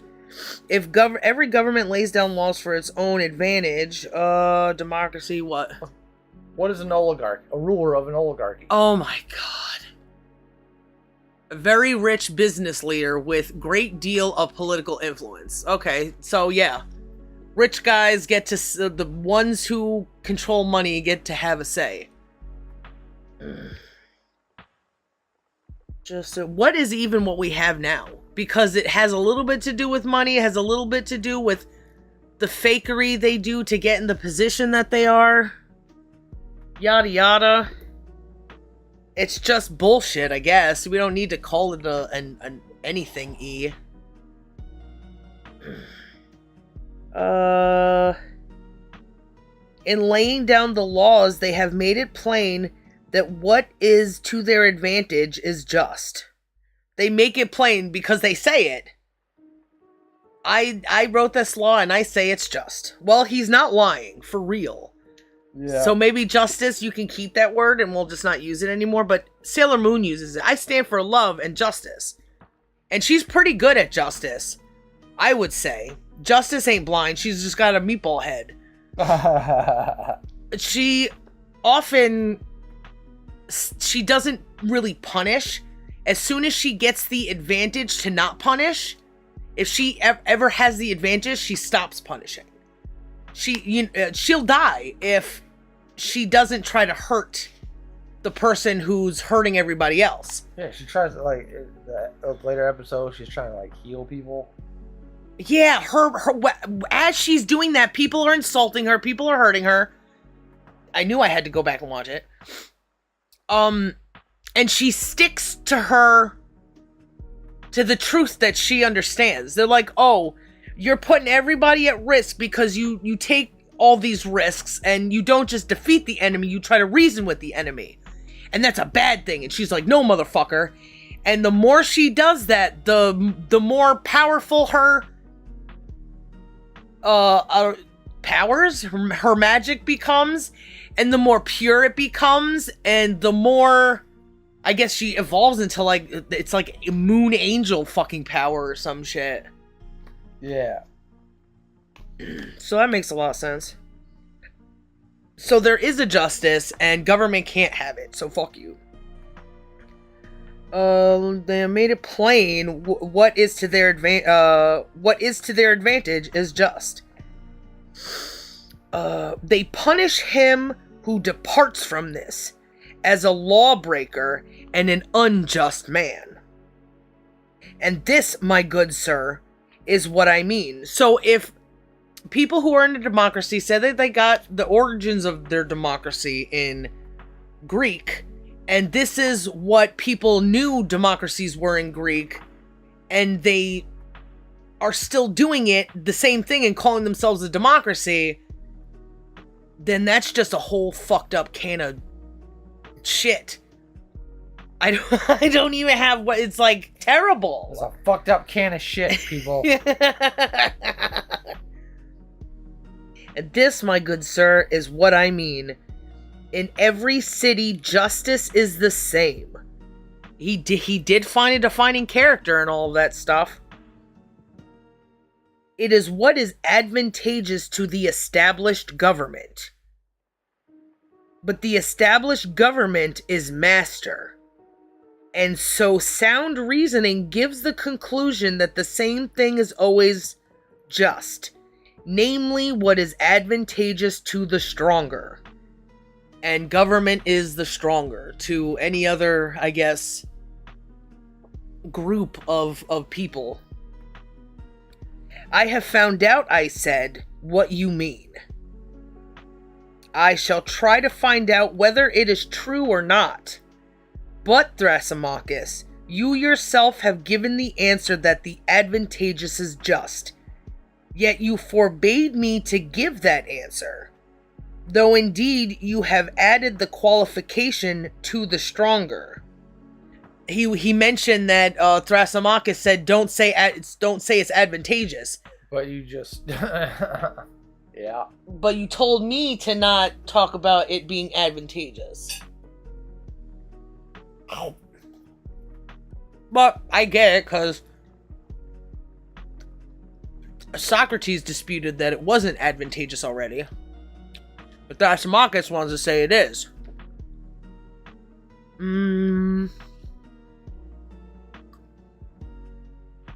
that is an insignificant qualification, I suppose, to add to the stronger.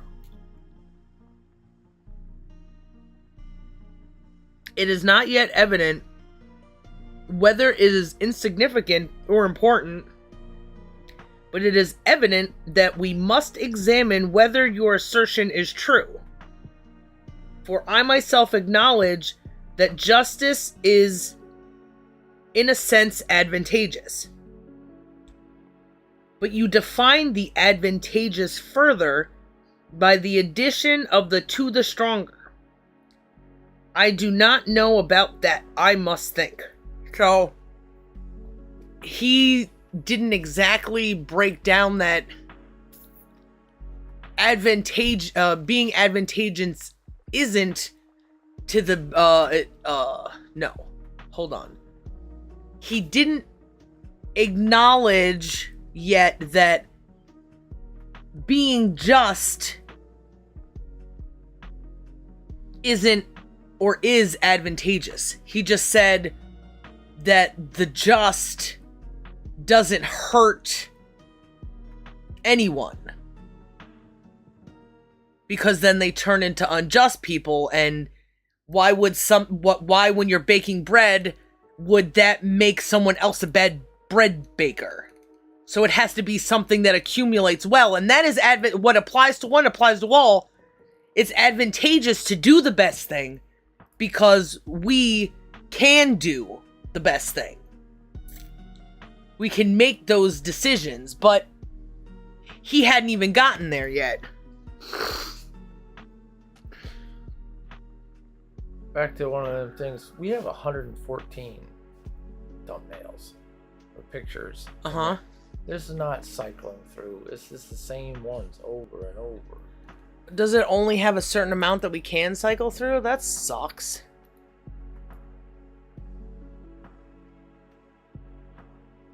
Dang. Turn off this loop thing. I wonder if there's... I thought it was already off.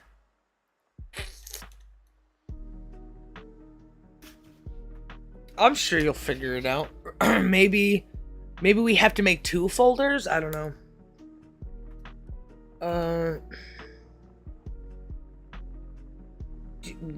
Where was I? Every government to the stronger. Oh, he has to think about the addition to the stronger. Which wouldn't make sense to me, because you always to become the stronger, you have to be just. The whole time you can't use injustice or injustice to become just. Yeah. Hello, kitten. Nice butt. I do not know about that. I must think. Think away, he said. That I will, I said. Now tell me, do you not also say that it is just to obey the rules? I think this is Socrates now speaking. Do you not also say that it is just to obey the rules? I do. Then are the rulers in every city infallible, or are they liable sometimes to make mistakes? So he's already agreed that it's only just to obey the rules, even if those rules are not just. The unjust somehow breeding just? I don't think so, buddy. Then are the rulers in every city infallible, or are they liable to make mistakes? They are certainly liable to make mistakes, he said. When they go to war, one has to win and one has to lose, right? Yeah. Then in their legislation, will they not also lay down some right and some mistaken laws? I fancy so. Are right laws those which are to their advantage, and mistaken laws which are to their disadvantage? Surely. So, right laws are to the advantage, and laws that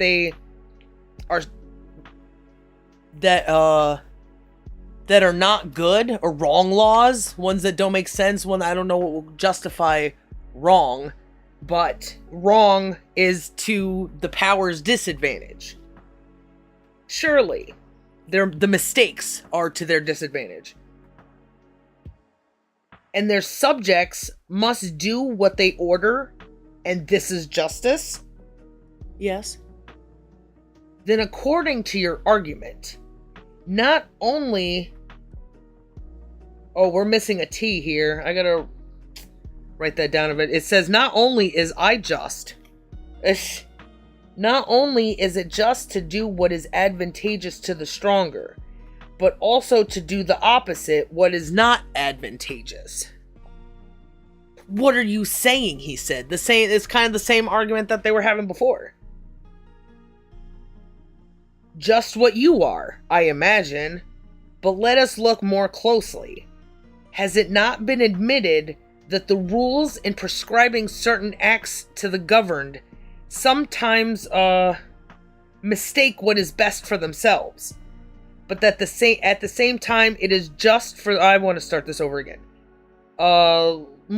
Has it not been admitted that the rulers in prescribing acts to the governed sometimes mistake what is best for themselves, but that at the same time it is just for the governed to do what the rulers prescribe?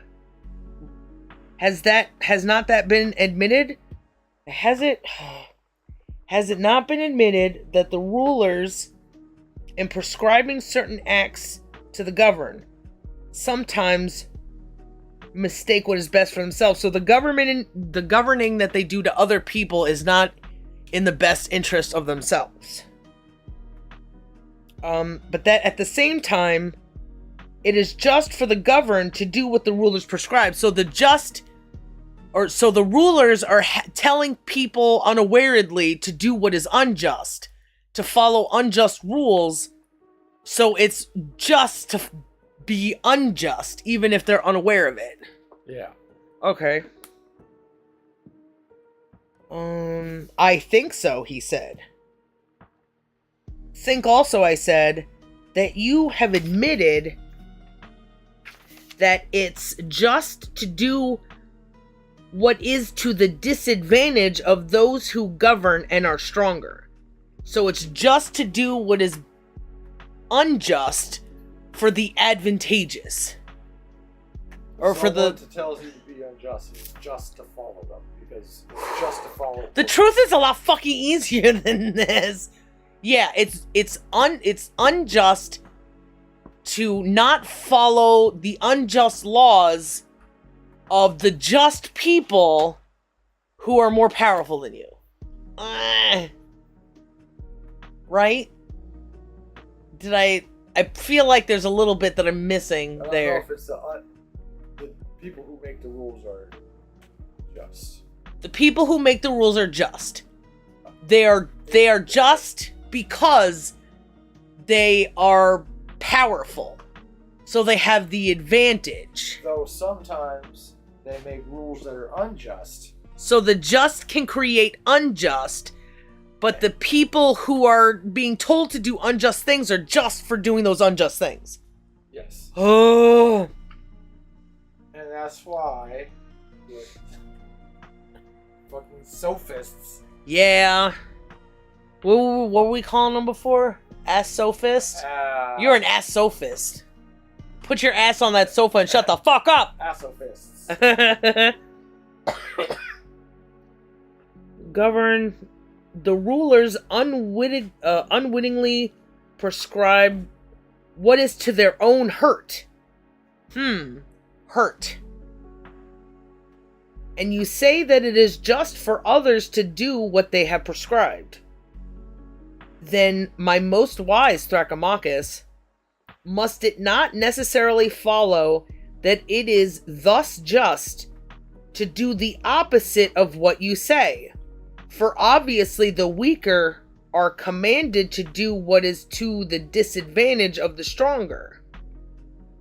Oh, that is not necessarily... Then, must it not necessarily follow that it is thus just to do the opposite of what you say? Because they're doing unjust things, they could be doing just things. It's just to do unjust, but is it also just to do just? Okay. Even if the stronger say do unjust.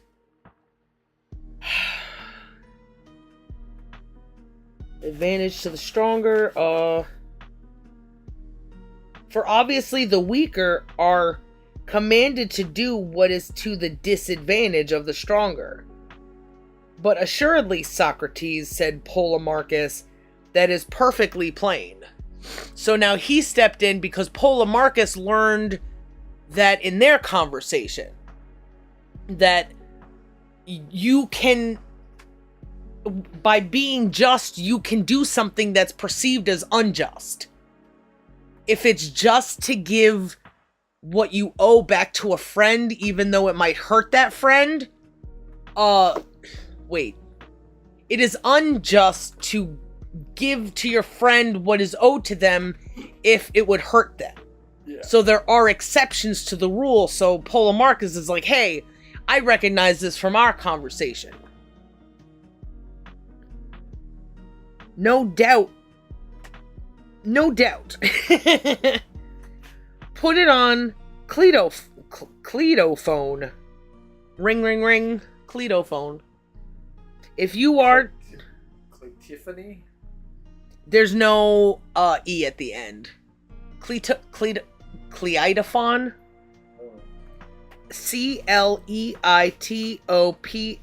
Nope, Phon.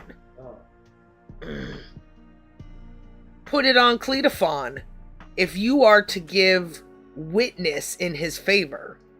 What? What need is there of a witness, he said. Thrasymachus himself acknowledges that the rulers sometimes prescribe what is to their own hurt, and that it is just for the governed to obey these commands. I don't understand what Socrates is. Put it on Cletophon. He came up with this thing, just like we talk about Simonides is. So there's a story about Cletophon That's my guess. that we just haven't heard about? Okay.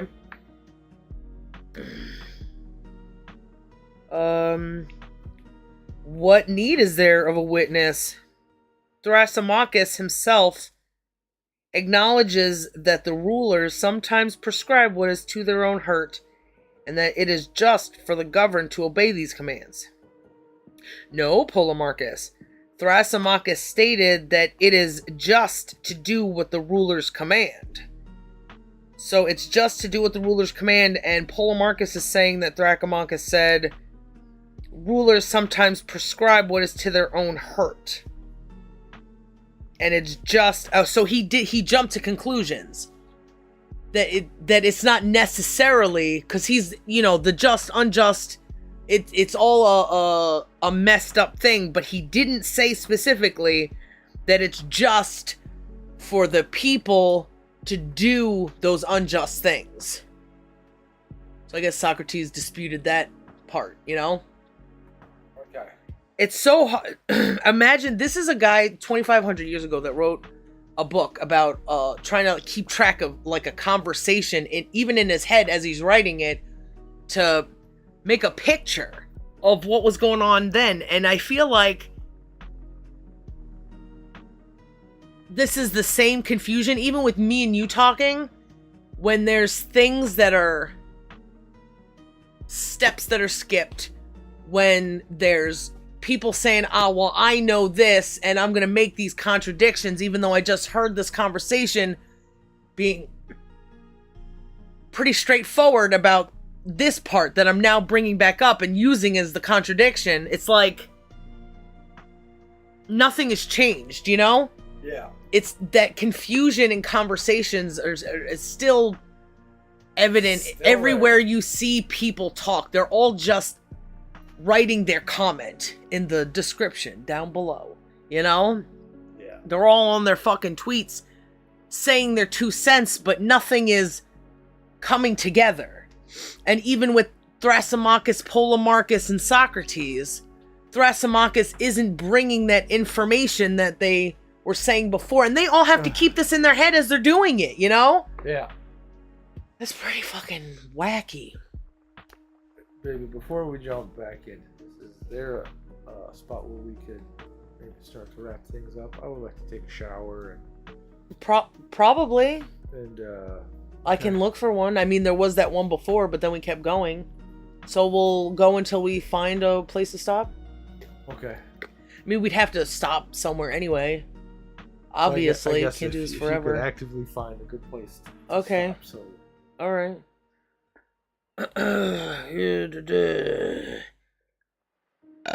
No, Polemarchus. Thrasymachus stated that it is just to do, stated that it is just to do what the rulers command.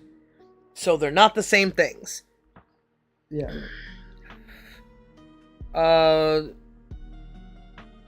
Thrasymachus himself acknowledges that the rulers sometimes prescribe what is to their own hurt. No, he just stated that it is just to do what the rulers command. Yes, and he also stated Cleitophoton. Oh, is this another person? What? Who's fucking Cleitomophon? Because it says yes, and he also stated Cleitophon that what is to the advantage of the stronger is just. And in making these two statements, he acknowledged that sometimes the stronger command the weaker over whom they rule to do what is to their disadvantage. And it follows from those admissions that what is advantageous to the stronger is no more just than what is disadvantageous. What is this? Who's this fucking Cleitophon now? I didn't skip anything. You got mentioned once and they're bringing them up again. Oh yeah, what is their need of a witness? No, Polemarchus. Yes, and he also stated Cleitophon. Thrasymachus stated it is just to do what the rulers... Did he say that part? No, Polemarchus? Thrasymachus stated that it is just to do what the rulers command. That's confusing. Okay, so no doubt put it on Cleitophon if you agree to give witness to this favor. That's Socrates, I think. What need is there of a witness, he said. Polemarchus. Thrasymachus himself acknowledges this. And then no Polemarchus. Thrasymachus stated that it is just to do something. And then who says this? Yes, and he also stated... Is that also Polemarchus? Because then I think Socrates says no, Polemarchus. Thrasymachus stated that it is just to do what the rulers command. Yes, and he also stated that what is to the advantage of the stronger is just. Oh, so maybe it's just... I don't get the Cleitophon part, but if we take that part out... Okay. Polemarchus is using that information that he learned from their previous conversation to go, here's a contradiction in his... It's both advantageous and disadvantageous to be just. Okay. That what is to the advantage of the stronger is just. And in making these two statements, he acknowledges that sometimes the stronger command the weaker over whom they rule to do what is in their disadvantage. And it follows from those admissions that what is advantageous to the stronger is no more just than what is disadvantageous. Oh, but, Cleitophon said, I don't know how he fucking got here. By what is advantageous to the stronger, he meant what the stronger thinks is to his advantage. That is what the weaker must do, and this in his definition of justice. Hold on. By what is advantageous to the stronger, he meant what the stronger thinks is to his advantage. So it's not just doing what's to you, because you have to, you aren't born with that knowledge to know. By what is advantageous to the stronger, he meant that the stronger thinks is to his advantage. This is what the weaker must do. And this, in his definition, this is his definition of justice. That the weaker must do what the stronger thinks is best for themselves. Even though it may not be. Even though it may not be. But regardless, the weaker have to do it. Be a good slave. No, that is not what he said, Polemarchus replied. Well, Polemarchus, I said, it doesn't matter. If Thrasymachus says so now, let us take him in that sense. So let's stop the bullshit you know, we tried to figure it out, but the horse is right here. Let us hear it from his mouth. Yeah. And we'll take him for whatever he says. And chances are he's going to contradict himself. What do you think? That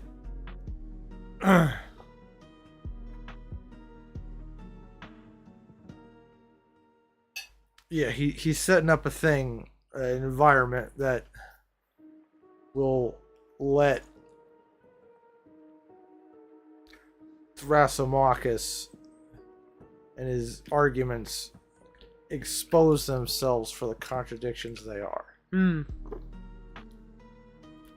Even, or just tell us what you meant, and then we'll just take it from there. That thing that he's gonna say is probably gonna be different, I feel like, because he's like, I don't know, I just wanna get out of here. I just want to be right. That's not what he said. Well, let's take him on his sense. Tell me, Thrasymachus, was this how you wish to define justice? Namely, as that which is the judgment of the stronger is advantageous to the stronger, whether it is really so or not. Are we to say that this is your meaning? Most certainly not, he said. Do you think that I call him who makes a mistake the stronger at the time of his mistake? So a person then who is stronger but doesn't make the best decision for himself is not stronger now. He's off the totem pole. He's usurped. I certainly thought I said that was what you meant when you admitted that the rules are not infallible, but sometimes make mistakes. Yeah, because you don't just make a mistake and all of a sudden get overthrown and then get back on, fight a new war to...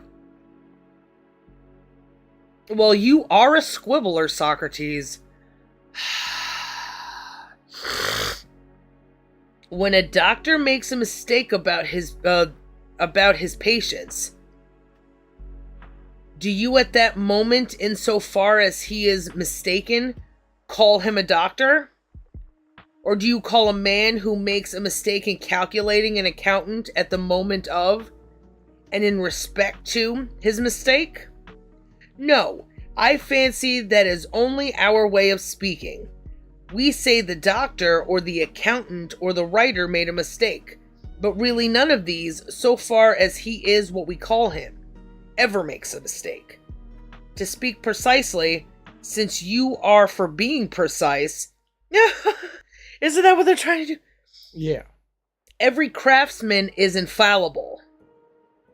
Hold on. So now it's not because a doctor is always a doctor, even if he makes a mistake. He didn't make a mistake. Yep.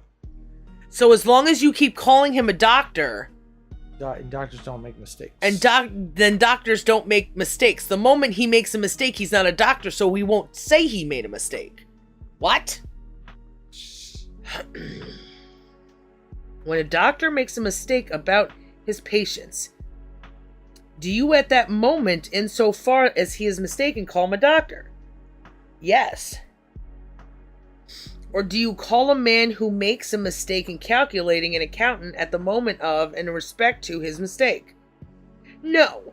I fancy that is... So that's like getting Me Too'd or whatever. Like getting, what do they call it? Canceled? Oh, yeah. As soon as people stop calling you that thing, you're no longer that thing. Uh-huh. But then you never get to be that thing again unless you get, I guess, in the good graces of the Illuminati or some Jewish lawyer. Call a man who makes a mistake. I fancy that I fancy that is only our way of speaking. We say the doctor or the accountant or the writer made a mistake.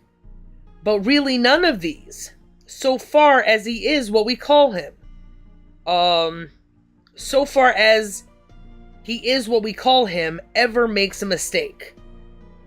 To speak precisely, since you are for being precise, every craftsman is infallible. He who makes a mistake does so where his knowledge fails him. That is, where he is no craftsman. As with craftsmen and wise men, so with the ruler, he is always infallible so long as he is a ruler. Although in ordinary language we all say that the doctor made a mistake and the ruler made a mistake. So if the doctor has power to continue to be a doctor, he didn't make a mistake. Even though the people know he made a mistake. It's two sides seeing the truth differently. Ignoring a thing that is and that affects the other parts of its shape inside of what is. Like the emperors with no clothes. Yep. Kind of shit. Everybody knows, but you can't say anything or else your life is in danger.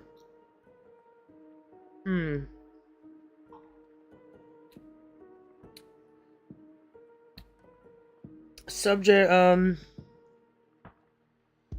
Doctor made a mistake, and the ruler made a mistake. In such ordinary language we may answer to you, but this is the precise form of my statement. As ruler, so far as he is ruler, is infallible. That's like a wet dream of dudes. It's just hold on to this image of infallibility and maybe I'll be infallible one day. Because I'm the boss, I never make mistakes. And being infallible, he prescribes what is best for himself.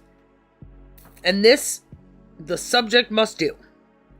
So that, as I said originally, to do what is advantageous to the stronger is just. But, so, even if it's to the disadvantage of the stronger, it's to his advantage because he made that decision, because his decision, even if it's wrong, is infallible. Ugh. It sounds complicated even trying to fucking say. That's why everybody's like, it's self-evident. You know? Because they don't want to think about these complicated fucking things, because it doesn't make sense, because it's silly. But if you don't try to break it down, then you're always going to be over-encumbered by it. If you don't break it down, then you don't see the contradictions. So I'll just follow what feels good in my heart and soul and fucking balls. Well, say these things that skip steps, which doesn't allow for the breaking down of things, so can't see the contradictions. I'll never know myself. I'll never know my surroundings. I'll never know the truth. Fuck it. I'll keep asking advice from the sexperts. I'll always be infallible. Yeah, the self is always infallible. Everybody thinks they're infallible now. Yeah. They're all following the same, like, bad direction. What is an infallible king but a bad king? Very good, Thrasymachus. So you think that I am a quibbler, do you? I wonder if he's grinding his teeth. Right? Oh, dude. So, what about for the other party? Because there's the people who are infallible, these strong people, that you could hurt them because they said so, and it's still just. But what about the people who have to conform to this, the weaker? Do they not get to be just? Can you ask that again, please, baby? Does the weaker force not get to be just? He's talking about how it's... If the people... The weaker force... Sorry. If the people who follow the rules, because they're the weaker ones, right? Mm-hmm. They are to do the just thing by following the rules of the rulers. I guess so. So if you are doing a just thing by following the rules, then the weaker are the just. So being the strong and just and being the weak and just they have two different definitions. Yeah. To be just is to be strong. But if you're not strong, just is to do what the strong says. All right. Thanks, Thrasymachus. That's that shit that Doofus was talking about the other day. That everybody has their own perspective, but that's not what is. Nope. That's perspective. It's not the truth. Not what is. It's not the shape of things. The things like justice, they have a specific shape that's the same in everyone. Just because somebody decides something doesn't mean... Listen, you can stick the square little thing into the circle hole, but that doesn't mean that it fits there well. You may have to, like, smash on it a bit. I remember doing that. I had this toy where... it was like there's a star shape and a circle and a square and a triangle, and you have corresponding pegs to put in each. But I had one that fit into the other one. So like, why wouldn't I stick them in a different thing, you know? Yeah. If you're trying to teach me how shapes work, it's not working very well. Pushing boundaries is how you learn stuff. Very good, Thrasymachus. So do you think I'm a quibbler, do you? Certainly, he said. And do you imagine that I asked those questions of you in deliberate intent to discredit you in the argument? I know it, he says. I think that's a good place to stop. You know it. Even though he could explain himself, he was quibbling. Yep. You should, because... if he has this idea of justice, and the idea of justice is if you are the stronger one, you get to make decisions, and if you're the weaker one, you have to listen to the decisions of the stronger. In this situation, is he the stronger one or the weaker one? Which one does he believe he is?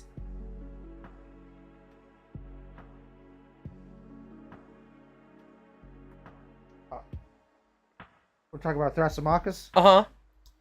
Right now, I think Thrasymachus thinks that he is the stronger. Even though he was told to shut up by the stronger men, forced to sit down. He has the knowledge, and he has defined justice already.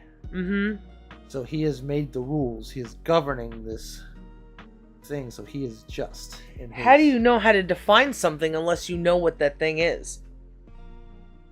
And with justice, like, you don't have to be a rock to define it. You know, you look at its components or whatever, but when you're defining things in the self, you have to observe the self. And if he's not done that,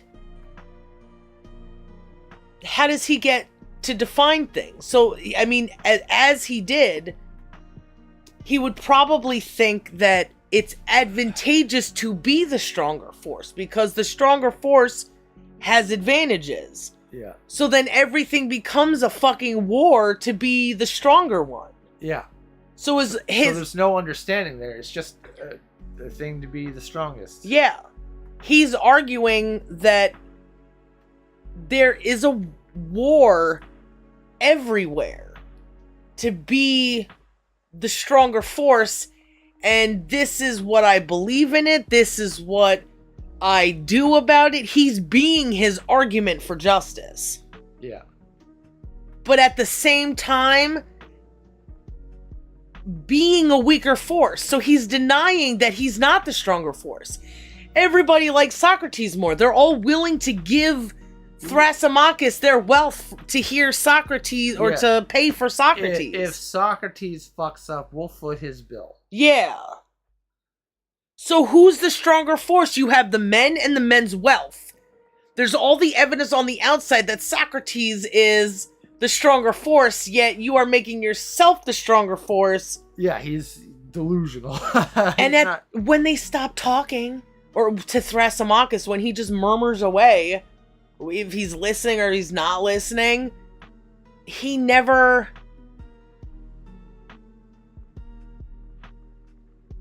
answers a question.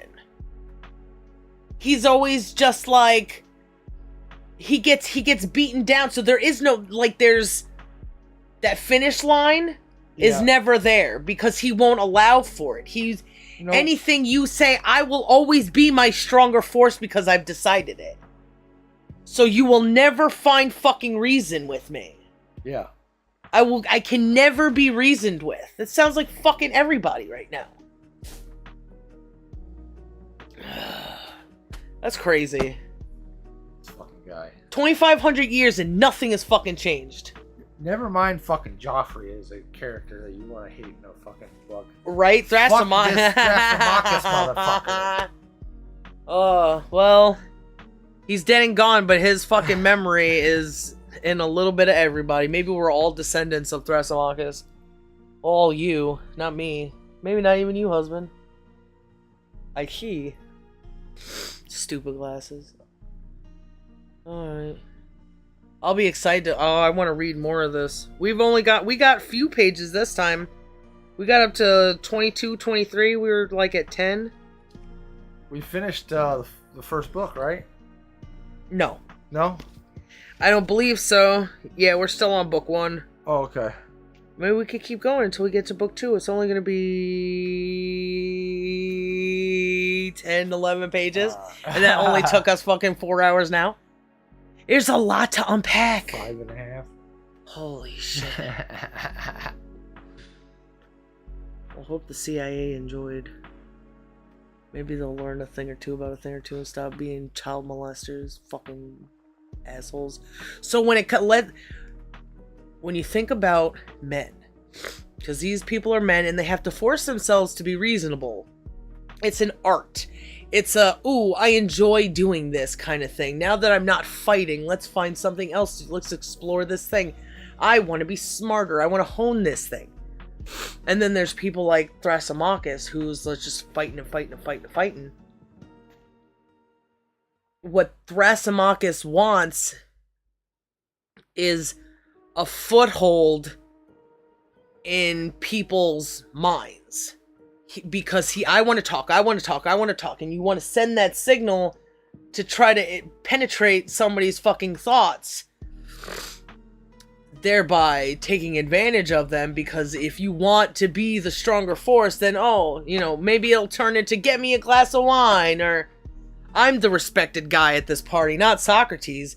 This motherfucker says that he doesn't have any money, so how's he getting food? He's probably walking around people feeding him because they want his company or whatever. Socrates is a little bit like Jesus, and isn't it a coincidence that they kind of talk about the same shit? They're both like poor and in these situations where people just like want to hang out with them. And in this book, they mention the difference between fucking one god and many gods. And yet nobody talks about the singular fucking weird thing, the god thing, the monotheistic thing in 300 years before. Were they influenced by like Zoroastrianism or something? I don't know. But that story's kind of fucking crazy too. Just so happens that most religions are like when they're all by themselves and they're just like walking around in the fucking desert and they start having conversations with themselves because there's not people around them to fill up that space and time. So men are prone to this because the poetry, this guy's a poet, Thrasymachus. Later on, Socrates talks about how all these fucking poets are saying all these fucking things. Let's not attribute this to Homer or Simonides or whatever. Because they're bad things, they're bad stories. Is he a poet or is he just a sophist? Oh, maybe he's just a sophist. I think he's just a sophist. It's all fucking the same to me. Liars.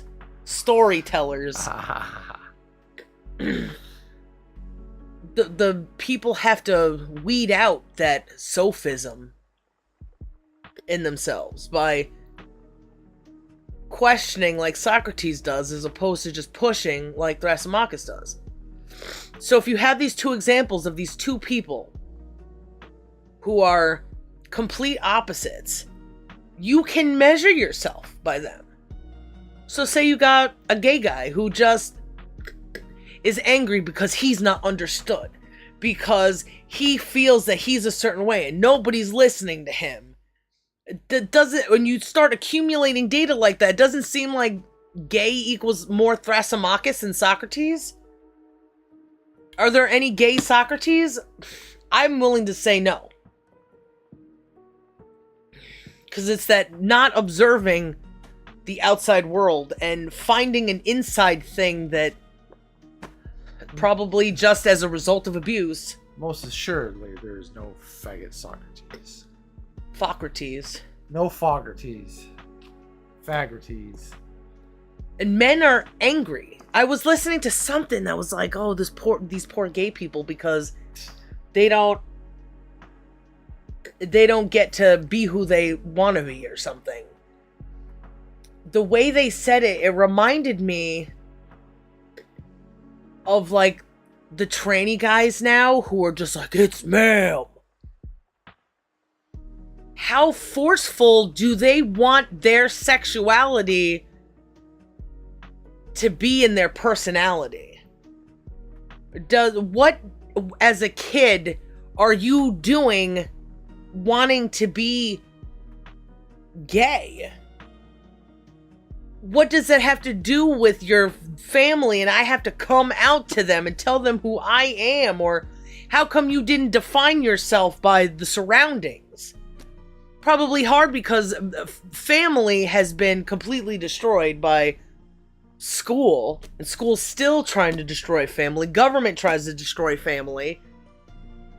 Anything that thinks they are justified in wanting people to do bad things, ultimately, and it just so happens also that that gay agenda thing is more ingrained into school. It always has been. Doing the sexuality thing, making boys angry and then putting them together, giving them these advantages to be gay. Men in prison are hurt, their freedom's taken away, and their ability to find a mate is taken away. So why wouldn't they just try to come in some butts or trade cigarettes for blowjobs if it's available? The people, men's senses are not aligned with honorableness. That's a thing that you have to work on. So all these things that are just accumulated is just what I want, just what I want, just what I want. I want to have sex. I want to have sex with men. I want to not procreate. I want to just party all the time. Whatever the case may be, it's all I want and not what is best for everything. What's best for everything is best for them, but it's hard to get there if you're just me. You want to fucking, go fund me gay entrepreneurs, but that's shit. That's nothing. Twitter had fucking GoFundMe. It was like on the main page for some reason. A lot of people were talking about GoFundMe, and they have a page there was like, donate to stuff, and if not, people will think you're a bad person. It's like, ew, you know? That's gross. Nobody understands. It's like tithings. The cellophane, whatever his name, Cephalon. The dad character, he's like, yeah, that's how you get to heaven, is just giving your money away. Giving alms. It's a bit of a conspiracy, almost like poor people are a means to redistribute money. If you don't have poor people, then you'll have a bunch of powerful people. Roundaboutly. How bad would it be if everybody had power? If everybody had power, then everybody would be equal. Well, people in power don't want that. Yeah. You can't rule over nobody if everybody's equal. I think it would be very easy to make people equal to a certain extent. I think equal as they can be. Yeah. I don't think that your usefulness as a person, as an individual, if you're out fucking eating everybody's fried chicken and stealing all their shit and just making your way the way you want to, you're a detriment to everyone else. If you don't have bigger plans, like I feel like we have big plans. There's a lot of people in the world who say they have big plans, but it's a pipe dream that they don't fully understand, they don't fully comprehend. Even fucking Elon Musk fucker. He has to lie to make it seem like he has big plans. Oh, batteries don't do worse for the environment than fucking not having electric cars. What a bunch of bullshit. It's not, there's nothing poisonous in these solar cells. These processes that we have to fucking make these things with. So, and we make them cheap and fucking, we gotta use shit from China, so we're always having to make it. It's not like everybody will have solar panels and then we'll all be okay. Yeah, no, the massive amounts of bad shit you gotta do to fucking get that garbage out of the fucking ground. Yeah. So, people's value, I think, will just naturally fall in place. If people don't think that they're more powerful than someone, if they know what is just and what isn't, if they know the benefits of things, it'll be like you fucking YouTube, but better. If there's people who want to give people money all the time. Men who want to be philanthropists.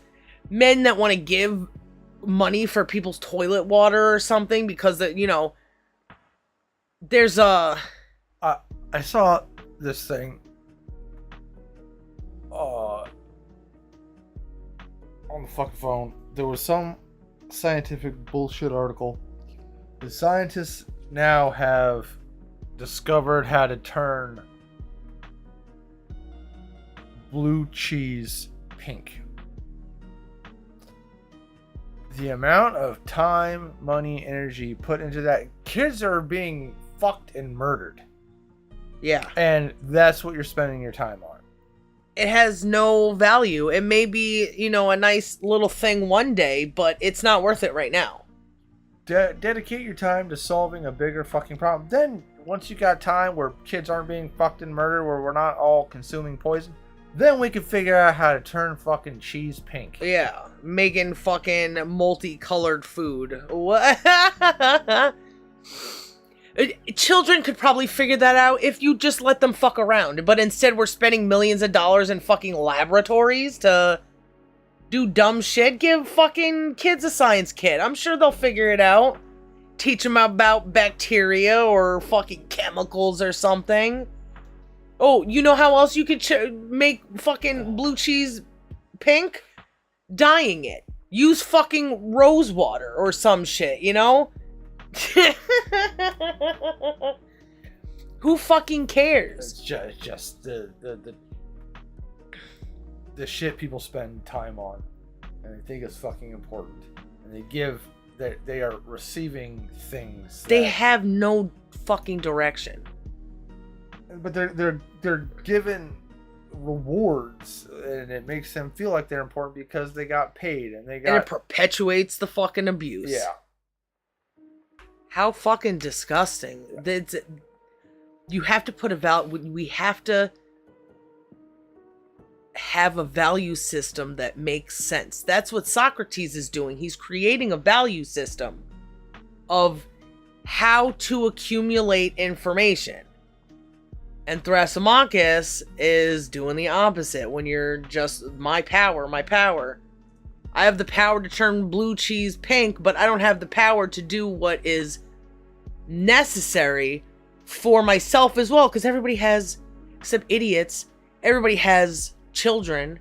And if your children are at any risk of being fucking murdered at school or fucking kidnapped at daycare, then something about the world is wrong, and the reason we do things is to make the world we live in better. That's why we evolved. Yeah. Or to make our lives better in that environment. What's more important to the scientists? Figuring out how to make the cheese pink, or getting to the store and buying your groceries and not being fucking murdered? Obviously, it's figuring out pink things. Their lives don't matter because they don't spend the time on the things that prevent them from being fucking killed. Why are all these fucking trainees going out and shooting up the place now? There was another mentality. I watched this one fat chick when I was making that video. Yeah. She said, my time is the moment I'm from being out of my mother's custody to when I'm buried is my time to do whatever I want. So I was owned by my mother, and I'm gonna be owned by death. So I'm just gonna do whatever makes me happy while I'm alive. And that's such a morbid. Everybody is damned in the meantime. They don't have any children They to want to look out for. They refuse to acknowledge they share the world with anybody else. Fuck them. I guess we should. You want to take a shower? And I'm gonna eat 12 more, whatever this is. Cinnamon rolls. Cinnamon rolls. Love you, baby. I love your husband. I like this. I can't wait to. I have to wait. I'm eager to read this again. And if there's anybody who sat here and listened to us, I hope you enjoyed. Yeah. I hope you learned something, FBI. Stop raping kids! I'm not gonna